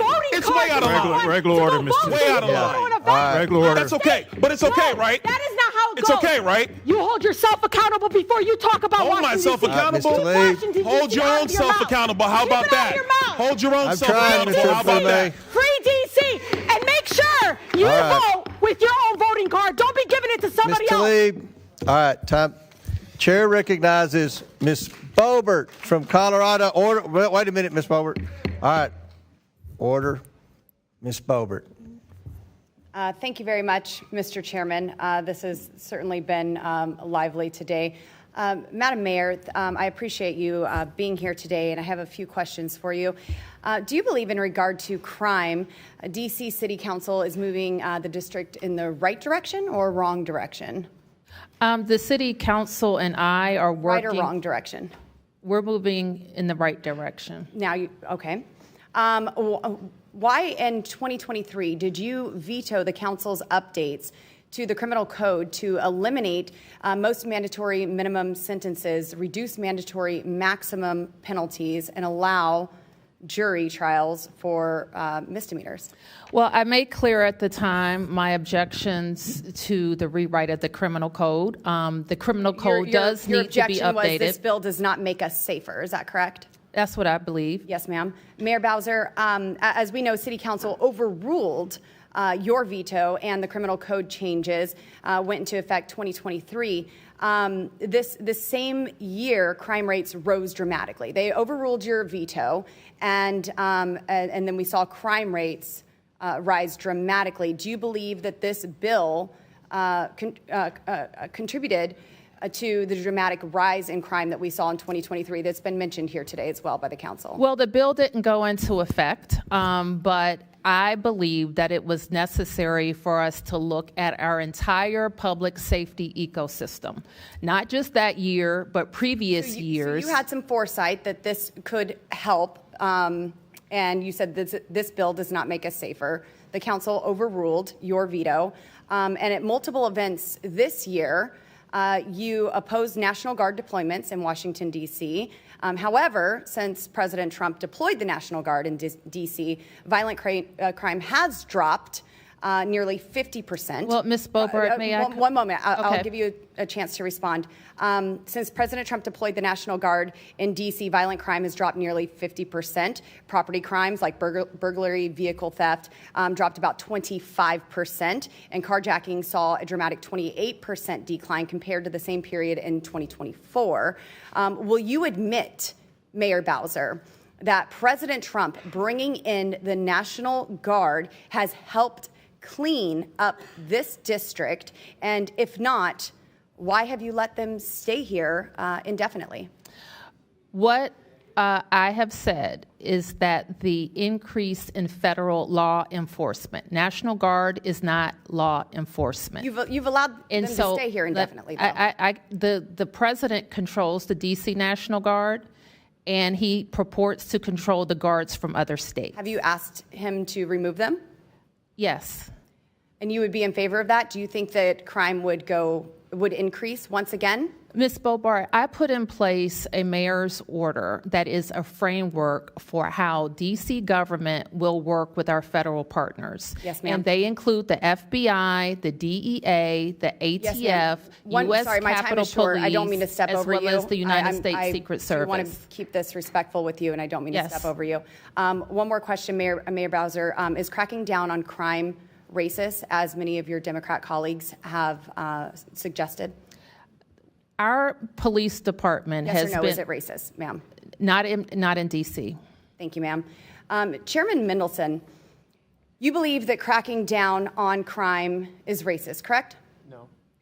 No? Is that not what you said? You said bringing in large numbers of federal or National Guard troops can escalate tensions, particularly in minority neighborhoods. You also stated that federal deployments can disrupt daily life, disproportionately affect minority communities, and exacerbate racial tensions. So, are you asking about the National Guard or law enforcement? I said federal or National Guard troops. I do think and we've seen police presence decrease under this council, and funding be redirected. So I really don't care to hear how pro-police you are, because I've seen those numbers decrease over the years and funding be stripped. And so with the National Guard, we have not stripped funding in 4 years. It has happened, and Not crime in has 4 increased. Years. What has happened in 4 years is that we've not been reimbursed $83 million by the federal government for police. These things, and you said that they can exacerbate racial tensions. So is it racist to bring in militarization? Is oppressive to neighborhoods. Chairman? No. Okay, so are you redacting your statement and your position? Militarization is a problem. I did not say that was racist, but it is a problem. Mr. Chairman, you said that it increases racist tensions. So I say that you are characterizing that as racist, bringing them in. Mr. Chairman, my time has expired. From Colorado, Chair recognizes Mr. Min from California. Sorry, I have a unanimous consent request, if that's okay. Yeah, go ahead. Thank you. I request unanimous consent to enter into the record this May 16th, 2024 article from the Washington Post titled, "A Congressman Spared Prison as a Teen Tells D.C. to Be Tough on Youth," which covers the story of a sitting congressman who used a pretrial diversion program to avoid jail time for position with intent to distribute and had a bribery charge. Mr. Chairman, the title's been read. And yet that is Mr. Chairman, the title's been read. We're not reading the entire document. All you have to do is say the title and the publisher. So without objection. Mr. Chairman, and since the gentle lady is referring to me, I wonder if she would like to debate the actual topic. I'm more than prepared to debate the topic. I've been doing it my entire life. Do you want to? You voted illegally your entire life? Would the lady yield the gentleman from Florida? No, it's not a debate. It's an article that obviously you admit is about you, about how you were spared prison as a teen and now want to not allow other young people. And actually, for the gentle lady, let's be very clear. The article is wrong. The article is wrong, and I'm on the record stating that repeatedly. I've never been proud of what happened when I was 18 years old or 20 years old. I was wrong, and under the laws of the state of Florida, I was held accountable for that as an adult. So let's be very clear about what was written in that article, which is wrong. That does not coincide with the language that I passed off the House floor the other day. If you want to read articles and put them in the record, let's be clear about what they are. And since I'm the only subject matter expert on that article, I would like to set the record straight right now. Thank you. All right. Thank you. I'm requesting equal time. I'm sorry, Mr. Chair. Was the article about you, Ms. Crockett? It was not about me. Okay, Chair recognizes Mr. Min. Unanimous consent, which is not debatable. Mr. Chairman, I'm prepared to take on all comments, so I entertain it. If somebody tries to put an article in about you, and I've read a few, I'm sure y'all want to talk about my private school, honey. If somebody does, you can defend yourself. Mr. Min.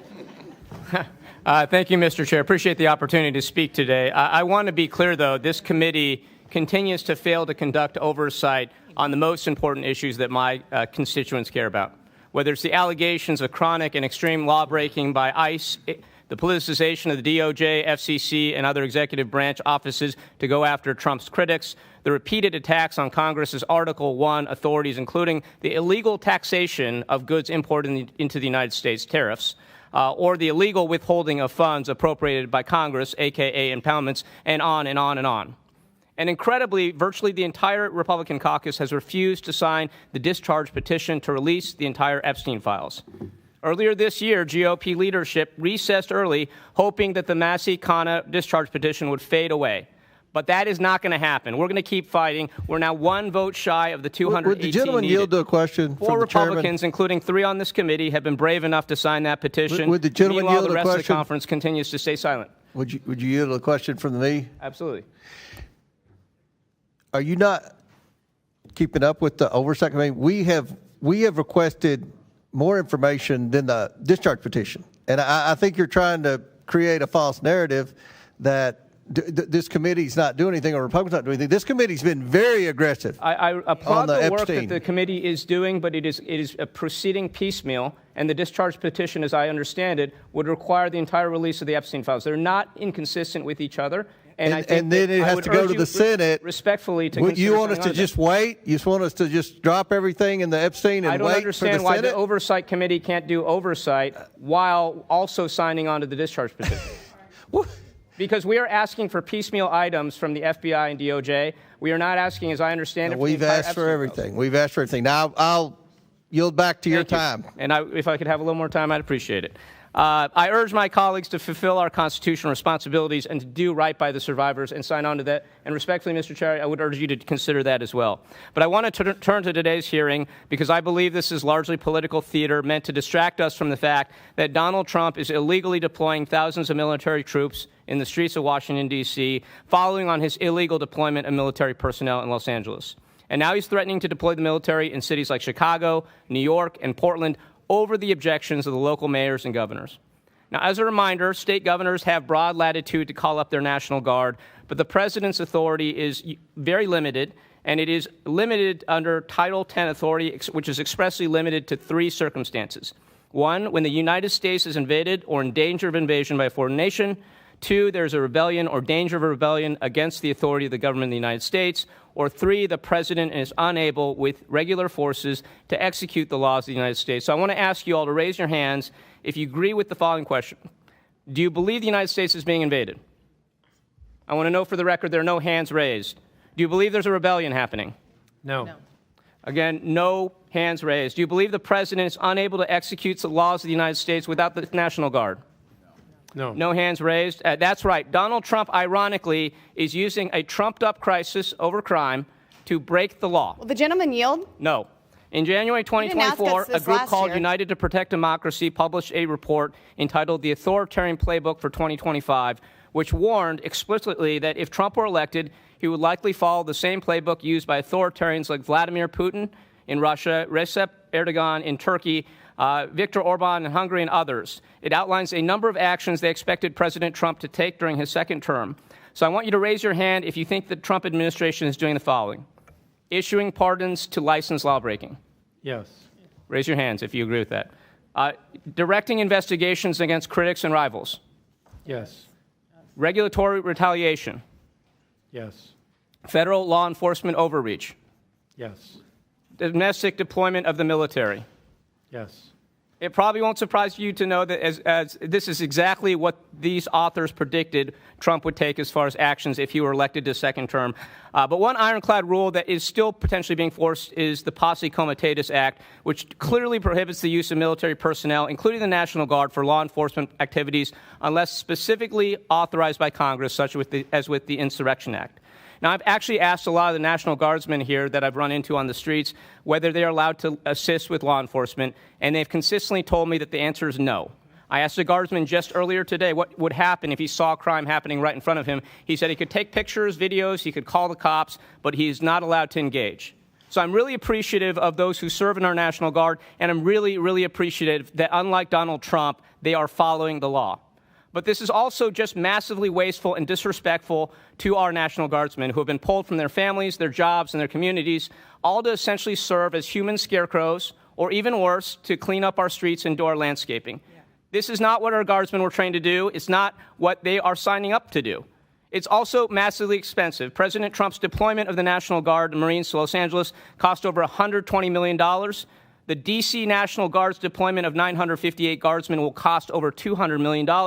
And while we don't know yet what the deployment of the 1,300-plus other Guardsmen sent from other states will cost, it's likely to be much higher because we're paying for their lodging as well. So basically, we're looking at a deployment cost of over $500 million for this D.C. deployment, which is doing nothing to stop crime. You could hire thousands of cops with that money. So, Mayor Bowser, I want to ask you a question. What would be more effective in deterring and preventing crime? Deploying over 2,000 National Guardsmen at a cost of hundreds of millions of dollars, or sending that money to D.C. for additional law enforcement and crime prevention programs? And the gentleman's time's expired, but the mayor can answer the question. I think you took up about a minute of my time, though, sir. No, we stopped the clock. I watched. No, you didn't, actually. We stopped it. It didn't stop. We stopped it.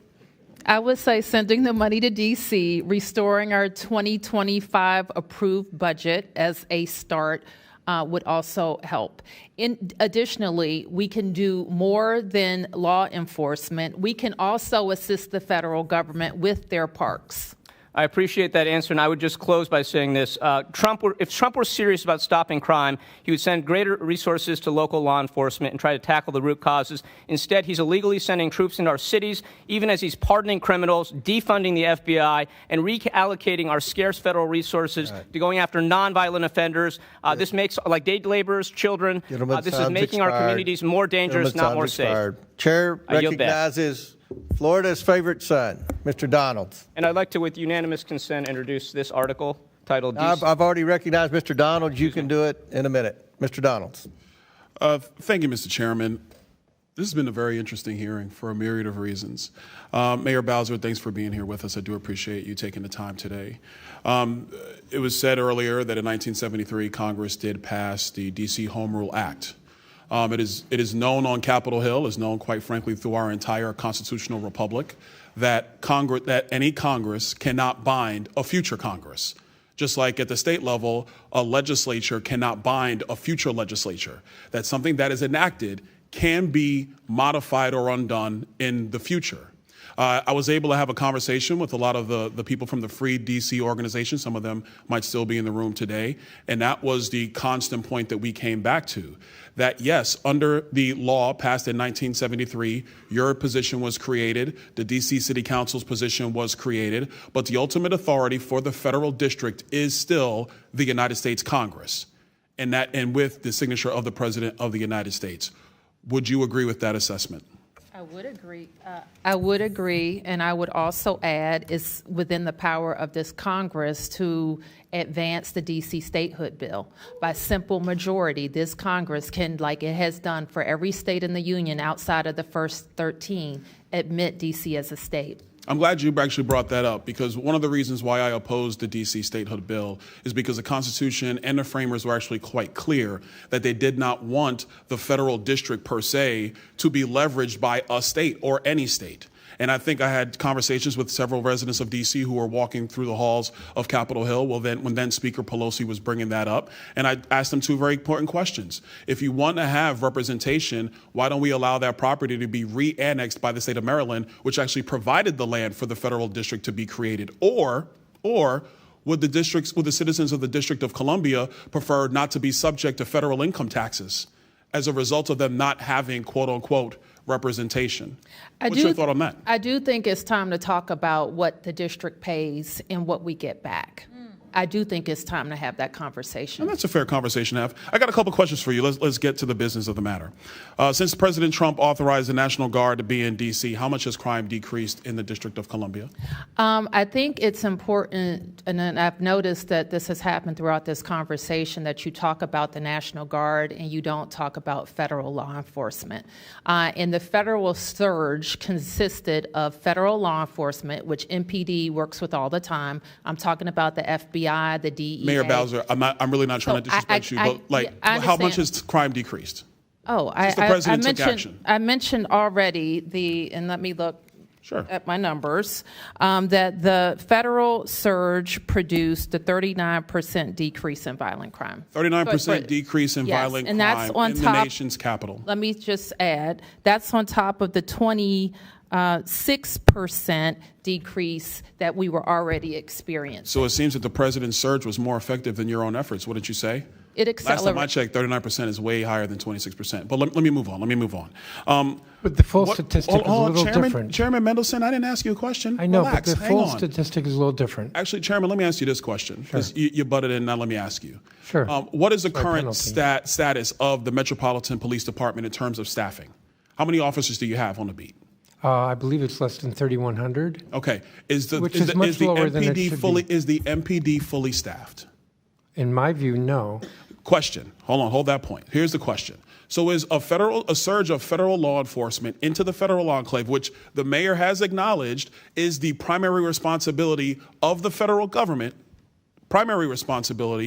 isn't it simple logic to say that the president's surge has been helpful to safety and security in the District of Columbia, Chairman?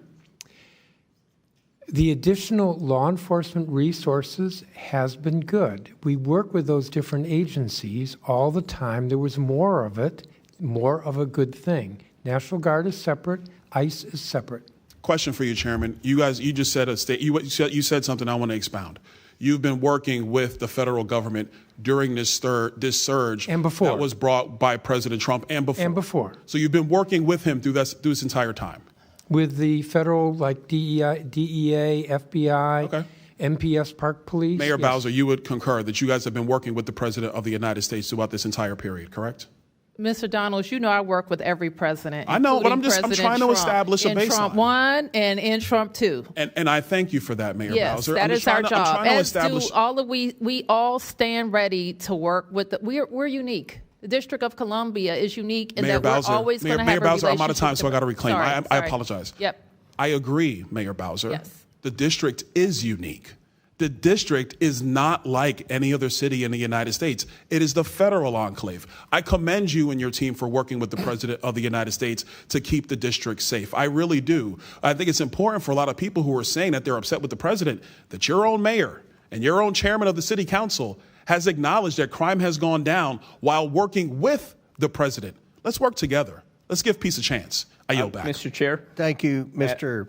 Donald. Mr. Mann, I'll recognize you now for your... I ask unanimous consent to introduce into the record an article from the USA Today entitled D.C. National Guard Deployment to Cost $200 Million, as soldiers pick up trash, blow leaves. Without objection to order. Mr. Chairman, I actually have a point of personal privilege. Yes, state your point. It was raised earlier in an article about me, so let's just get to it.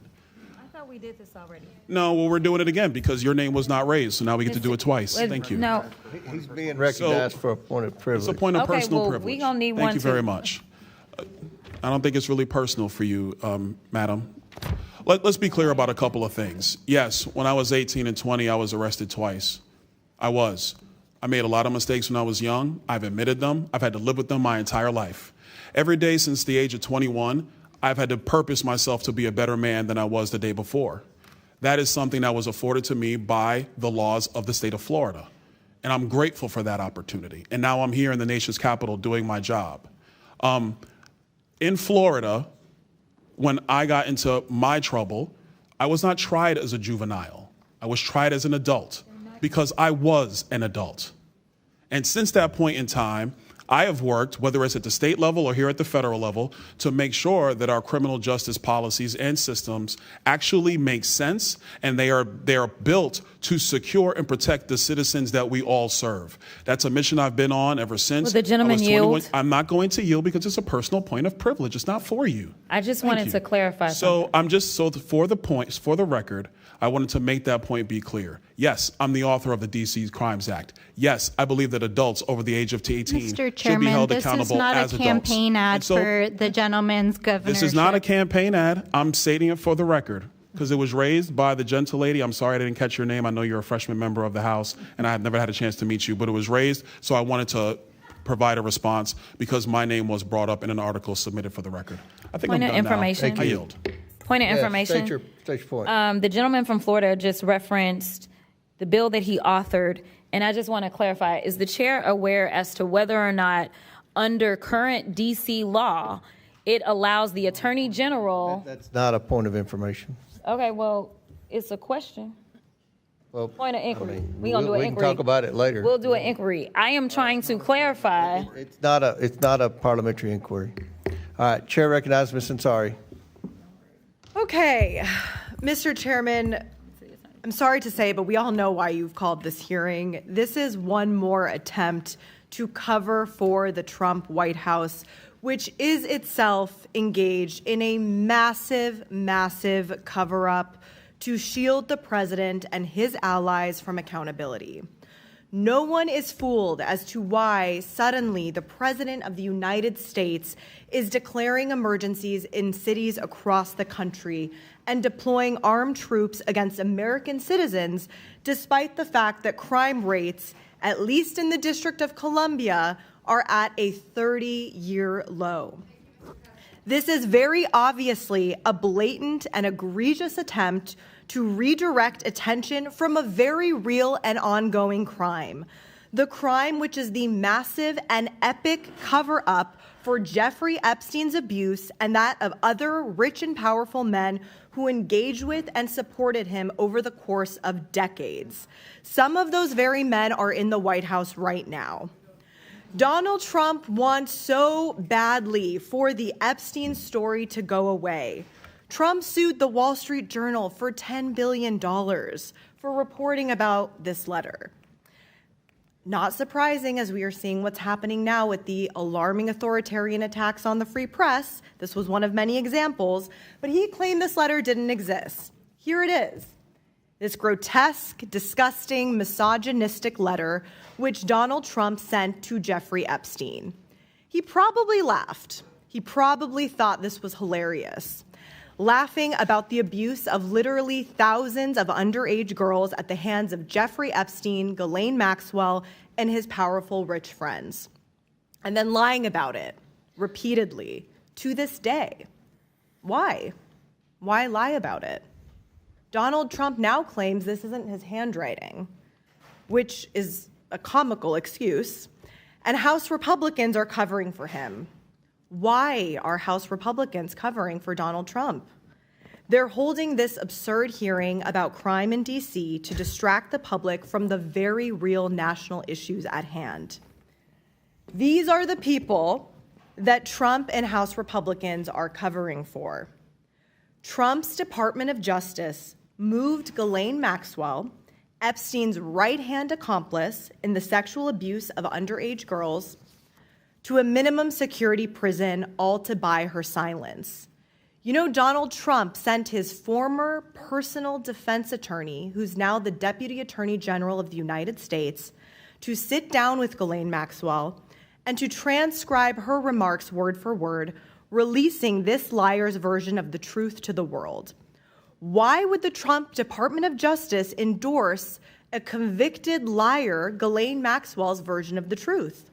Many of us here in this room actually sat with the victims, the survivors of Epstein, and they were understandably shaken and livid by the fact that a convicted child sex abuser and trafficker was given such a massive platform to continue to spread her lies. Donald Trump did that.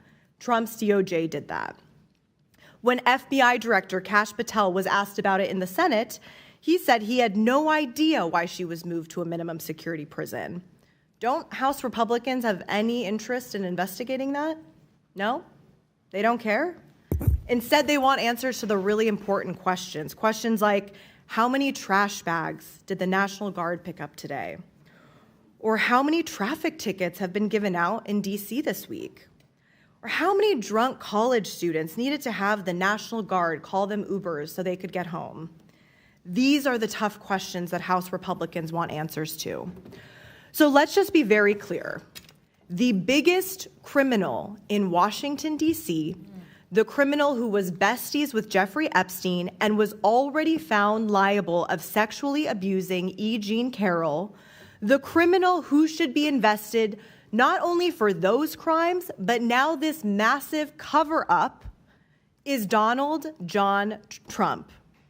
What I want to know is who instructed the Bureau of Prisons to move Ghislaine Maxwell?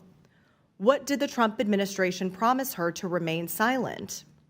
Why is FBI Director Patel claiming that no other men victimize underage girls and women through the sex trafficking operation organized by Epstein and Maxwell, which is obviously false, and we heard as much from the women? Did House Republicans collude with the White House to change their tune on the Epstein files? And what is Donald Trump so afraid of? Why won't he just release the unredacted Epstein files, which he could do literally at any moment? Unfortunately, we will have to continue to wait to get these answers. Also, Republicans can find out how many stray cats need to be dealt with on the streets of Washington, D.C. I yield back. Chair recognizes Mr. Burchett from Tennessee. Thank you, Mr. Chairman. I think it needs to be said that the Democrats had those files for 4 years and chose not to do anything with them, and now currently they're obsessed with it. I think that speaks volumes. But thank you all for being here, Mayor. Thank you, ma'am. I was a county mayor. It was the best job I think I've ever had. Thank you. And on days like today, I'm sure you're thinking, dadgum, I wished I hadn't run for this office. Should have sold Amway or something. But anyway, I have a couple questions for you, ma'am. President Trump's response to the spike in violent crime in Washington, D.C. lowered the rate of violent crime? I have already testified to the period of 30 to 34 days. We saw a decrease on top of the decreases that we are experiencing already this year. Okay. Yes, ma'am. But when you're the 435th most powerful member of Congress, I have to ask those questions again. Yes. So just act like you've never heard that, okay, and I deserve a Pulitzer Prize for my questioning. Have the criminal justice policies created by the D.C. City Council led to the spike in violent crime in Washington, D.C.?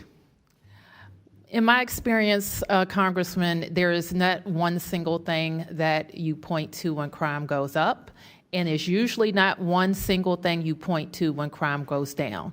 So my experience as mayor and as a member of the council before that is to throw everything at it. We look at the laws, we look at our deployment strategies, we look at our prevention strategies until we see results. And that's what we've seen over the last 2 years. Thank you, ma'am. Why is your, Mr. Mendelson, why has your council continued to push these soft on crime policies when violent crime apparently has skyrocketed in Washington, D.C. as a result? Well, I don't agree that we have done that. In fact, in my statement at the beginning, I noted a number of changes to the law that the council... Yes, sir. Well, yesterday, though, we stepped in and have changed a couple of those laws that we felt like proved that y'all were soft on crime. One of those was the age of 14. That actually was adopted by Congress in 1970. Okay.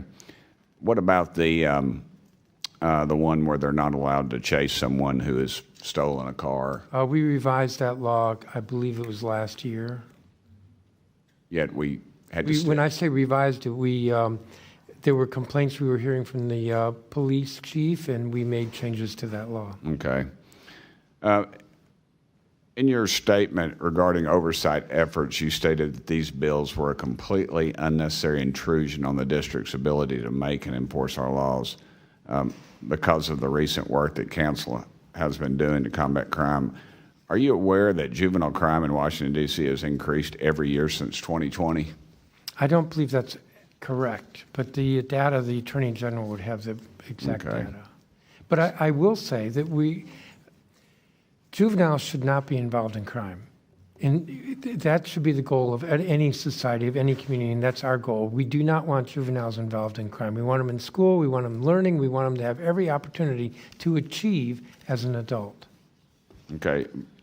In 2021, Mayor Bowser requested $11 million for additional funding for police officers. In response, you and your colleagues on the D.C. City Council proposed a compromise package that would appropriate $5 million to police officers and various amounts to gun safety initiatives because, as quoted, because the solution can't solely be more police. Why have you consistently tried to impede the work and support systems for police officers? Well, we haven't consistently. So that is true about 2020 for the FY21 budget. Every year since then, we have fully funded the request for MPD, for hiring officers, and for paying officers. Just yesterday, we adopted a 13% pay raise for police officers. So I don't agree that consistently. I would also note MPD has a budget of about $500 million. I think it's actually more than that now. So when you talk about $5 million, I don't think that's even 1%. That's 0.1%. But that was 5 years ago. But you would gladly turn that money back in then?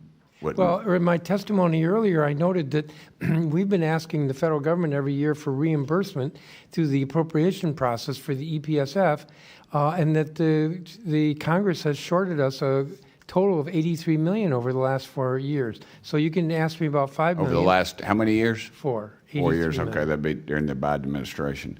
General Schwab, did I say that right, Schwab? You said kids should not be treated as adults. At what age does a kid become an adult?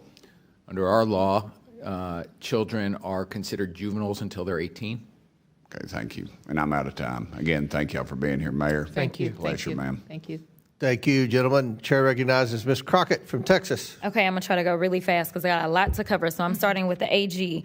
I want you to tell me whether or not it's lawful or lawless ignoring court orders. That's lawless. Impounding congressional funds.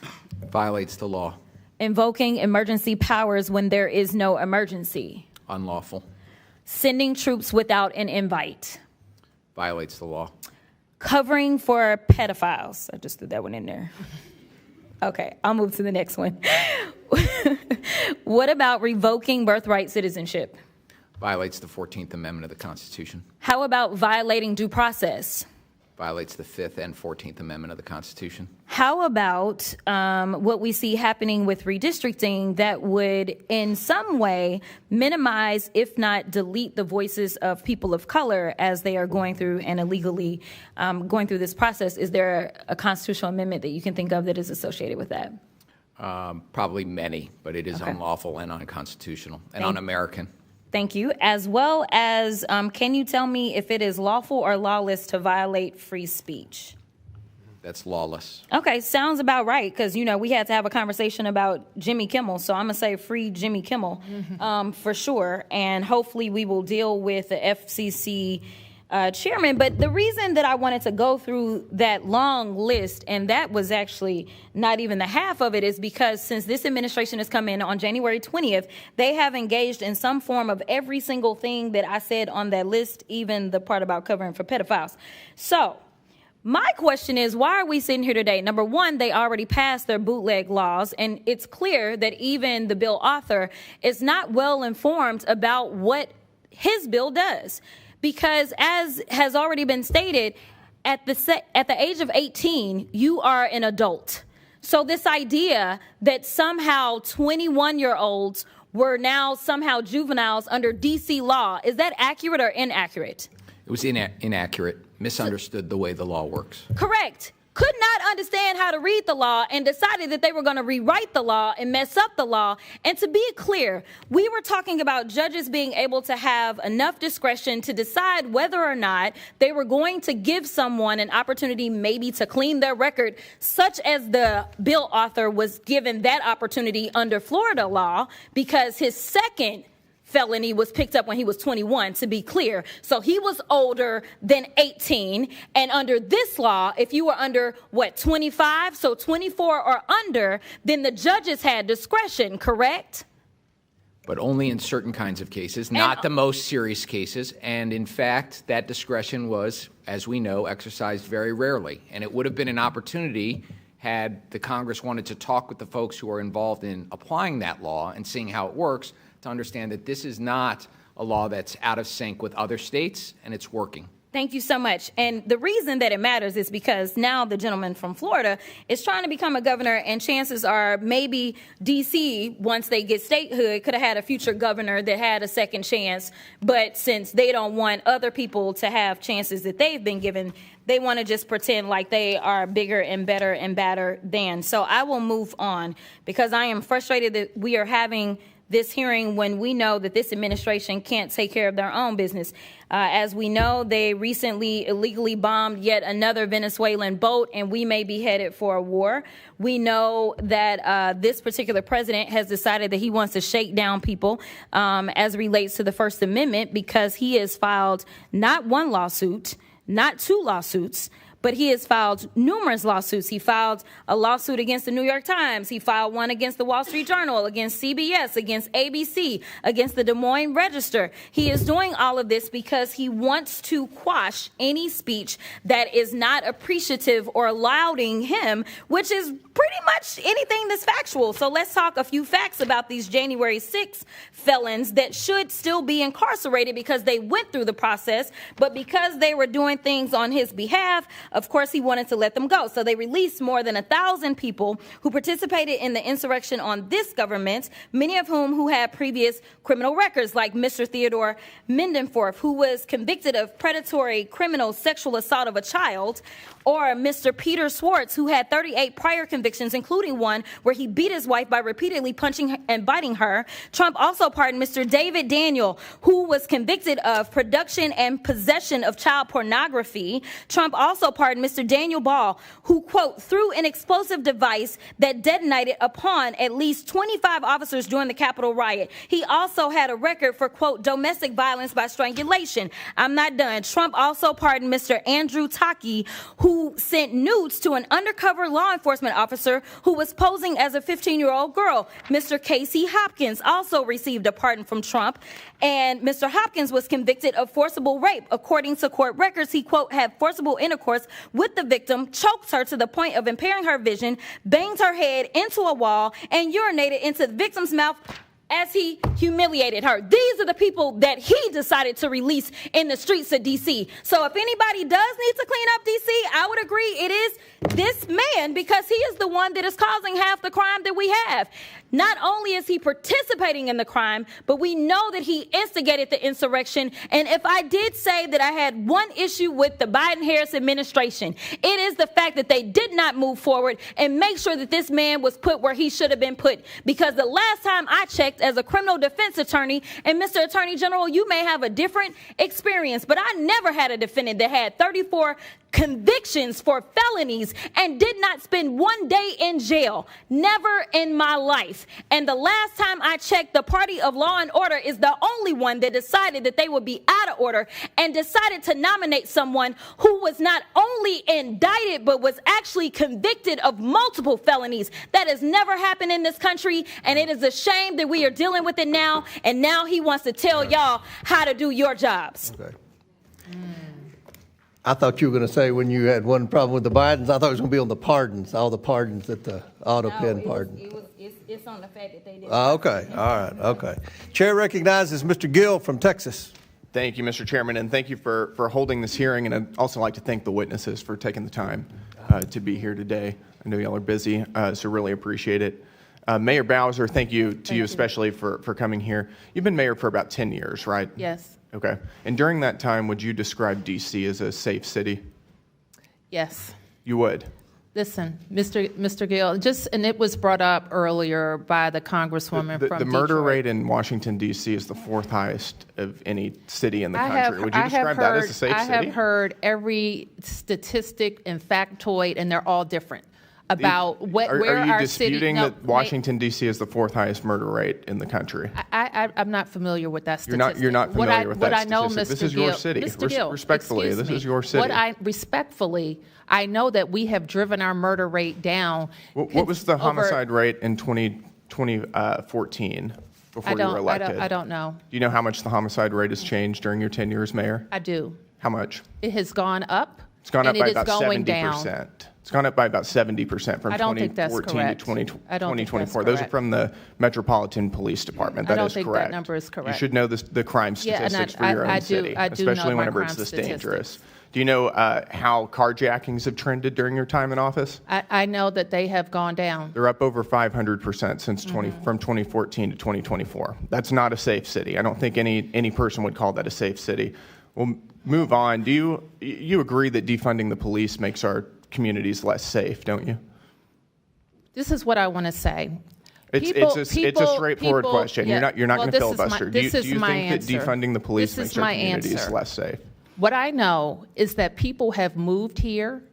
People have sent their kids here. People have started businesses here. We have record. Does defunding the police make our communities more or less safe? Those are the indications. Does defunding the police make our communities more or less safe? People want to live, work, and visit. You won't even back your own police department right now. I'm asking you, does defunding the police make our communities more or less safe? And you won't give me a straight answer. I've already answered that today. And why don't you tell me again? Do you think that defunding the police makes our communities more or less safe? I've never defunded the police, nor would I. So you think it makes our communities less safe? Is that correct? I just told you, I've never defunded the police, and I never would. I understand that.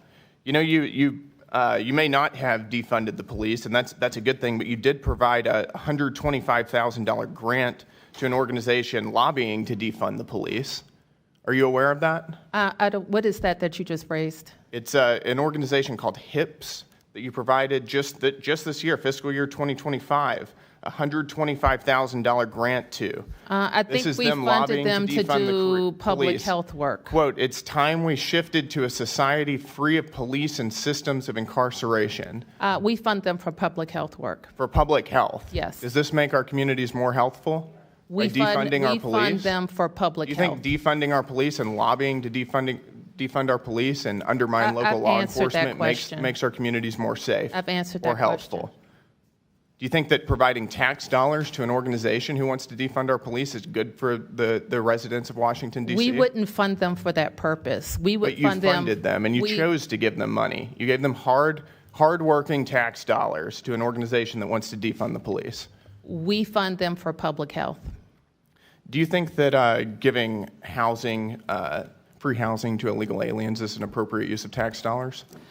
We think if it keeps people off the streets, then we have to keep people off the streets. You agree with giving your residents tax dollars and using them to give subsidized housing for illegal aliens? But Mr. Gill, we also didn't agree with the governor of Texas or Arizona busing people, tricking them to come to our city. And we didn't agree with that either. It's surprising to me because you're also funding NGOs that support free housing for illegal aliens. And I hope you would agree that other governors shouldn't send people on buses that don't have any housing to our city. Free housing for illegal aliens in your city. That makes your city less safe. I want to move on. In May of 2024, and this was referenced earlier, there were some major pro-Palestinian protests and sit-ins at George Washington University. This was during final exam season. They were terrorizing Jewish students. They were doing it for weeks. It was a major problem. The police were called in, and you stopped them from doing their job. Why is that? I didn't stop the police from doing anything. It is illegal for them to block a roadway. We've got the law right here. It's unlawful for a person, alone or in concert with others, to obstruct or incommode any street avenue. That's exactly what they were doing, and you refused to allow police to clear them out. Why is that? That's incorrect. Why would you stop? Clear the record then. I never stopped the police. You didn't stop them? No, I did not. You didn't stop them. Would you like to explain what happened? Why police never cleared out this roadway? Police did clear roadways. They were there for weeks. Police cleared roadways. They were there for weeks. Actually, terrorizing Jewish they students, were probably on private city. property, not on the roadway. No, they were on public roadways. No, they weren't. Terrorizing Jewish students, no, they and weren't. You allowed it to happen. No, I they yield weren't. my time back. No, they weren't. Gentlemen's time's expired. Yeah, we're good. Yeah, I'm going to give you time.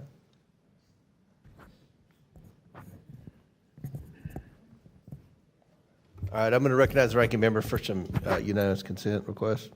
Thank you, Mr. Chairman. I request unanimous consent to enter into the record this August 19th, 2025 article from the American Prospect titled, "The GOP states with guards deployed to D.C. have urban murder rates way higher than D.C.'s." Without objection, to ordered.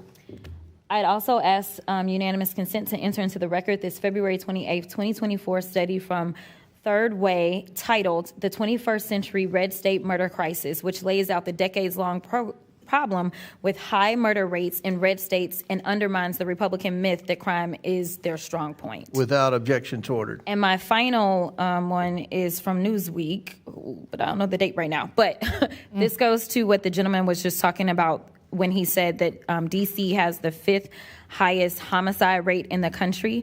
According to Freedom for All Americans 2024 data, D.C. is not on this list at all. It starts with St. Louis, and number 10 is Chicago. Without objection, so ordered.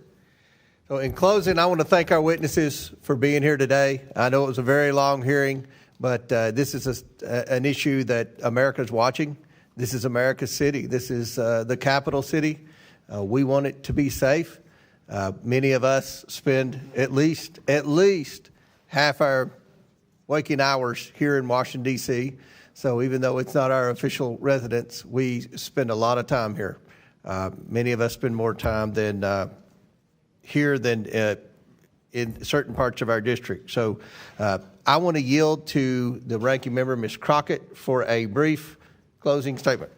Thank you, Mr. Chairman, and thank you to my colleagues for their questions and to our witnesses, Mayor Bowser, Chairman Mendelson, Attorney General Schwab, and Mr. Jackson for your service and for your testimony here today.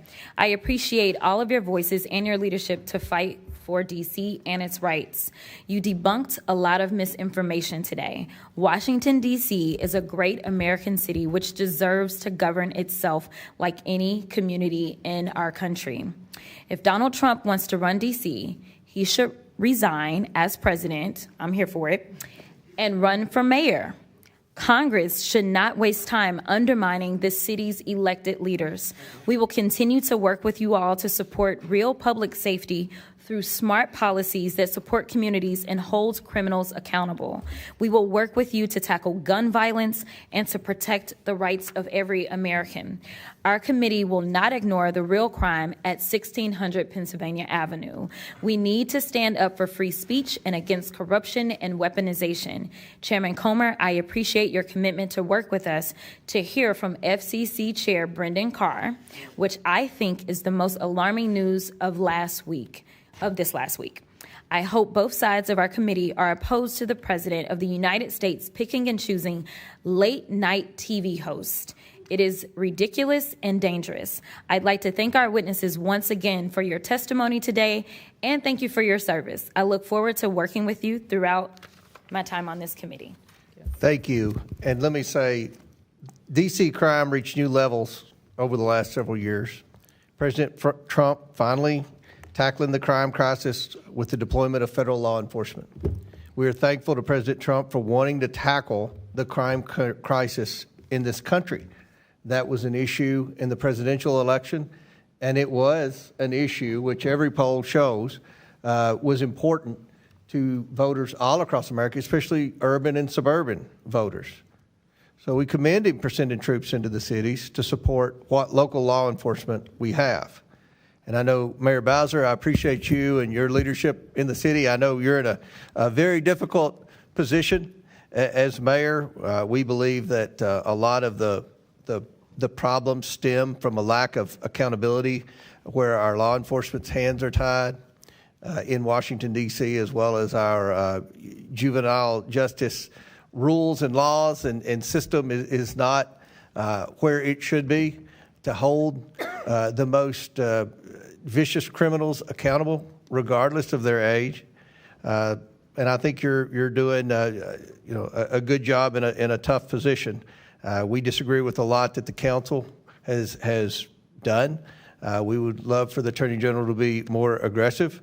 Hopefully the legislative agenda that the President supports, that we've passed out of this committee, hopefully it'll become law, and we can see if those new laws help hold people accountable and lower the crime rate in Washington, D.C., which is what the goal of this committee is. It has nothing to do with